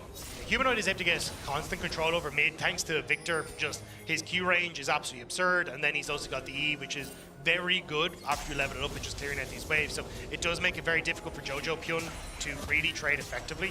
And it means that then Jojo hasn't been able to really contest a lot of the movements. So even here you can see... Flash from Mickey against the wall, and I see a cow who's leveraged super against the wall still there. Daisy now joins in, and a bullet time that super can't escape from. His flash was up in 5 seconds, and it's a well-utilized time from Fnatic. Really well played by Fnatic, playing off that tiny timing window there to pick up the kill. Now Jojo gets the flash from Humanoid. He does, and Elyoy is here to help out as well. An Impale that hits somehow. Hitbox a little bit OP as the shuffle down. Gravity Storm is great, but can Jojo shuffle in another time? Elyoy about to get the driving car up and available as well as Humanoid runs for his life. Jojo doesn't have enough mana. He doesn't, so he can't actually get the follow-up. Humanoid going to escape to the top side. That double stun was crucial there, but now Razork wants to try and find Jojo Pyun, doesn't quite get the slow, so it will be the Azir walking away. Stopping him getting the plating. I can't believe you're right. Humanoid just walking away with an inch of his life as Elyoy now trying to pick up the pieces. Will he pick it up over Oscarinin as Mirwin tries to get the setup? Counter-Strike going to be down, set up there, but Mirwin won't find a thing. So all said and done, I think you're looking at least the kill going over towards Upset in the bottom side. He's starting to open up a little bit of a gold lead for himself. The lack of a play in the mid lane still pushes Humanoid out, but it means that you're able to get a little bit of a CS lead there. Whereas on Mirwin's side, he's the one that's really winning it here for Movistar Koi. That big lead off of the early plays where he was able to get into position to pick up some of the early CS is starting to set him up with a really nice lead there. Jojo TP's back to mid. Small CS lead for this Azir will actually match out that gold lead that Humanoid's currently holding. I'm looking at jungle. We know why Razork is ahead thanks to his CS.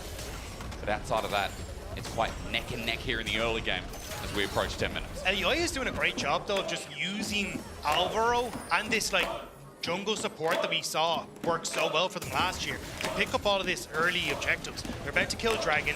They already have the 3 of the Void Grubs as well, which means that if they're able to start looking towards, hey, we can steal away 1 Void Grub in a minute's time, maybe pick up another Dragon when it spawns, you're now already looking at a good opportunity to get the feats of strength and good control just in general in this game.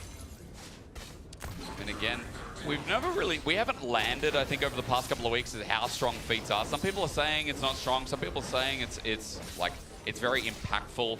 You know, as casters, we yap about it because naturally it's a new thing on the map. So, Froxon, one of the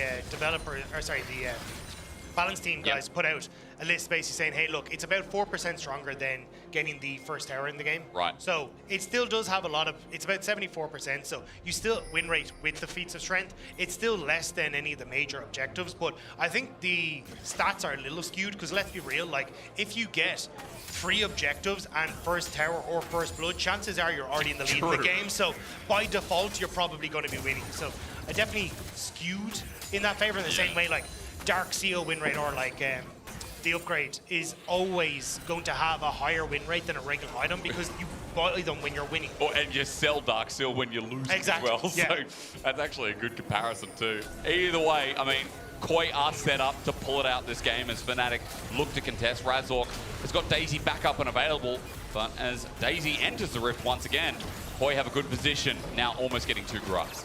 Yeah, still though, Alvaro's very far from his team. Yeah, he might be dead actually. Humanoid is also far from his team. He gets shuffled by Jojo, but the gravity field again does a bit of work. Chaos Storm can't finish him off though, and that's the first kill. Now, Grubs reset, 2 still up and available as Koi look for the next part of the fight. Alvaro on the flank though, only just spotted out by Mickey. Mickey needs to keep him out. Crash down is good, but Mickey has done his job. Bullet time there, but Alvaro flashes before he gets a final hit. Bullet time caught midway as Elyoy comes through. Mirwin gets a flash out of Upset, who's running for his life. Fnatic are losing this fight despite the low health bars from Koi. As a flip back from Mirwin is exceptional.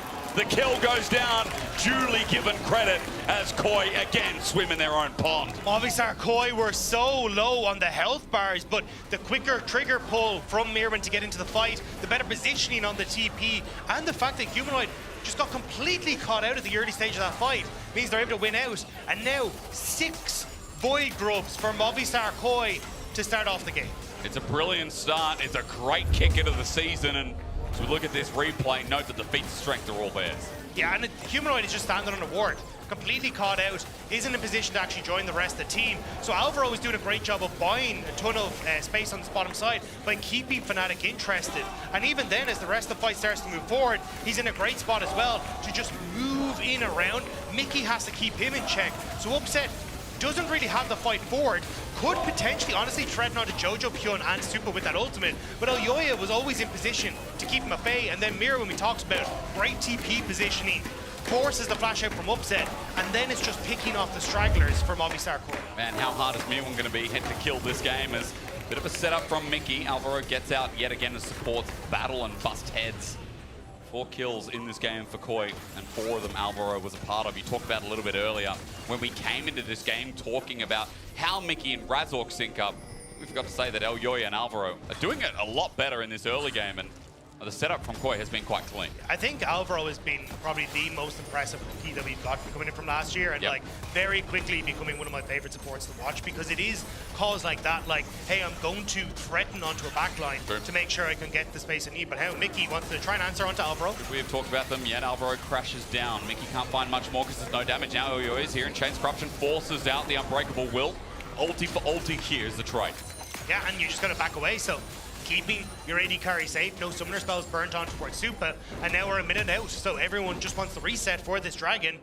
And if this is a take here for Movistar Koi, they'll get on towards the feats of strength. They'll have 2 dragons, they have the 6 Void Grubs, but hell, even if they don't want to go for it, you rip through a turret in the state that you're in. Plus, you've got TP advantage here, which you can try and use if Jojo Pyun wants to try and move up towards the top. Sorry, actually, Humanoids is up as well, so. But you're in fine position. There's no real worry for Movistar Koi. They don't feel threatened to fight anything that they don't want to right now. I mean, right now, they don't have to fight anything till 145. It's Herald that will be spawning.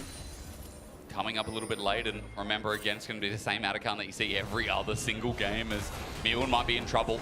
Grandmaster at Arms has popped, the flip back is there, and he's going to try and take the 1v1, but Mirwin can't redirect anymore. Remember, all out, and Mirwin now playing with a couple of daggers, bit of true damage as well in the kit as TP burnt, and that means that Movistar Koi's have backup. Still though, Elyoya is here, so I think you can actually just look for the tower off the back of this. So good call by Jojo Pyun to follow up here, and here we go. Against the wall, misses though. A counter-strike now subdues him, and Elyoya has to flash away. Not perfect, but the teleport can't be cancelled even though the turret's gone, and who cares if it was? Humanoid bursts into the scene, and against the wall, a mistake by Elyoya, who's left alone, but the Impale, is it enough is the new question as he gets out with a sliver of his life, and somehow Koi are making it work. Super doesn't get taken down. The Chaos Ray almost does the job, but Fnatic just can't get a break with these 1-inch fights. Fnatic just can't get their carries into position to deal the damage that they need to. Somehow Elyoya gets away on the back of that. The turret goes down, and Fnatic are desperately trying to hold on to all this, but it's Movistar Koi constantly coming out on top. It's just by inches, literally. 2.5k gold lead after Elyoya looked like he was caught out, looked like he was in a bad position, and every single time, Super is the one benefiting. 3 kills now in his back pocket, and Dagda, he's close to his second item. I mean, this AD carry bursting onto the scene last year, we got really excited, and with a debut like this in day 1, I'm starting to get excited again. And you do have to be careful here, Super, on a Varus, because even though you have a long attack range, your effective range isn't that high, right? Because when you look at MF, yes, Varus outranges as the auto attack range, but MF has this ultimate that hits you from an entire screen away. So she has an effective range that's longer. Whereas when you're on hit Varus, it can be a little bit difficult to get into these fights, especially if you're under threat from Oscarina jumping in, a flash from Mickey. There's a lot of things that can catch you out as you try and go for it, but Movistar Koi have been playing really well around Super to enable him in these fights, and same with Jojo Pyun, just making sure that they are constantly safe and dealing the DPS if they need to. And in such a good position, Dragon now taken, spawning a Mountain Soul here when they have Cassante, Skarn, Rel. A good front-to-back comp, feels good as Alvaro actually might be caught out against the turret though. Mickey, no! That was not right. Dagda, I think they didn't want him to go overside. Yeah, I think they wanted him to stay put, and I don't think Mickey really needed to headbutt anything there to make sure that happened, but Alvaro saying thank you very much to Mickey for saving him. It will be Oscarina though on the sideline catching stuff out as... Hello, Daisy. Okay, got the interrupt, so we'll complete the tower, and you're still catching sides, so a little bit of a whoopsie, but still, Fnatic actually getting some stuff done on sidelines. Yeah, that's good. Some gold back when they're suffering so much, when the game feels like it's slowly but surely heading towards this front to back that we talked about in draft. So now, Riptower going to be the next focus. Immediately, Mirren has to go down and catch that big wave because he was interrupted, which is buying time now for Oscar in to get the reset and could potentially open up on mid to look for a play if they want to, but I think Fnatic are just too far out of position to really try and follow up an upset, us one reset, so this is going to be a fourth objective now going over towards Movistar Koi, and they're in a fantastic spot here. Herald in the back pocket. It's an early game of wonders and Fnatic have really struggled to grasp themselves. A couple of mistakes that we've seen is Jojo going to walk into the gravity field. He cares not because the setup's there. Alvaro flashes, gets a Magnet Storm, holds them in place. Super does the same with Chain's Corruption, but it only eventually gets Humanoid as he's out of range. Now Teleport as Fnatic want to look for a turn. Oscarin sets it up, but it's met by an Impale. Ulti on the way out, damage being done, but they can't get the job done again until Mirwin under turret says no! Humanoid gets in range. Blinking health bars everywhere. A Root Caller gets it onto Super, but a knockback says no again. Fnatic are not being given a cent. It was a Root Caller of the Void there. Oscarinin follows up on it, immediately goes to his demise. That was not where he wanted to click. And now again, it's another kill. Movistar Koi shrinking away with tiny blinking health bars, but they're still there to fight. And now they're going to come back out onto the map. And it's everything going their way. Fnatic just needed one small kill at any point in this game, and they probably would have had enough damage to finish off some members of Movistar Koi. I'm seeing the pain points of, you know, misfortune into tanks, right? Bloodthirster first, of course, but with all the armor that comes through, with the health from Elyoya, I should say, it just feels very hard for Fnatic to get the job done. The DPS, not as consistent as something like an on-hit Varus, right? That should be a 2-item, surely. I'm trying to figure out how Fnatic try and come back for this, and without it being some sort of like miracle play from Mickey where he sneaks in behind enemy lines to get a big knock-up. I just don't really know how they do this. Movistar Koi, like, they are so safe in these fights because you've got Alvaro, Elyoya, Mirwin, great front line, great peel, even Jojo Pyun able to keep the backline safe if someone manages to sneak in thanks to that Emperor's Divide. So I think you're really, if you're a Fnatic fan hoping Movistar Koi mess up. But on the opposite side, I'm delighted to see this Movistar Koi. Like, this is exactly what we were hoping for with this roster. At least I was when I saw Jojo Pyun. Like, this was one of the teams I was most excited for with this upgrade in the mid lane. And we're getting to see why now. Like, Jojo Pyun has been absolutely insane. Like, he came across from NA, has played on multiple international events for them, has been a multi-time winning LCS as well, so that would be absolutely fantastic. Like, you can see it there at the bottom of your screens, like, he's just been absolutely spectacular. Recently turned 20 years old. I love it. We just had to put that in. I mean, 33 solo kills, 616 kills, by the way. So many accolades in such a short period of time, right? The youngest player to win LCS, like, I love it. I absolutely love it, again, that we've taken him. And again, it was when he was in that 2022 year where he went to internationals. He talked in interviews afterwards about how much he learned and how much he was implementing into his own gameplay. And he's even talking to guys like Azael when we had internationals, saying like this was one of the players he was most excited for, because you could see him looking at those top class and world class mid laners and saying, how can I learn from these, and implementing it every single week on the Rift. Always remember that MSI, top 4 on Evil Geniuses as well. When he was alongside people like Inspired, previously Rogue in the past at LEC as well. I mean, Jojo, he's had his run of the mill in such a short period of time. I think that's what's most important since he came out of Academy in 2021, since he finally found his way into LCS in 2022. Like, we're only talking about 3 years within the LCS ecosystem to be such a champion. And now you're adding them into Alvaro and Elyoya, the most dominant jungle support that we had last year. And this is just a match made in heaven, right? Like, you can see how well this team is working together, moving around the map together, constantly being in communication. And I think it's just leveled up this roster so incredibly much. And it's Fnatic, who were the most talked about team. Everyone's like, it's Scrims, they are the best team. But when it has come to day one of the LEC, we've seen it time and time again, Scrims don't matter, and it's Movistar Koi on towards this third dragon. They really don't, do they? Fnatic are going to try and contest. They started with a TP, but as Herald is going to be summoned in the midst of it to make a 6th man, Fnatic now think about how they get in from this choke. Dragon looked away from Koi, instead looking for an engage. Poke is there, Mickey starts it off, but he just presents himself for another Heartsteel stack. backs off, and Fnatic can't make a decision. Mewin gets a stun back as well. The gravity field stuns no one, and in goes Jojo! Dun, dun, da, da, da, da, da, da, da. He is dead! Dagda, Mad Koi still found themselves though, running forward. Mewin with a flip back, but even though they find Jojo, it's a golden win for the rest of Koi. I mean, is it a beautiful end to the anime though, as Yoya wants to try and go a little deeper. We'll get stunned up. No support. Still Super to follow. Yoink, another stack goes down the range. Almost connects with Oscarin, and Fnatic are back in their base. And Movistar Koi will have to back away, but look at what they've taken. Dragon in the faces of Fnatic, Tower in the face of Fnatic, and it might just be a first win to the very disappointed faces of the Fnatic fans. But as we were watching here, the poke is starting to come through, but Mirren steps up, Mickey tries to look for the engage, doesn't quite catch Alvaro with Oscar Erning getting poked out. Jojo just kind of sees his moment with Mirren going in to take the game by the horns as he needed to. Great play, doesn't quite catch Humanoid, but Humanoid's completely out of the fight, and also separates himself enough from Supa that the ultimate from Upset isn't hitting onto the key carries, isn't keeping them out of the fight. So Movistar Koi are able to clean this one up, and it's only 23 minutes of the game. We got Atakan. Yeah, okay, well, let's take that next. Koi's up 4,500 gold just about, and as Mirwin sits around the risky part of Atakan, Fnatic move up themselves, but there's so much damage now for people like Jojo. Even after the last fight, Leandri's picked up 2-item tank here for Mirwin as well. Fnatic know they're in dangerous territory. Especially because they're all on top side.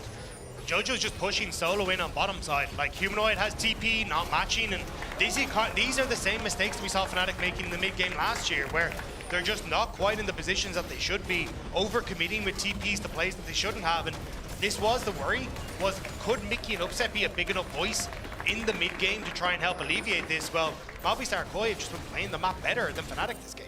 Movistar Koi in every element this game, pretty much.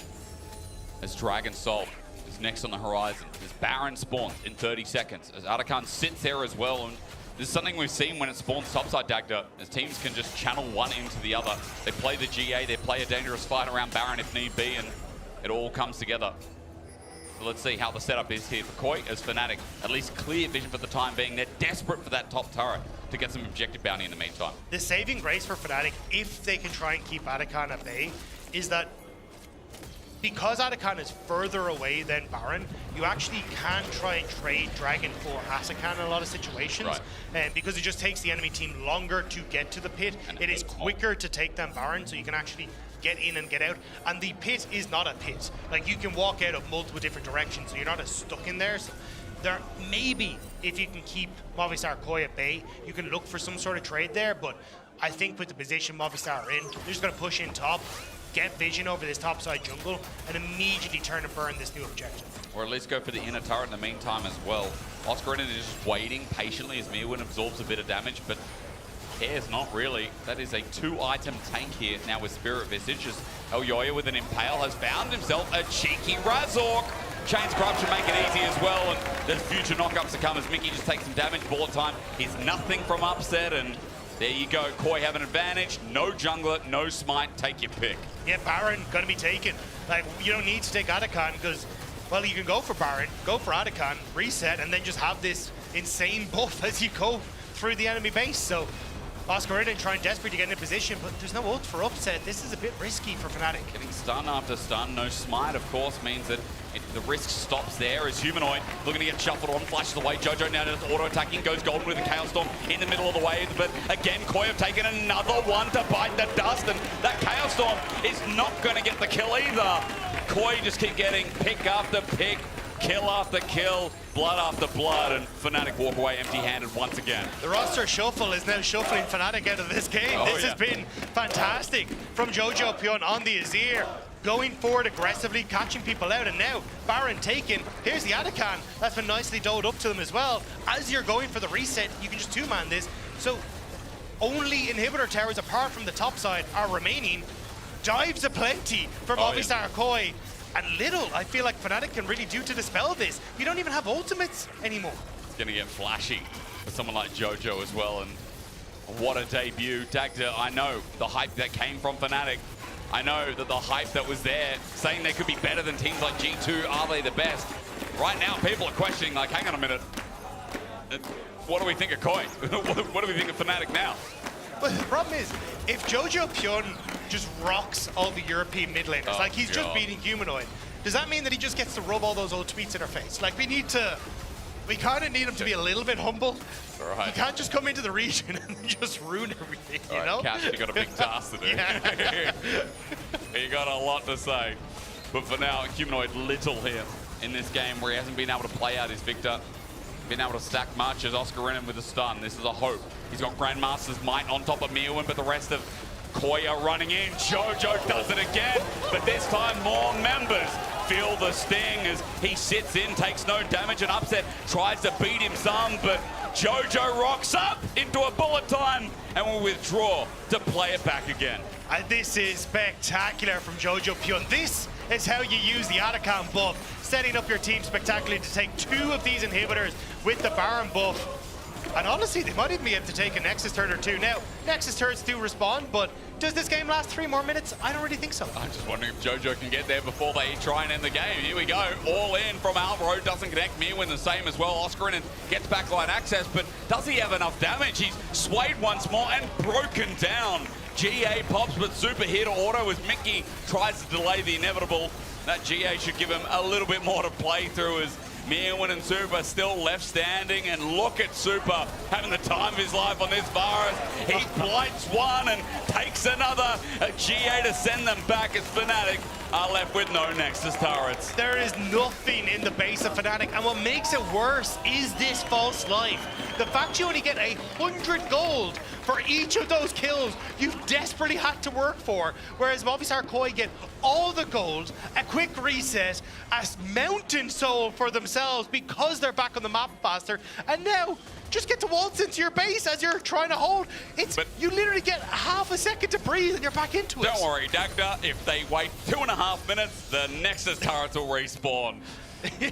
I like the quote from Betty. You might not think this is important, but I won a game thanks to these respawning. I'd like to see the proof. Well, Fnatic are gonna maybe need to find proof in the pudding here because they need something to go their way. They need an entire cake at this point, Dagda, and if they could eat it too, they'd probably be given the time to look at those respawning Nexus turrets. There's a nice flip back. Mickey looking for his last engage. Chain of Corruption, flash away, and nicely done from Super. An exceptional debut for him this year as well, as you might be surprised, but everyone looked at this roster as one to prove the point. They went to Worlds last year, but they're looking to take a championship with it too, as they beat down Fnatic in 30 minutes. Movistar Koi are one of the most exciting rosters to keep your eyes on in the LEC for 2025. A dominating performance against Fnatic from start to finish. Superstar Super stepping up. Phenomenal play from Jojo Pyun. And everyone on this team needs to take a bow. I cannot wait to see more. I mean, this is an exciting roster again. Can they find regional dominance? I mean, it's early for me to say, of course, just haven't beat Fnatic, but you get hyped when you see your key player of the game.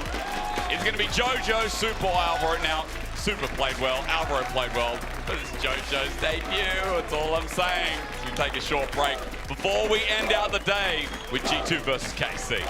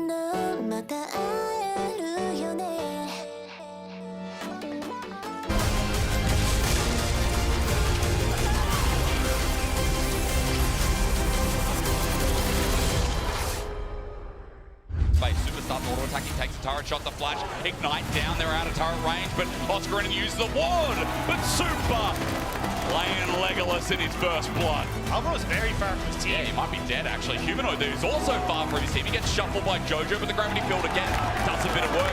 Blinking health bars everywhere. A root caller gets it onto Super, but a knockback says no again. I'm looking, Victor. Look at me, look at me, look at me, look at me. No flash. No flash, Victor, no flash, Victor. Yo. MF, no please. Victor, no flash, Victor, no flash.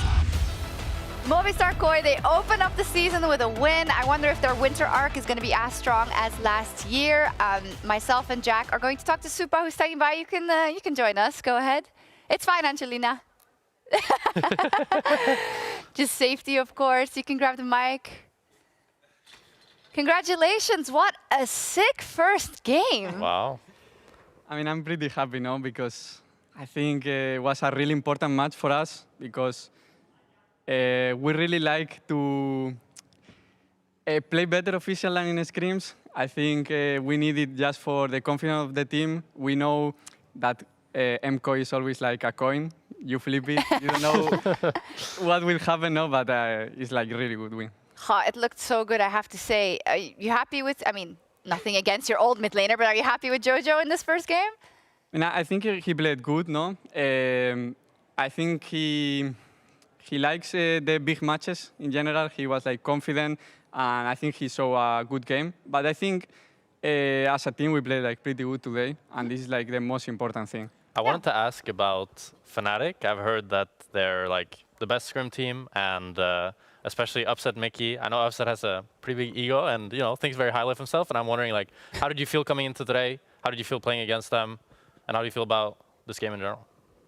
I think Fnatic is like a really strong team. I would say like top 1, top 2, top 3 with us, G2, and them. And KC or no? I mean, I think these 3 teams, we are one step above. Okay. We are almost the same team together, like G2, 3, we are 4. I think this is really important. KC is kind of a new team, but I think they have the potential. But I think playing into this strong bot lane, I believe Upset and Migis are one of the best bot lane in Europe. I think it's really important, for example, the bot lane matchup. I think when they didn't have a strong 2v2, I think it was painful for how they played the game. Yeah. I also wanted to ask you a bit about Noah and Jun, who I really like, and I think they're really good. Like, who do you think are the top bot lanes in EU alongside you guys and Fnatic's bot lane? I think from my point of view, Hansama always make like the bot lane really strong. I think he's like really good punishing mistakes, and he likes Misfortune Draven, all the broken champion lane. So I will say, I will say a top 3 because like I would say top 5, top 10, but I think Fnatic, G2us, I think are the best bot lane. And then Noah Jun or further down, you think? I would say Noah Jun is like top 4, probably top 3, depending on the game, no? But I think Upset, Hansama are like really oppressive with both supports. And I think this is something we lack in Europe sometimes. Yeah, that's a great point. No mention of KC's bot lane. And that brings me to my next point, because we do want to preview KC versus G2 as well. And to just talk about the entry of Kalist into the league, Lore is standing by with a KC fan. So much, Chuck. We are gearing up for one of the most anticipated debuts we had in the LEC with Aegis, with Kalist taking on his first steps on the LEC stage in just a few minutes. And who better than the Blue Wall itself to talk about about this player? I know it's a special day for you guys. It almost feels like a celebration. How long have you been waiting for this, and how excited are you for Kalist's debuts right now? We are very exciting because since he joined KC in the LFL in 2023, he proved that he was a very great player, leading the rank 1 in solo queue for a very long time, and not being able to join the LEC in 2024 because the rules change of 18+ was a very sad moment for him. So I know that he wants to take his revenge and prove that he's the best today. And a lot of people are expecting him. I know that you guys are waiting for him the most. Do you have any words of encouragement for Kalist? Because we know there must be a lot of pressure when so many people are expecting you. So what advice, what words of encouragement will you give Kalist today? Yeah, like he said in many interviews, I think he's more confident than everyone thinks, and he will drink the pressure, like we say in France. And I think he will just crush his enemies, and I hope he just enjoy gaming like he always do. And I hope it will be a great game tonight, even if we lose, but we will win, of course. But yeah, just enjoy, and just Calist in LEC is just a thing for us, so yeah. Well, the blue wall is ready, Karmine fans are ready, so let's see if Calist is ready to take on his debut in the LEC Shocks. Over to you. Yeah, actually pretty measured, I have to say, the fans in the studio, because, I mean, Supa, you can speak to this. You were, I think, under a lot of pressure jumping into the LEC with the roster last year. Rather, you did phenomenally. Calist is now at that position as well. How do you think he's going to do from your gut feeling and maybe your insider info? I mean, I think they have a strong roster potential like us last year, and this is really good and really good for the league as well. But from what I hear from him, he doesn't feel pressure. He wants just to play and enjoy the experience. And I think this is the most important thing from a rookie. I think if you don't enjoy playing, if you have like too much pressure, too much nerves, it becomes like a horror history when you play. So I think he's having a good attitude, and I think this is the best advice for a rookie. Yeah, that's what we hear, right? Kind of relax, take it the way it comes. Jack, what kind of expectations should we, who cover him professionally, put on him? Is it one of those, well, if he doesn't play everyone home this week, then, we already write him off? That's not the case, I think. I mean, I don't know how you feel, Supa, but that ADC role is not crazy good right now. It's kind of like whatever. So I would be surprised if we see like a really high hyper carry 1v9 type of performance. I think we're just going to see like good consistency, good laning, good team fighting, and for now, that's what we're going to get. And I'd be surprised if we're going to see some like mind-blowing, insane 1v9 machine that maybe some people are expecting, which I think is, it's too much. Yeah, I mean, I think right now the bot lane meta is to play as a team. And this is what we saw, I think, in our game. You need to play for void grabs, coordinate, go team fight together, and that is where you shine, no? Yeah. So as ADC, I hope they change a bit. I want like a bit of Kaisa 30, Shaya, please. Yes. Bring it back. We need some skill expression back. Because right now we are just playing teamfight as a team. I think Riot like it. And at the end, I think if Casey does well, I think we will see ADCs popping off more. You should lead from the front, You should pick all those champions as well, Supa. But they're up against G2 now. KC has never been able to beat G2, not in a best of one, not in the best of in the LEC. How's G2 doing from scrims maybe, but how do you think they'll be doing? I think they started from low to better, but I think G2 is G2. I think when Broken Blade and Caps are on their level, I think this team is really, really scary. I think solo lanes are super important in this meta, and I think Hansama, Broken Blade, and Caps are in a really good level. Do you think the difference, like the swap in support and jungle, made a difference to the roster? Because in my eyes, the roster is like very similar to last year. Like Skewmon and Yike, kind of similar. Lebrov and Mickey, I mean, they're a bit different, but, kind of similar as well. How do you feel like with the change? Did much change, or is it the same old G2? I mean, I think the change is like, from my point, is kind of big in terms of, I think Jake was really good. I think he was better than Skewmon when he joined, or at least is how I see it. I think Mikix is like, I think historically is the best super in Europe. And changing this, probably, we don't know from outside, but probably is maybe hard, I don't know, but probably hard. But they will adapt, no? I think they work pretty well, and it's just a matter of time that G2 will be like the really good team in Europe. It's inevitable, it feels like. But hey, you guys are there too, and you had a fantastic first game. Thank you so much, Supa. Good luck tomorrow and on Monday. And we're going to take a quick break, and when we come back, we'll see that match of KC versus G2.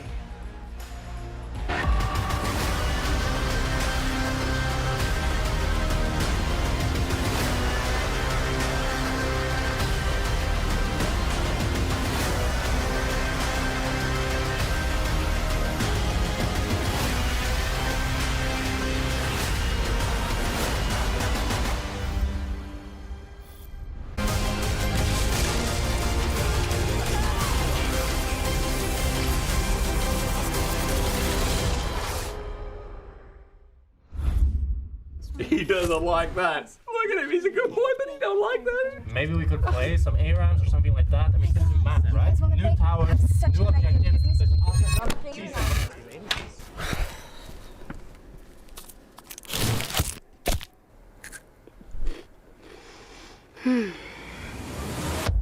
Have a break. Have a Kit Kat.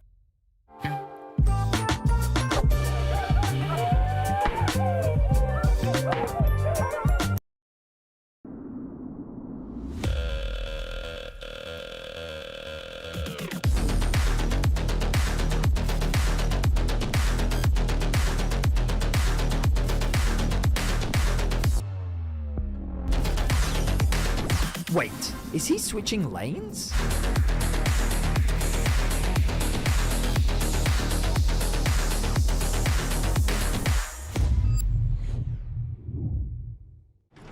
Welcome to Marriott Bonvoy. Where can we take you? From Berlin to the finals, Marriott Bonvoy will be your check-in at every checkpoint.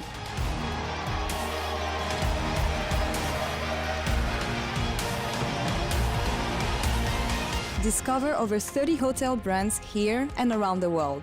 Marriott Bonvoy, a check-in at every checkpoint.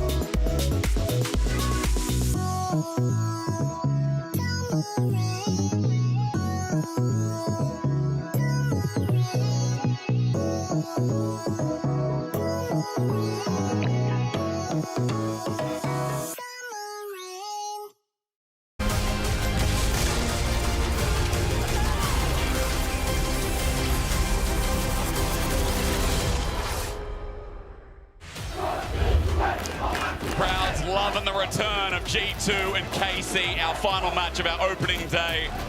And excitement is not doing it justice here as myself, Heretics and Dagda take you through the Blue Walls return to the LEC and the new G2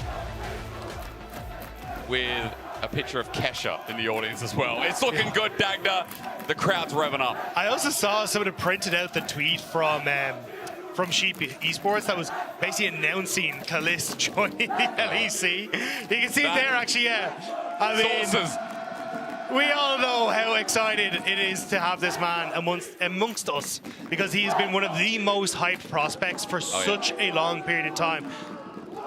Kalist is what a lot of people are talking about as the next generational AD carry entering into the LEC, but we'll have to see how he performs in his first game because he is up against G2, and to this day in the LEC, we're not talking about any other tournaments, KC has not beaten G2. That's right. Not a game. Going up against G2 here, KC on the blue side are not going to get the Skarner. And so that debut is not going to come with any caveats. Another jungler taken away. Ladies and gentlemen, it's going to be hard to get you through this pick and ban, but we'll try. You think I think Karna's enjoying the attention. Yeah, definitely a little bit louder than he's probably used to, but actually that's not true. He's been with KC for a little bit, so true. We'll have to see exactly what the game plan is. Is it going to be a Varus ban? Is it going to be another one of those AD carries taken away? Is Victor too high a priority, or what is the final ban going to be for G2 in this one? Well, they're at least not letting the Kalist through. He is also taken away in the Varus this time. Ash as a response. Corky's there, Victor's there. so far, those have been the things on my mind. Ash hasn't been looked at as much Dagda, but this Victor has been a big priority pick for today, and seeing Vladdy on it be the creme de la creme. See how you use French. Which means we're probably nice. C'est magnifique. But I think we're going to get a quirky here on the opposite side. The ability to flex into multiple different roles and pretty nice can work well into the mid lane as well against that Victor if you need to. But it's just a very, very strong pick.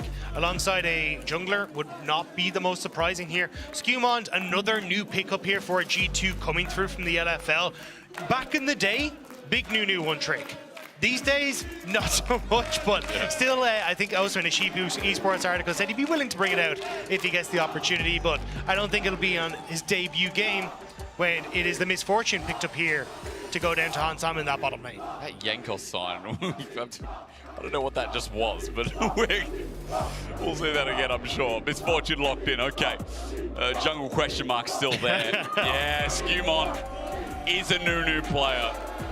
And with all the Kesha signs up as well, it's definitely a highlight hover here. But Wukong just still so strong in the patch, and Dagda seeing it once again. And I'm surprised that we haven't seen more of the Wukong. Because this is once today, right? Yeah, or banned, right? Yeah, but it hasn't, like, this is such an incredibly strong pick.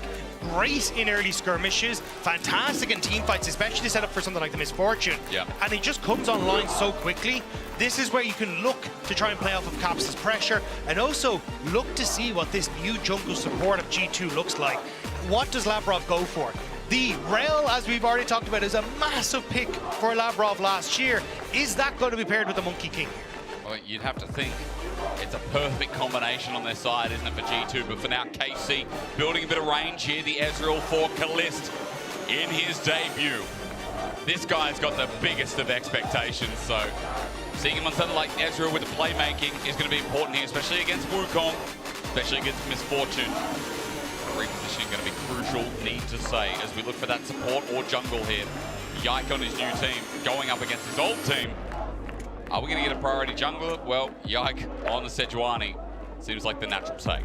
Yeah, just something that can at least disengage, or whenever Wukong tries to go for these fights, bump him and walk away, slow him down so he can't go for the big plays. So I wouldn't be surprised to see the Rel picked up here for Lavrov, especially when you've already got the Misfortune there. It's just such a strong pick.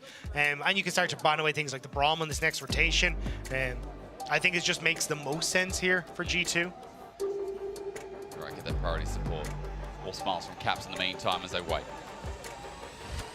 No, actually, well, no. Oh, they actually are. They're wow. going to run it. This was banned last time into the Victor from Humanoid. They didn't want to give the chance for Jojo to run it, but now Caps gets to.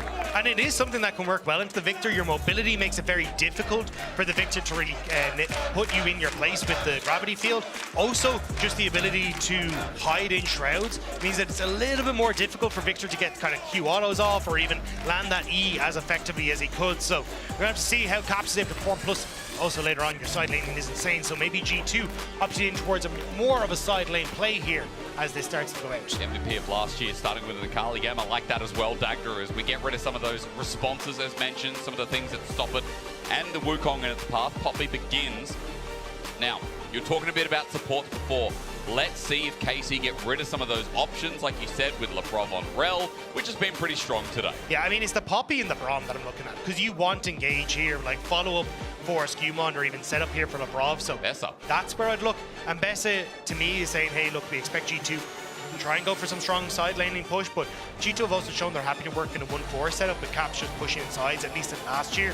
Yeah. So we'll have to see if that is going to be the game plan, but I think, yeah, either way, I think old Mac Falco will get his farm in some regard. It's going to be a monkey, either a horse or a cow. Like, I think that's kind of the triple threat you're looking at here. Animal, there's an animal farm, yeah. Love the song, Dagda. It's great. I love the energy today. I mean, it's really nice. Like, the fan bases, they're smashing out the chants here. And again, it's been so long since Pro Player. I know, and in the East, it's already started, of course. And you know, we had things like the Master Cup over the Christmas period, but ain't nothing like the LEC, is there? Ain't nothing like our little studio here. Brom goes away. This is something you talk about, bringing it back to the draft. That is the Brom gone.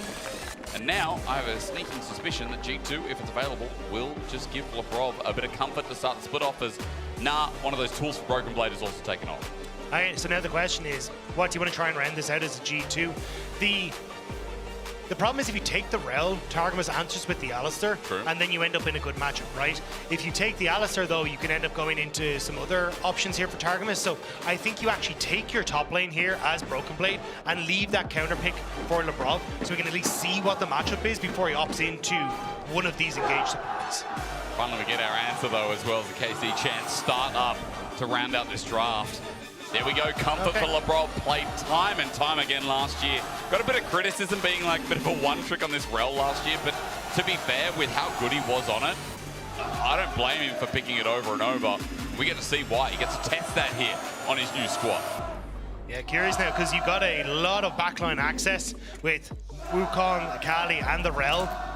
At least Kalist has that safety in the Ezreal. That's not a luxury afforded to Vladdy, so he's going to have to be very careful how he tries and positions as Kalist. Definitely enjoying the chance on the stage there. But this is something that he's well used to. He has played in the LFL for years, which is some massive stages, especially as you start to get towards the later portions of that event.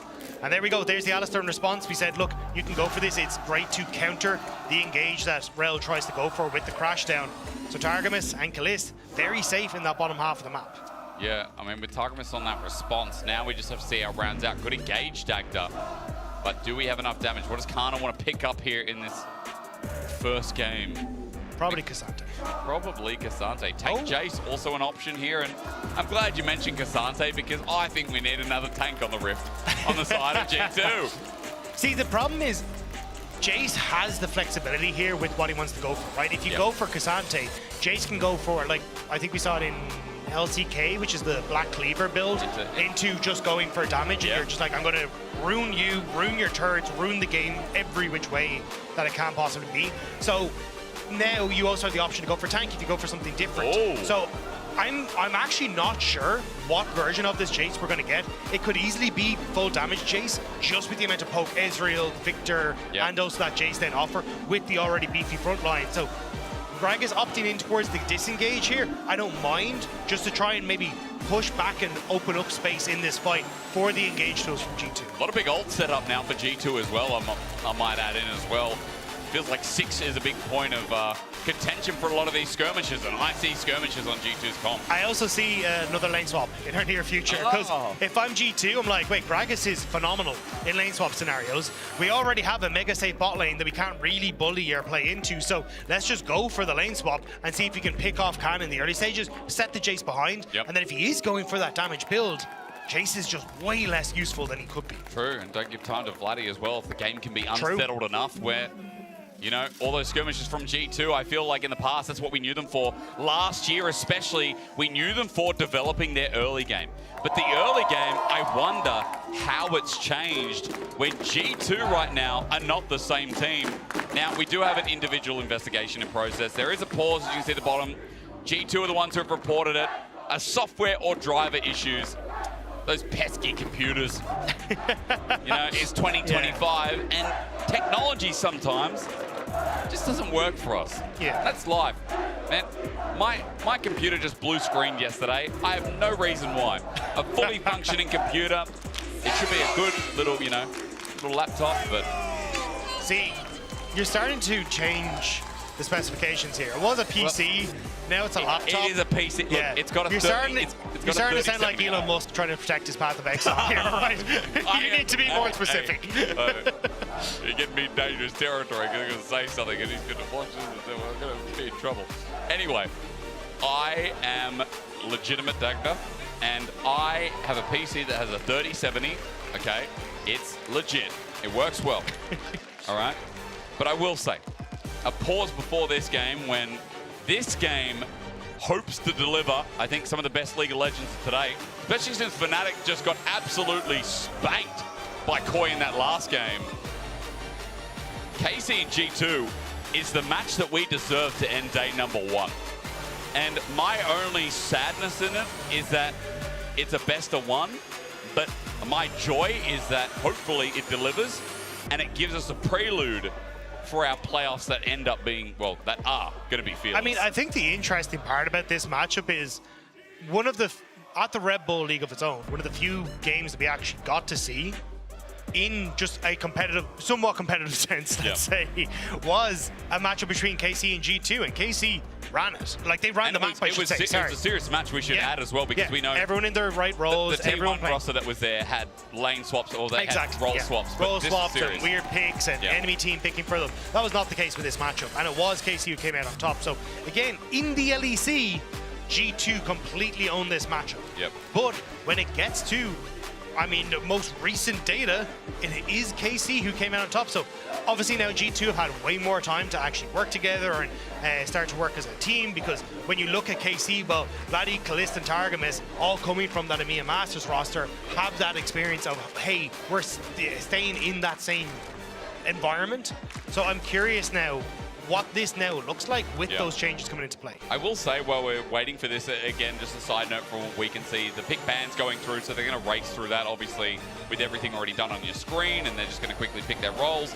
That it's really impressive and nice at the same time to see that so many EMEA Masters and so many ERL players as well are coming through the system again. And I know every year there's a few, but it feels like this year there is a ton. With Kalist, finally being of age to come into the LEC, with, our BDSA members coming through, like Genax, Rika. We've got Skumond here in this game as well on G2.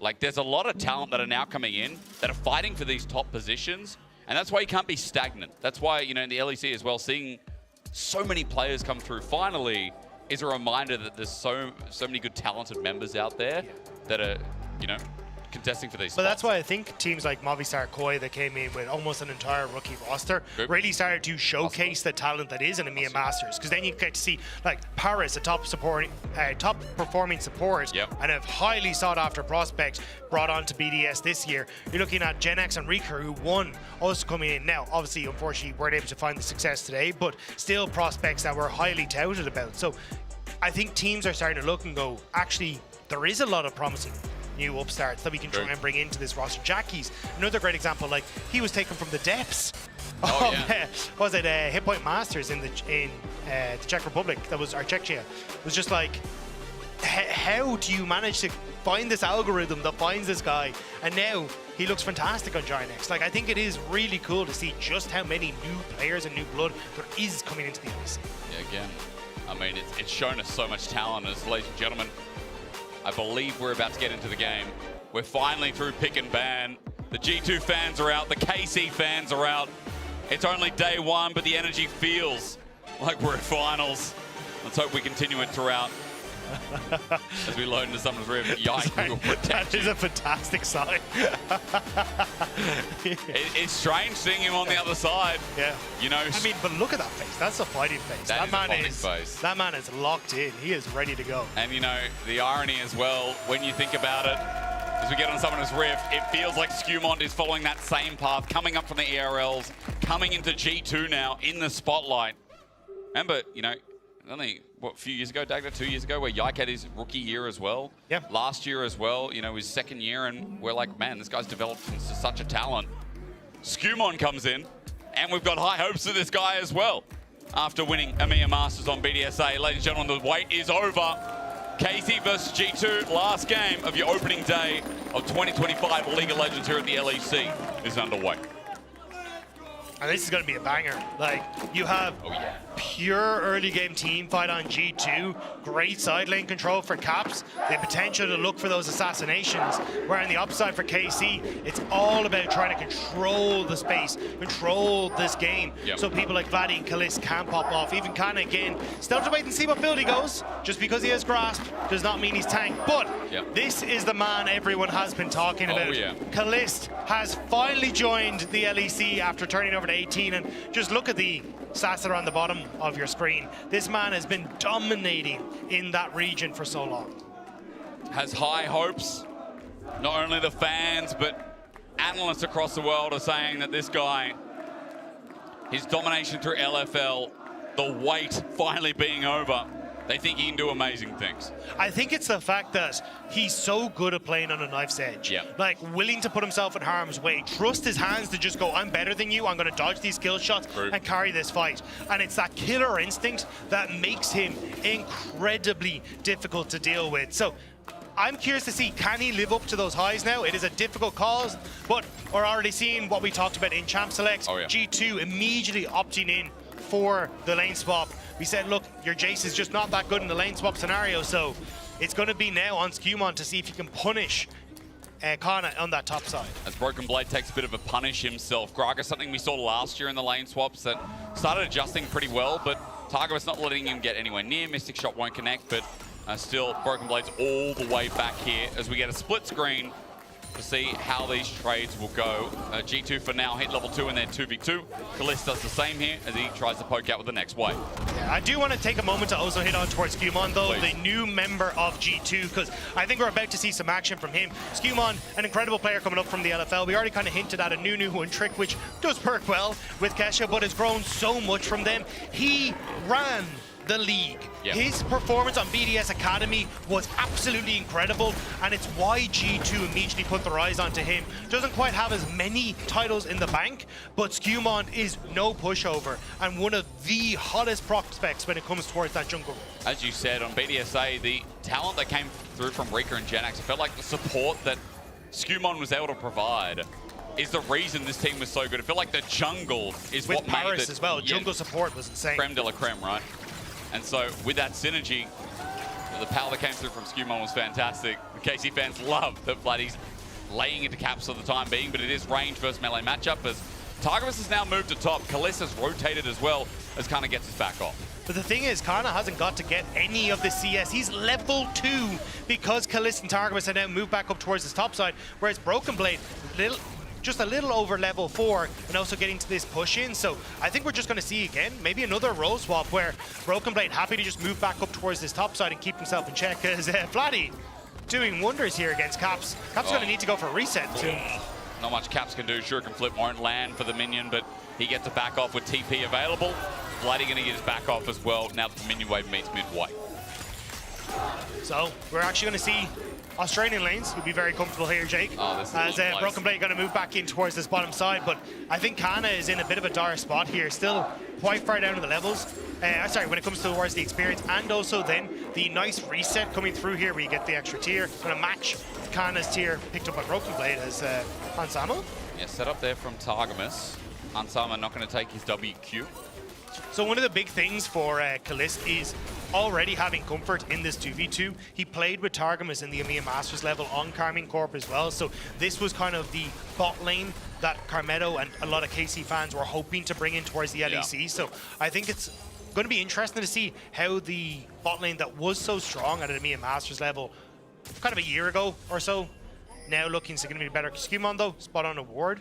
So I think we're going to look at, resets going to come through for Kalist and Targamas on that top side. Just look, you can see actually, as I'm finally allowed to touch this machine, 2 wards there, Dagdo. That's not a small circle, but in the bottom side of G2's jungle, KC have put the effort in to spot the pathing here as Skewmon is headed up towards the top, as we said. So good information for KC here to track early jungle path as Targamas now moves towards mid, and Yike, because of that, uses that info to start up the Dragon. Yeah, because he will end up with push in mid because you've got the melee matchup there versus range, and same in this bottom side. So even Targamas starting to roam down, good position here just to cover in case anything kicks off, but they know Skewmon's going top, so no need to worry about it. And Kalist on this Ezreal is very comfortable to play it safe and just pick up the CS at range. Playing that Fog of War as well as Targamas might have an angle here. Caps could be in trouble, but has his ultimate available, plays the smoke screen so well. Targamas can't find him with the trample, and Caps made that look easy. And I think it's a great call from Caps because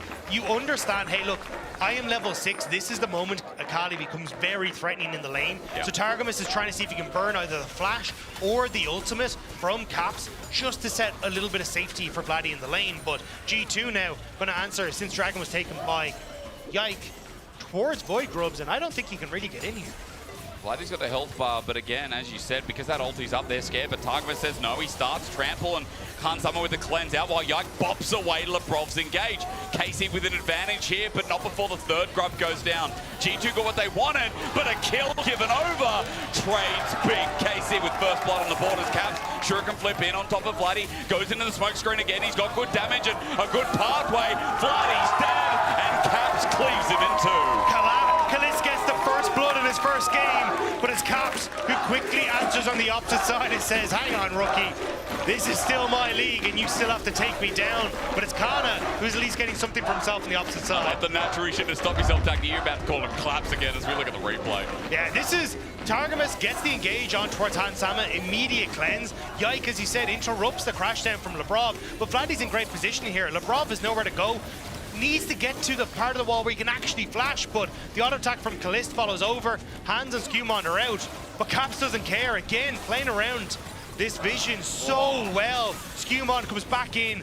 Caps departs the event thanks to a beautiful assassination.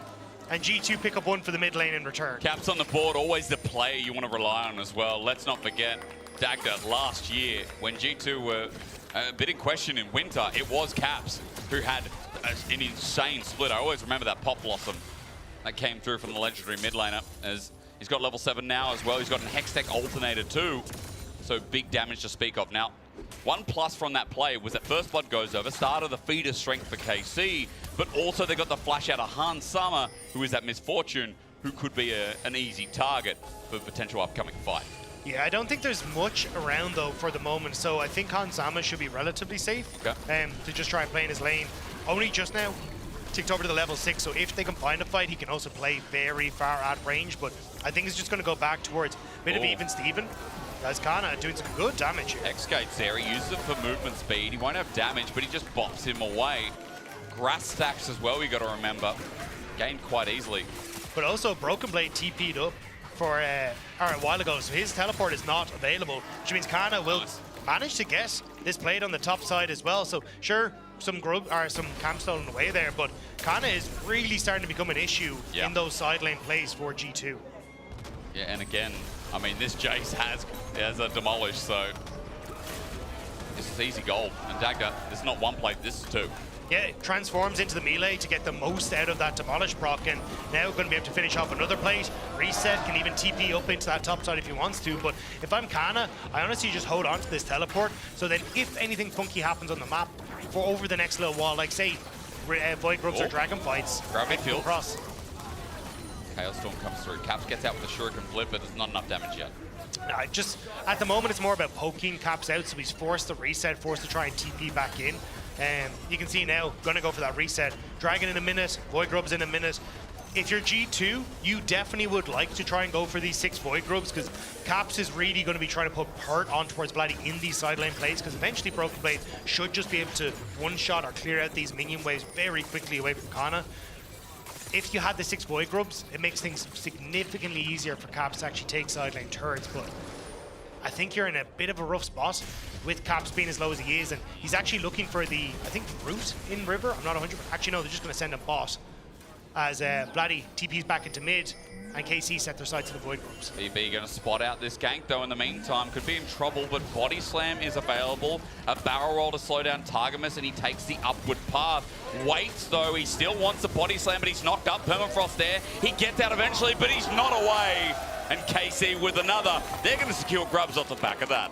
Yeah, you can see already, though, Labrov is in the area, so at least one trying to be maybe snuck away here, but Labrov quickly realizing that they weren't going to spawn in time, so he's going to move back over towards the mid lane. And again, Caps hadn't reset, so he's too low health to really try and push anything on that bottom half of the map. Kana now starting to rotate up, see if they can keep the mid lane play in check as well, as Caps will TP to the bottom lane. With a Storm Surge in hand, so first item of the game, it looks like, no, excuse me, Revolver also there by Vladdy. While feats of strength going to be start stacking in the objective way for KC as well.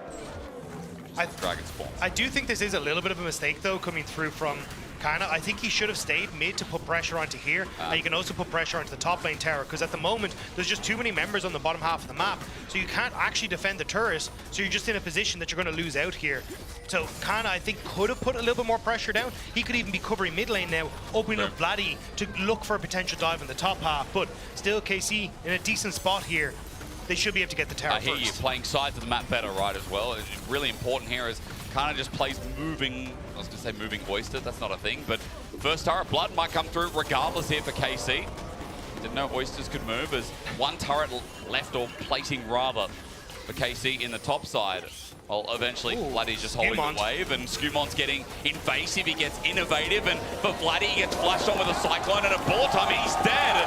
And Skumon's pathing in his angle, enters his kill. And this is why you needed to make that rotation as KC, because you leave yourself incredibly vulnerable, because Kana can't really defend the bot lane turret by himself, so Caps gets the free plates. The over-pushed Vladdy gets punished by G2, and you don't get the top turret. Yes, you get some plates, but they could have gotten so much more, and now G2 punishing those little mistakes from KC. And now we have even turret standing for top and bot as well. As you said, one plate left standing, but bot is close to being won as well. Caps will get the push in here as KC get the reset. BB also with the grubs going to get his push in and get some plating for himself too. So right now the gold slinking in favor of G2 ever so slightly. Yeah, it should be able to get at least a little bit more on the gold front back for themselves, but I think the real winner is going to be Caps. Like, he was down pretty heavily because Vladdy played a fantastic early game, or at least the laning against Caps well. Yeah. But that early kill, now the plates, Storm Surge, and a needlessly large rod, Caps is going to hurt. And if you end up running into someone like Vladdy that doesn't have any sort of magic resist at the moment, he is going to be a serious pain in the backside. Let's see, because LeBron might be caught out here. It depends if he can crash down over the wall. Kalist damage with Trinity Force doesn't just tickle, it hurts quite a bit as Targamas Hex flashes over the wall. Casey coming from the top side where they have full control right now as Vladdy was thinking about moving up, but Dagny, you can see Caps once again putting the pressure on that bottom side turret. Yeah, but you can already see Skumon is starting to move down towards this bottom side as well, so you have to invest members, if you are KC, into defending this bottom side, which is why you see them drifting down, because Caps can potentially one-shot Vladdy without any sort of flash. And now Targamas, look, I mean, that's what I'm talking about. That damage is insane at the moment. And G2 just keeping control on the map. KC are just kind of running around trying to match in positions that G2 aren't even really threatening just yet, but have the potential to threat. And again, he's also close to level 11 as well, by the way, and the extra damage off Perfect Execution is big as Gravity Field connects, but G2 are here to cover, and does this turn into a dive is the next question, as Skumon takes a turret shot, Labrov will do the same, and now with the health bars, I think not. Yeah, I'm not entirely sure what happened there to Skumon. I thought the minions were in range, but he ended up taking a terror shot, so very quickly had to back out because that ramping damage is insane, so they kind of missed their little bit of a window there, but still KC now trying to put the hurt on towards Caps as he just backs away. But there's not really much you can really do here, because G2 can still collapse here. They can indeed, but Labrov's taking damage. Permafrost sent out. He's just dead. Labrov biting off way too much as Skumon takes a true shot barrage as well. KC with the advantage, and Skumon sent packing, but Caps is like, I'm going in. Shuriken flip, not connecting here, but a shroud down just in case. And G2 running away. They have to flee. KC just took that easily. Yep, Vladdy not being hit by the Shuriken flip just kind of sent that deal for G2, so now they should be able to move back on towards this bottom side of the map. Skumon hoping he'd have the support of the MF ultimate to set up the play, but now you're kind of just stuck in no man's land as Hansama taking a good chunk of damage. Kinda gonna find Caps in the enemy jungle as well. Cap's going to find him. He fakes out the Hex Gate. He's not there. Kana, remember, is tanking up, but only a tunneler available. Shuriken flip doesn't connect though. Explosive Cask, or rather Blast from Kana, not going to connect either. Yeah, wasn't sure if Broken Blade was about to come over the wall, so just wanted to try and get back to turret for Kana, but ended up making his way safely there. It is going to be just a couple seconds now, though, until Rift Herald is up, and this is kind of the major problem that a lot of people are talking about with this patch is everything spawns very close in time. So you got Rift Herald coming up, you got Dragon coming up, you've got these objectives that you can look to trade on opposite sides of the map, and it's a case of how much effort do you want to try and put into Dragon stacking if you're KC, because I definitely think GT are going to be looking for those Rift Heralds. This is a team that likes to try and snowball their leads through gold into side lanes, and especially when you've got the Akali there, that's exactly what you want to do, is try and get down these early turrets and open up the potential for Akali to sneak in behind enemy lines. Just scouting out for Kana, who's pacing this game quite well, as you saw in topside earlier on. Dragon now spawning 15 seconds as Herald does the same in the topside. Meanwhile, I'm not going to talk about Arakan because it's the same one we're going to see for about 3 weeks straight, unless something crazy goes on as Broken Blade slowed down. Kana is low on mana, but might have enough to get the job done. Explosive Cast though, BB, he's got enough mana to do exactly that, as well as, yep, that's Tank Jace for you. Well, not Tank Jace at this point anyway, but still, that's just Jace for you at the point of being. Yeah, should be able to with the demolish maybe. I mean, this is KC, beats the strength. There they go. So first turret goes down. G2 won't able to access bot, and Dagda, big win here as Kalist is going to get spiked up. Caps goes in and takes him down. Welcome to the LEC. It's clap style. I thought he was going to be able to outplay Caps there. His team was on the way. But again, just that one step too far. Didn't expect the shurikens to hit, the 5-point strike, I should say, because still had the flash, still had the barrier. Right. But again, it's a difference between Amiya, Masters, and Caps. Well, he's 2-0 and he's already running this game. He's been set up by G2 to do so as they start the Dragon. KC are coming to this second fiddle without their AD carry, but he will have a true shot barrage as he spawns in 2 seconds. As Labrov is the target again. He's not that tanky, and KC makes light work of him. There's going to be a TP flank, but G2 have already lost members. It's Caps and BB in the same play. Vladdy's the target. Shuriken Flip doesn't connect. Skewmon is chasing Yike, and it's a broken apart fight. But speaking of broken, the blade is down. It's a trade again, but there's no jungler on the side of KC, while Broken Blade and Labrov ended up dying. The health bars on KC's side, though, are a little bit better, so I'm not sure how much they're going to try and commit towards pushing in these waves and maybe look for a turret, but Kana going to move back to him towards the bottom lane. He's going to push that one out. Kalist pushing in mid will just give them a little moment of respite to keep themselves in check. He's classy with it, though, isn't he? I mean, Caps clean stuff on the Akali. Well, we come back to this dragon fight, Dagda, and yeah, Labrov is just not tanky at all. No, not able to really operate here. Gets the stun on towards Targamas, but you're not really going to be that tanky as the Rel in this position. Skewmon tries to go in. It's a good stun coming through from Yike to prevent a little bit of it, but he still ends up taking the brunt then of the damage from Hansama's ultimate. And on the opposite side, Broken Blade just goes into a CC chain to end it all. But Targamas flash engage onto Caps, but he can't seal the deal. I mean, Vladdy tries to use his range to help out as KC use that set pressure to get the turret and the dragon in one fell swoop. Yeah, at least they will push Caps back, but Skewmon going to answer with the Rift Tower on the top side. Broken Blade, I think, should be able to get the tower as well. I'm pretty sure that one's low on top of it. So you're getting at least the tower trades on opposite sides, the objective trades. But again, you have to see, can KC turn that Dragons into potential value in the future? Or what are we going to do with a Rift Herald here for G2? Potential take on the mid lane turret could be the call after these next resets. G2, I mean, in this early game, it does feel like it's Caps versus, you know, the rest of the team right now, considering that Kalist got early gold, that Kana is actually 500, almost 600 ahead. I might pause on my breakdown of where the gold's sitting because Targamas is looking to make a play again, being very proactive with 5 out of 5 kill participation on this Alistar. Been running amok here in the enemy jungle.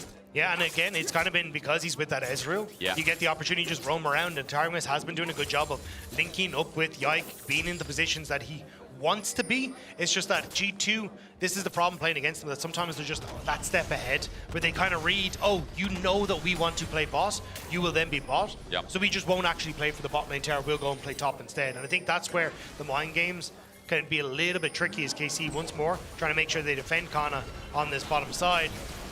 But they just need to find ways to get these minion waves past the river so they can actually look towards that mid lane turret to take for KC. Maybe the Trailblazer just picked up by Targamas will help out as well, especially with some of the roaming you were talking about, thanks to his AD carry. As that'll help out quite a lot here as well. I'm looking towards timers, by the way, and just quickly, Artican is now spawned. Yeah, it's also the 4% increased movement speed you're going to get because of the feats of strength onto the Swifties. Now that multiplicatively works with the Trailblazer, he's going to be very, very quick and may need to be in this case. Doesn't matter too much as Body Slam is there. Explosive Cast finds him. There's a crash down. He pops the Unbreakable Will, though, so he'll survive for a little bit longer, but at a low health bar, maybe it matters not. Herald also gets the mid lane turret while the cow drops down. And that's just good beat for you right now as Cap's going to take the 1v1. Kana's got the health bar, and I worry for Caps here while we look towards top. The Flash Cyclone catches Yike, and the old jungler of G2 is sit packing against the wall while Caps dies. But it's going to be the trade-off for the jungler. While you're on the top side, does that open up G2 to the Arcan? I don't think so, Dagda. It's got to open up a wound for Yike, though. Skewmon being the one to set up the kill onto Yike. Definitely going to be taking that one a little bit personal as Kalist desperately trying to respond. TP coming through from Broken Blade, though. But it's slow as anything. It's like standing in the line at the groceries and there's 5 people ahead of you. But if she could get the pennies out eventually, she'll be able to pay for the lottery tickets. I'm going to a different line. This is rubbish. I mean, we have self-checkouts in Australia. I'm just saying, here in Berlin. We also have self-checkouts. Some here. Some here. But the places near me. Okay, yeah. The technology doesn't exist. Yeah. And they just throw it past the scanner like so fast. I gotta catch it. It's also, I've noticed in Berlin, they're very small ends of the checkout. Who thought so you of gotta that? like, yeah, I don't know. Like in Ireland, we got the big ones, so you got the time to stay packing. And people are a little bit more delicate with the eggs, you know? Well, KC need to be delicate in this situation because G2 are definitely going to be roughing up a couple of their eggs in a second, it feels like, as you got Dragon down for a little bit, but still control over this top side for Atakan is pretty important. Well, wait. Because KC, as they move up, I guess they're kind of waiting for more of these item windows. I said that, but that was before I actually saw that everyone in KC has two items there. It's gone pretty well, actually, Yeah, so I think the windows now. I mean, I can say the same about G2 as well, as Han Summer has kind of creeped ahead in this game.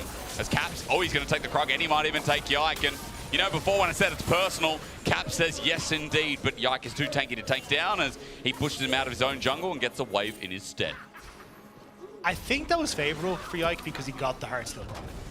True. You know what? As like any real ARAM enjoyer will tell you, it's always worth for the Heartsteel Proc. The boss flashes for Heartsteel procs. Yike didn't even have to do that, and he got an ultimate from Cap. So honestly, I think a big win there. You definitely take that, don't you? As Kalista starts peeking out. I mean, everything is about this top side, isn't it? Because Baron spawns in 2 minutes. Setup getting ready. The Atakan as well to be launched into it as Dragon. Probably less than a minute away. Remember, top right is not working today, so we are looking towards a Hextech Soul Dagda. Are we? Yes. Yes. I believe so. I can confirm that for you momentarily. It is XX, sorry. I'm just confusing myself. It could okay. be anything. At least it's not an ocean, you know, it's okay. Yike. Gonna be found again by Skewmon. We don't like ocean. It's kind of. I feel like Cloud Soul's the most broken, right? Cloud Soul's pretty good, yeah. Especially with the new boots. Look at our observer trying to be sus, by the way. Look, they're like, I'm gonna help you. Look at them. Oh, look at yeah, them. there we go. Yeah. Okay. Thank you, observer. I know you're trying to make it subtle. It doesn't help when I talk about it, does it? As KC moves a 5-man unit into River. We don't talk about the bad things today. As nothing about you is subtle, and nothing about KC taking control of this area is subtle. They're on the ward. But Caps is in a very good spot, and he has been ever so silent getting into the position. I think Kana, kind of realizing Caps would love to have this route in towards the back line, but now Kalista and Vladdy, very safe. Kana is not a tank Jace though, so Caps can also look for the kill on him. Kana's trying to get their range, and he does on Han Summer as Dragons at 5k. Oh, this could decide the game. Dagda mentioned as Broken Blade wants to come in and find his angle. Caps is stuck into the brush, and now he sees Kana, the all-ins there. Labrov has done exactly that onto the front line as well, but he's taken down an instant, and Caps is dying too. The blue wall has struck lightning of G2 as a knockup is easily done, and Kalist blasts for another. G2 are routed, and KC have done the unthinkable. The pincer was not strong enough to hold back the wave that is KC, and now they will move over towards a third dragon. Kills onto Kalist, and KC are coming alive in this final game. Pulling apart the fight so well, now with their third dragon of the game as well, and Baron has just spawned. This mid-wave will die. I think KC have a date up in the top side of the map.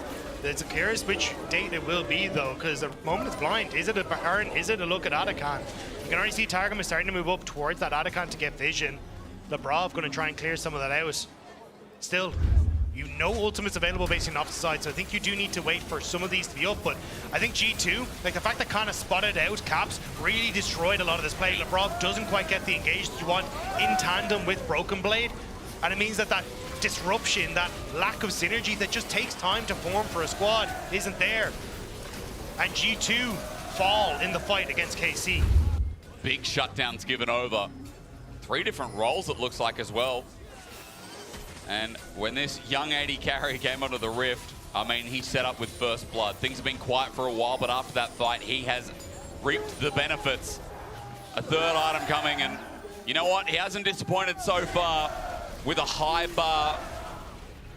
High expectations were set as well.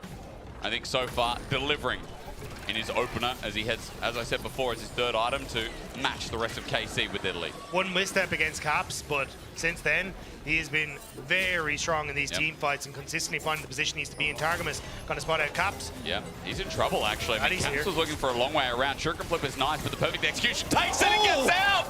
Slick as anything, he's got the Hex Gate as well. You don't mess with Caps. That was beautiful from Caps. Draws 3 members down and now gives G2 a ton of control over this top side of the map. Caps still has that TP to try and come into the fight, but now you lack a major engage tool. Hansama trying to draw Atakan out of the pit. Yike, here to spot it out though. Things are looking a little bit dire. I mean, Caps does it again. What can you do but respect this mid laner? The best Western mid laner. Level 15 now. And I'm wondering where that blasting one goes from there, Dagger. He stayed in the wave, so he's just absorbing a bit more gold. But I'm assuming we should see a 3-item Akali pretty soon as well. 16 Akali. Maybe in 2 waves time too. Maybe this wave.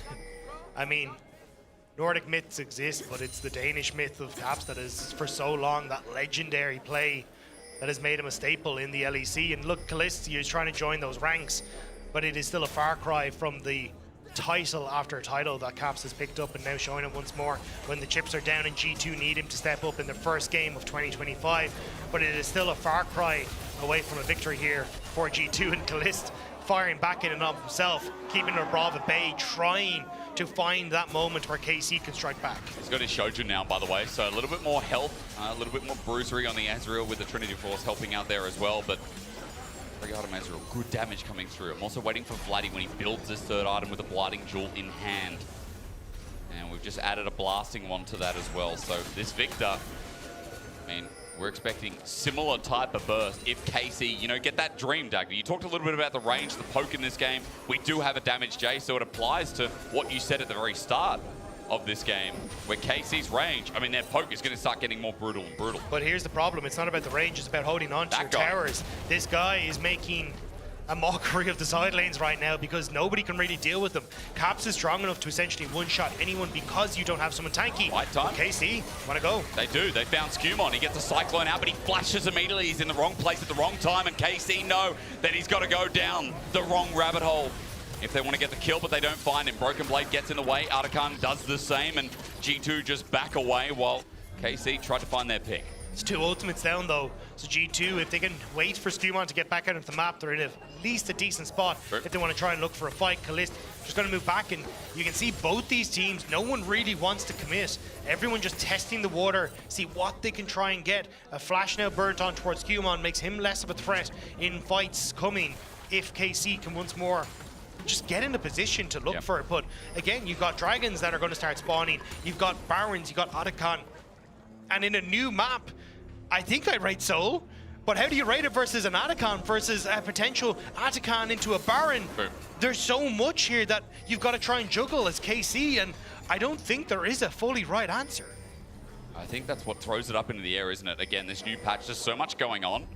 One fell swoop, one bad move, and it's objective after objective that leads into an easier fight. As you said, Soul could be important, but also if we get one fight around the top side of the map, it's going to lead to that double objective as G2 want to deny the Soul at the very least, give less tools to KC. Double TP's coming in though, KC. Can they try and get in here? Abs. Yike. Permafrost is there, the poke not there. I'm waiting again, the flash over the wall, almost Vladdy gets it is! I said almost because it wasn't Yike, it was Vladdy with a damn laser. It's KC's mid-jungle getting into the pit that keep G2 at bay. And now they're going. They've got the slow and the permafrost as well. KC land ability after ability, and with the Hextech Soul, they find a lot, but Caps on the back end has found Kana. In fact, he's separated from his team. He flashes away, but Labrov with the all-in helps Caps, and he explodes. Caps finds the angle, and G2 see the fight. Caps wants to reset to TP back into the fight. The calls are playing slow from G2, but KC, they have the slows, and they're starting to walk away. Caps, still in base. I think he's just going to walk up north. While they do, Kana on a 35-second death timer. G2 walking towards this Baron, it seems, and with Hextech Rift, or Hex Gates, I should say, G2 are going to get there a lot quicker than you'd think. They immediately go for Atakan. you don't really have the tools here for KC to fight back. An ultimate on your bottom lane needs to be the difference maker, but you've got to find the difference against a 5-man strong G2. And I just don't think you can do that right now. Targamas needs to find the engage. They haven't checked this brush yet. Vladdy's coming in. A barrel roll down. Vladdy, the next spot here, and good damage from Broken Blade. He's taking this Victor out by himself, and they're going to need supporters. Caps is doing the same, but Kalist getting in the way there instead. Turners are to come with stolen. The GA's given over to KC, but they're getting destroyed. Broken Blade running away from Kalist, but he can't outrange Kana as G2. Skumon clones. Kana's over the wall, though. He can still do what Kalist failed at as he ranges through. Kana is at full HP, ready to take on the whole team. On the Hansama, getting the flash out is big, but he's got GA. He takes one with him. Kana almost a second. He'll withdraw, but G2, the second objective in a row, stolen from within their grasp. And now that opens up for Baron. I cannot believe that that steal came through, because it may have just broken open the game. The soul, the Atakan, taken from G2, thanks to Yike, thanks to Vladdy, and now it may just be the game stolen as well. Didn't we talk about this when he was on G2 last year? We're like, man, Yike, some incredible steals in 2024. Well, now at the turn of this year, he opens game one, doing exactly that. Baron in their grasp, Casp now under there, and he's Caspar because Vladdy has taken him down. KC, what more could you ask for? Caps is falling at the feet of the new KC, and they are looking at the base. And the base should fall pretty fast. I mean, Vladdy walks up, KC is a 4-man unit, start approaching. G2 struggling now at the range and the poke of a Hextech Soul and Baron enhanced minions. But Kalist is mid, and so is Kana. They're just taking inhibitors in their faces. G2 can do nothing in this position. A Baron up wave is next on the menu for topside as Kalist starts to get the poke down. It started with Spain earlier on. Koi entered the rift big, and KC are doing the same. France now approaching another inhibitor, another Nexus turret, or rather their first thereof, but the minion wave is going to help do the talking. Noxus is for the strong, it is not for the old, and KC are looking strong here against the old guards. The ramp-up damage is disgusting as Kalist still has the GA for a little bit longer. He's the only one, but the Baron minions, again, are doing all the work. He arcane shifts forward, a bit psychotic, but he knows he'll die and come back. The rest of KC are doing the work anyway, and G2 left with one turret, have to hope to defend. A bullet time great, a Cyclone good, but in the end it won't matter as KC still clean up the pieces. Caps there on the defense doing the Lord's work, but Kana untouched until Hansama put the bullet through his heart. Caps doing good, but in the end, even with the triple kill, the base is in tatters. Kalist thought he would buy enough if he went forward, but there's not enough in the tank for KC. A Nexus turret stands with a sliver of health. Caps holds onto the game. And it starts, we're going for another round. We are. Man, we started with Rogue Team Heretics. We really ramped up through the day, didn't we? There was one kill in 29 minutes, or two. I'm glad we're not there anymore. Let's watch this again as GA used by Kalist. And Kalist thought if he could kill Caps, that's it, it's over. Hansama can't really do enough. Yes, he can clear out the waves, but can't get everyone. But because they don't kill Caps, he comes out, immediate ult onto Targamas to set up for the second half of the perfect execution, and he executes perfectly on towards Vladdy, gets the kill. Yike doesn't have the damage to finish him off, and G2 hold on by a sliver. Well, that one Nexus turret standing, as you said, Dagda, definitely an appropriate time to let you all know that they do respawn after 3 minutes. So, yeah. Let's see. I mean, again, your Caps has held on, but Elder, as you've just told me or shown me with your finger, is spawning in 30 seconds. So, let's see, will it be decided? Because KC are in a great spot. One mistake from G2 and they'll just enter through mid, through top, hell, even through bot. All eyes have to be on where Caps is if you're KC. If you can control Caps on this Akali, Vladdy can carry, Kalist can carry, but they might even get off to a phenomenal start. Akali in base, Caps There are no wards in and behind KC. They've done their due diligence on this one.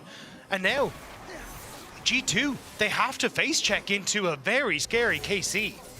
Got a 4-item Victor. That Ezreal the same as well. Fog of War, as you said, the night is dark and full of terrors for G2. Caps needs to clear this top wave. The second he shows KC can look for the plays. Kalist going forward. He feels it. Labrov, Targamas with him as well. In a choke, it won't be enough to dissuade him. True Shot Barrage dodged away from, but Labrov is now at half HP. Karna also moving up towards that top side. He's jumped on towards Caps as well. Karna looking to finish off the Akali. They're going to get Elder Dagda. G2 can't do anything about it unless they go now, but Labrov is spoken to harshly by Vladdy.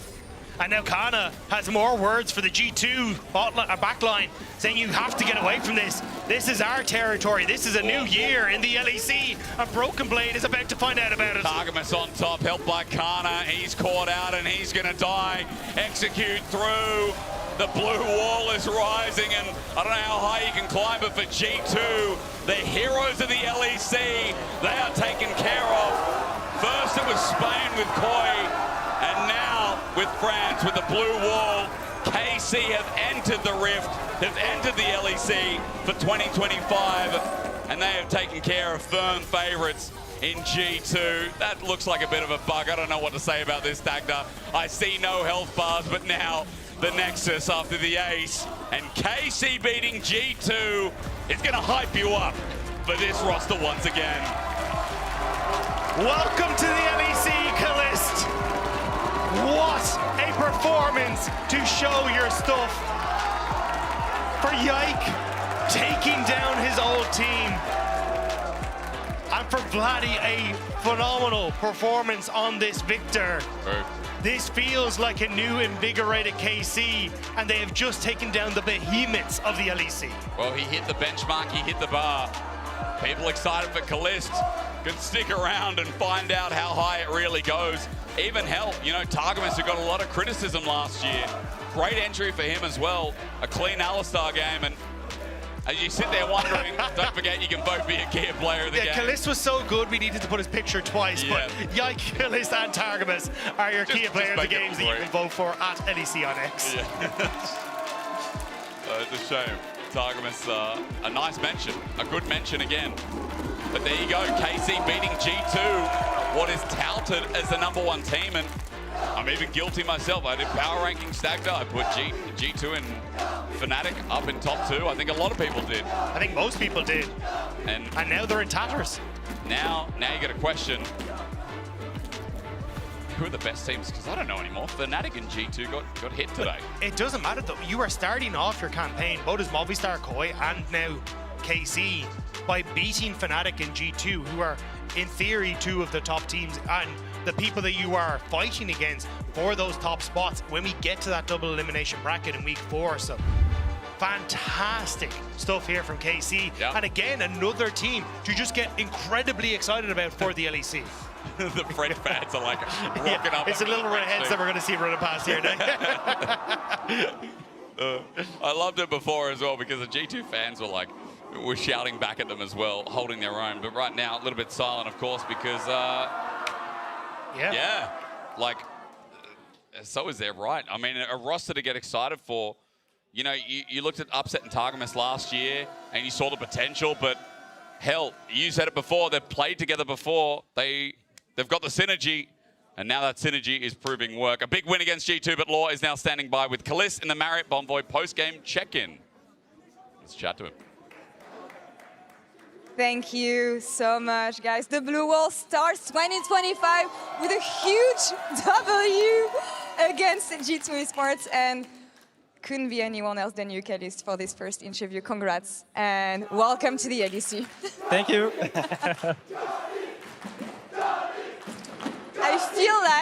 I feel like they were waiting for this even more than you were, honestly. Amazing support from the fans today. But tell me about this first time. Tell me about this first game on stage for the LEC. You have been waiting for this moment for such a long time. How was it from the moment you stepped in the studio this morning into taking down G2 Esports in your very first LEC game, Kalist? I mean, the fans were not the only one waiting. I was waiting since a long year. Mm-hmm. But yeah, I was very excited today.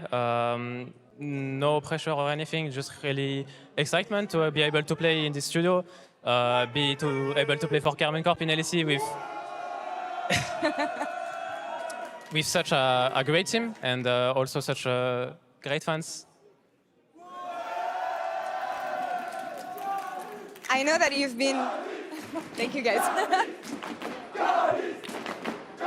You have been talking a lot about the fact that pressure does not affect you. The noise outside does not affect you. I want to know how. What is the process for you to mental block every noise that comes from the outside for you to focus in the moment, focus in performing on stage? I would say that I'm just doing what I love, you know. I always wanted to be a pro player, always wanted to compete at the big stage when I was young, so now I have the chance to, so I'm just focusing on my own game, on my plans, on what I can do better, and I'm just not stressed. I'm just living each day like it's the last day, having so much fun, and also, I don't know, it feels just great. I feel like at home, and I'm really happy to be there. You've talked a lot about the ambitions you had, what it means to you to be a pro player. I know that L'Equipe had a special documentary about you recently about how much you love to compete and how much it meant to you the day you announced your parents that you wanted to be a pro player. Now that you made it in the LEC, if you could talk to yourself, talk to this younger boy who was taking his first steps into esports, what would you tell yourself, Caliste? I will say that all the hard work that you're putting in will one day pay, and like you will go to LEC for sure, and it will go well for sure. And it's only the start of my career, I think. So good things are coming. It is only the start, indeed, and a great start against G2 Esports today, Caliste. Merci beaucoup. Thank you so much for joining me for this interview. Thanks to the Blue Wall, of course. And that's all for us here on this side of the studio. So let's hand it over to PGL with Shox, Jack Spectra, and Yike. Take it away. Thank you so much. Oh my God, I love that interview. What a great last question. What a great guy, and what another great guy. Yike. You really wanted to win. We knew it we saw it in the video beforehand, of course, against your ex-team.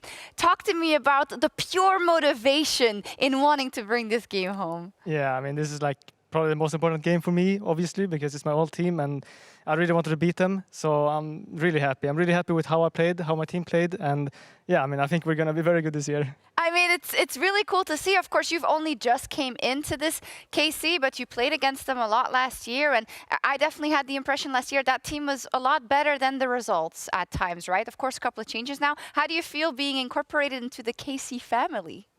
It's amazing. Like, the KC fans are so nice. Everyone is so nice. Everyone I work with as well is so nice. And yeah, it feels amazing to be part of this team. Jack, it's looking much better. Yeah, I think like the game you guys showed was really, really nice. And I'm curious to hear like how Scrim's been going, how you've been finding it in this new environment. It's crazy to think you were on G2 for 2 years. Yeah. It feels like, in my head, it's like you recently joined the league, but you know, it's been a while now. It's been a while. And how has the change been? Has it been a big change, or is it just kind of the same old? And I think scrim-wise feels similar to me, you know. I feel like we're doing good in scrims, and it was the same in G2. We're doing good in scrims, so I'm always happy with that. It feels no different than that. And team environment, I think the team environment is also very good. Like, we're all like making jokes, laughing, having fun. And I think that's very important for our team, and I think we're doing it good. Yeah. I don't know if I read it somewhere or if you said it somewhere, but I feel like you will have to evolve as a player because you have to learn a lot of new things. There's also, you know, Callisto's coming in. You have more experience than him in the LEC at this point, right? Is that stuff that you have to build out, that kind of leadership role? Yeah, because for sure in G2 I was like the last probably leader in that team because everyone was a veteran. And now I am like one of the like oldest in the team. I think me, Kana, and Tori are all like the same. But Kana also, like, he's from Korea, right? So he doesn't speak fluent in English. So it's harder for him to like communicate his experience. But for me and Targa, I think we're taking that job, and I think we're doing it well. You know, I think we're helping them a lot, Vladi and Kalist, and I think they're improving very fast and very well. How did you deal with the fact that I feel like you came into the league and everything was going amazing, right? You also had a lot of carry performances, then you had to evolve as a team. Then that second year, there were a lot of expectations because it was kind of like make or break, I feel like, the entire year, and it didn't pan out. Was that a hard hit for you to take personally in that very young pro career that you had? Yeah, I mean, it was 2 years, but it felt like it went very quick, and I'm a bit sad with that because the results didn't. I feel like we were better than like how we ended like at Worlds. Both times, I feel like we were better, and it's very disappointing to end like that. And yeah, like I understand like everything that happened, and yeah, always this like sad to think about. Yeah, I'm sorry about maybe that. like a weird question. I had this argument earlier where I feel like you guys in 2023 were better than in 2024, even though in 2024 your games against like T1 were really close, your series against BLG was really close. But I had the idea that in 2023, maybe it was because I played against you guys in 2023 and got stomped, but I feel like you guys were like in 2023 really insane, but then kind of choked in officials. While in 2024 you guys were more like shaky. What do you think? I agree with that. I think 2023 we were very set on plays, and I think 2024 we had to like learn different ways and play like more macro, I guess. But we had like the thing where, for example, we always dive bot. For example, Hans goes Draven Kalista. Hans goes Draven Kalista. We just dive bot. We had these set plays, and people didn't really know how to adapt to that. Yeah. And then like 2024 it was more different because we started doing like more other macro things, and yeah, it just got like harder. Like we had good results versus like some Asian teams, but for sure. Yeah, it's hard to know the difference between both years for me. Well, this year is starting off really well. You're Kia Player of the Game for this one. Nice. Talk to me about the... Was it the Dragon? The Dragon Steal? It was the Dragon Steal. I think you went for it, but I mean, Vladi got the Atakan it. Steal as well was also... Yeah, it was 2 steals. That Atakan Steal. I mean, we were just talking about it. We see them doing Dragon, and I have Flash, and Target's like, you splash over, and I'm waiting for it. Then I'm doing it, and I like kind of missed my smite, I guess, but Vladi just secured it. Very good by him. And then on Atakan as well, it was kind of the same calls. Target's go for Atakan, because they were like fighting someone else in the bush, and I just committed for it, and yeah, I was confident I was going to land the smite. Talks the most in this team now? Because I know that Targamas used to be, at least, a very quiet player, and I don't know how you were on G2, but I assume kind of quiet. Who is doing most of the talking? Yeah, I mean, that's the funny thing with everyone like thinking about Casey. People think that we just don't like talk. And it's like kind of weird because, yeah, I feel like Targa actually talks very well. Like, like I think he talks like a good amount. It's not like he talks too little or even too much. But yeah, he's, like same as Mickey or? Yeah, I would say it's like similar to Mickey. I think it's like very good comms. It's like, I would say he's like the smartest in our team. So like we usually listen to him like macro-wise, and he's doing very well with that. And I think me too, like taking more leadership role in like talking early game, mid game. I've started doing it more. But then Vladi Kalist, they also have like very good comms. Like they know actually things to do. Like Vladi was actually talking very well this game. Yeah. Okay, I want to take a look at the schedule for tomorrow because I believe you're playing Movistar Koi tomorrow. That is our match of the week, our very first one, which is amazing, our altogether match of the week. Yeah, today they did amazingly. I'm sure you saw it before your game. You bit scared? Yeah, I mean, I thought Fnatic was going to do a bit better. So, yeah, I don't know what happened, but... Do you think it was draft gap, though, or do you think, like, I think for sure the draft was easier for Koi to play, so that makes sense. But, I mean, it doesn't matter for us. I think we're going to win against them tomorrow. I know it. Fair enough. What do you think, Jack Spectra? I mean, I think, like, it was a hard game to tell if Koi is that good because it was kind of a stomp. And I feel like in stomps, a lot of the time, it can look like the winning team is super good, but it's just like a kind of early game lead that just turns into... Especially in this meta, right? Yeah. So I can see it being going both ways, to be honest. But for me, your guys' win against G2 today has more like stock than their winning as Fnatic. Because it was a close game. It was kind of a fist fight, but you guys just came out on top. Did you think as you were playing that game, you were like, oh, this Caps guy, why? This is so annoying. He was kind of styling. When I saw him like solo kill Kalist and then kill Targa and like start killing people, I got very scared. He also has Mercs, I can't really focus him, but we managed to shut him down, so I'm happy with that. Yeah, bet he's malding about that. Hey, nothing against Caps, of course. I'm sure they're going to bounce back tomorrow. They're up versus BDS, so that'll be a nice one. Kind of a... Yeah, a cool matchup that we've seen a lot, but it looks very different now. I also want to look at the standings because that does mean that KC is at the top of the standings in the LEC, which is awesome. You know, but a lot of teams are currently. But I gotta say, this is kind of crazy, no? You have Giantex, Rogue, Movistar Koi, Karmine Corp, and Team Vitality are our #1 teams for now. I know this is just a 1-game sample size, but there's a couple of teams in that right column, Jack, that I did not have on my bingo card as to lose today. Yeah, I think Fnatic and G2 are the big ones for me that I was not expecting. Even BDS as well, to be honest. And curious to see how it'll fare towards tomorrow. I mean, it is just 1 game, so I'd be very surprised if, like, you know, G2 and Fnatic stay. It's only 9 best of ones. It is only 9 best of ones, but, you know, it's G2 Fnatic. They're usually pretty damn good. They usually bounce back. It's true. Yeah. From scrims, how would you say, like, it looks similar to this? I'd assume not, right? No, it does not look similar to this. That's all I can say. Okay, that makes sense. That was a surprise. I mean, Giantex apparently has been doing all right. Yeah, what do you think about Giantex? Because I know that was a team that you were, you could have joined, Allegedly. potentially. Yeah, I mean, if he says it. Yeah. And what do you think of them? I have worked with Kyoto and I really liked them. And I think that No and Jun are really, like, kind of underrated. I think they're really good. What do you think of them and their potential this split? I think they will be strong this split. Like, I know this team is gonna be strong. Like, as I said, like I even try out with them because, like, I had, like, all of that. And yeah, I know they're gonna be a strong team. Like, I know Jackis is good. I know Noah Jun is very good. Yeah. I know Closer is also a good jungle. I think he's very underrated. And the lot also seems good, you know. So I think this team is gonna go well. So it's not a surprise to me that they won, you know. Who do you think is, like, top 3? Top 3? In LEC? I mean, I would say Casey. Yeah. It's hard to know. The easy answer is like KC, G2, and Fnatic, but Yeah. they both lost, so it's hard to say. We'll Like, see. We'll see. There's a lot of good teams right now. Just you guys for now. As we just heard, the fan meet is starting for KC, and I'm sure Yike's going to get his flowers also, so we're going to let him go, and we'll see you tomorrow. But before we do, we're going to have flowers to let you know what you can be hyped about in the LTA. The 2025 League of Legends season is here, and LTA North is ready to bring the heat. We're kicking things off with a draw show to set the stage for our first split, leading to First Stand. But first, in the spirit of Season 1, we're going to get things started with a show match, featuring players from all 8 of our teams, led by team captains Kobe and Azael. This will be an exciting first look at all the new changes hitting the Rift this year, starring all Noxian champions, including the newest Noxian on the Rift, Mel. It's a new dawn for North American esports, and I can see it now.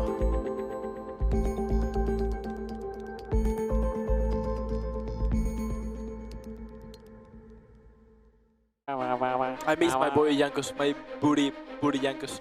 If Jankos is hearing this, I love you, but you're f***ing washed. Look, maybe I kill Zeri. Maybe look, Cassante. I'm ulting here, Cassante. Okay, Zeri no sums, Okay, guys, Zeri no flash, no cleanse, no flash, Zeri. Ready. Oh. Let's go, yo. Time for me, ladies. Don't forget that we are just a bunch of rookies, so no pressure. No pressure, like zero pressure. There's no pressure, guys. We are 5 rookies, so there is no pressure. Paris is going to step up. Hylissang stunned, only level 5 right now. 113 coming in, and there's the bullet time. Hilly oversteps. I will go still. I will go. 2 seconds. Let's go, bro. Let's go. Jesus. Oh shit. Look, I love Guys, Atakan is spawning. Guys, please. Yeah, chill, please. But Noah needs one more. Jax close to leveling up. The Mystic Shot missing Noah. Flushes out the first blood, and it works in the end. I think I will too, Dagda, because the Giantex is top laner. He's playing on a knife's edge. There it is. You know what? We won't take the lot because he's now dead. And now a lot on top of Reek is going to remind him where he came from. Fake Super starts auto-attacking, takes a turret shot, the flash, ignite down, they're out of turret range, but Oscar and uses the ward. But Super laying Legolas in his first blood. Blinking health bars everywhere. A root caller gets it onto Super, but a knockback says no again. He gets innovative, and for Vladdy, he gets flashed on with a cyclone and a bullet time. He's dead. G2 won't able to access bot. Dagda, big win here as Kalista is going to get spiked up.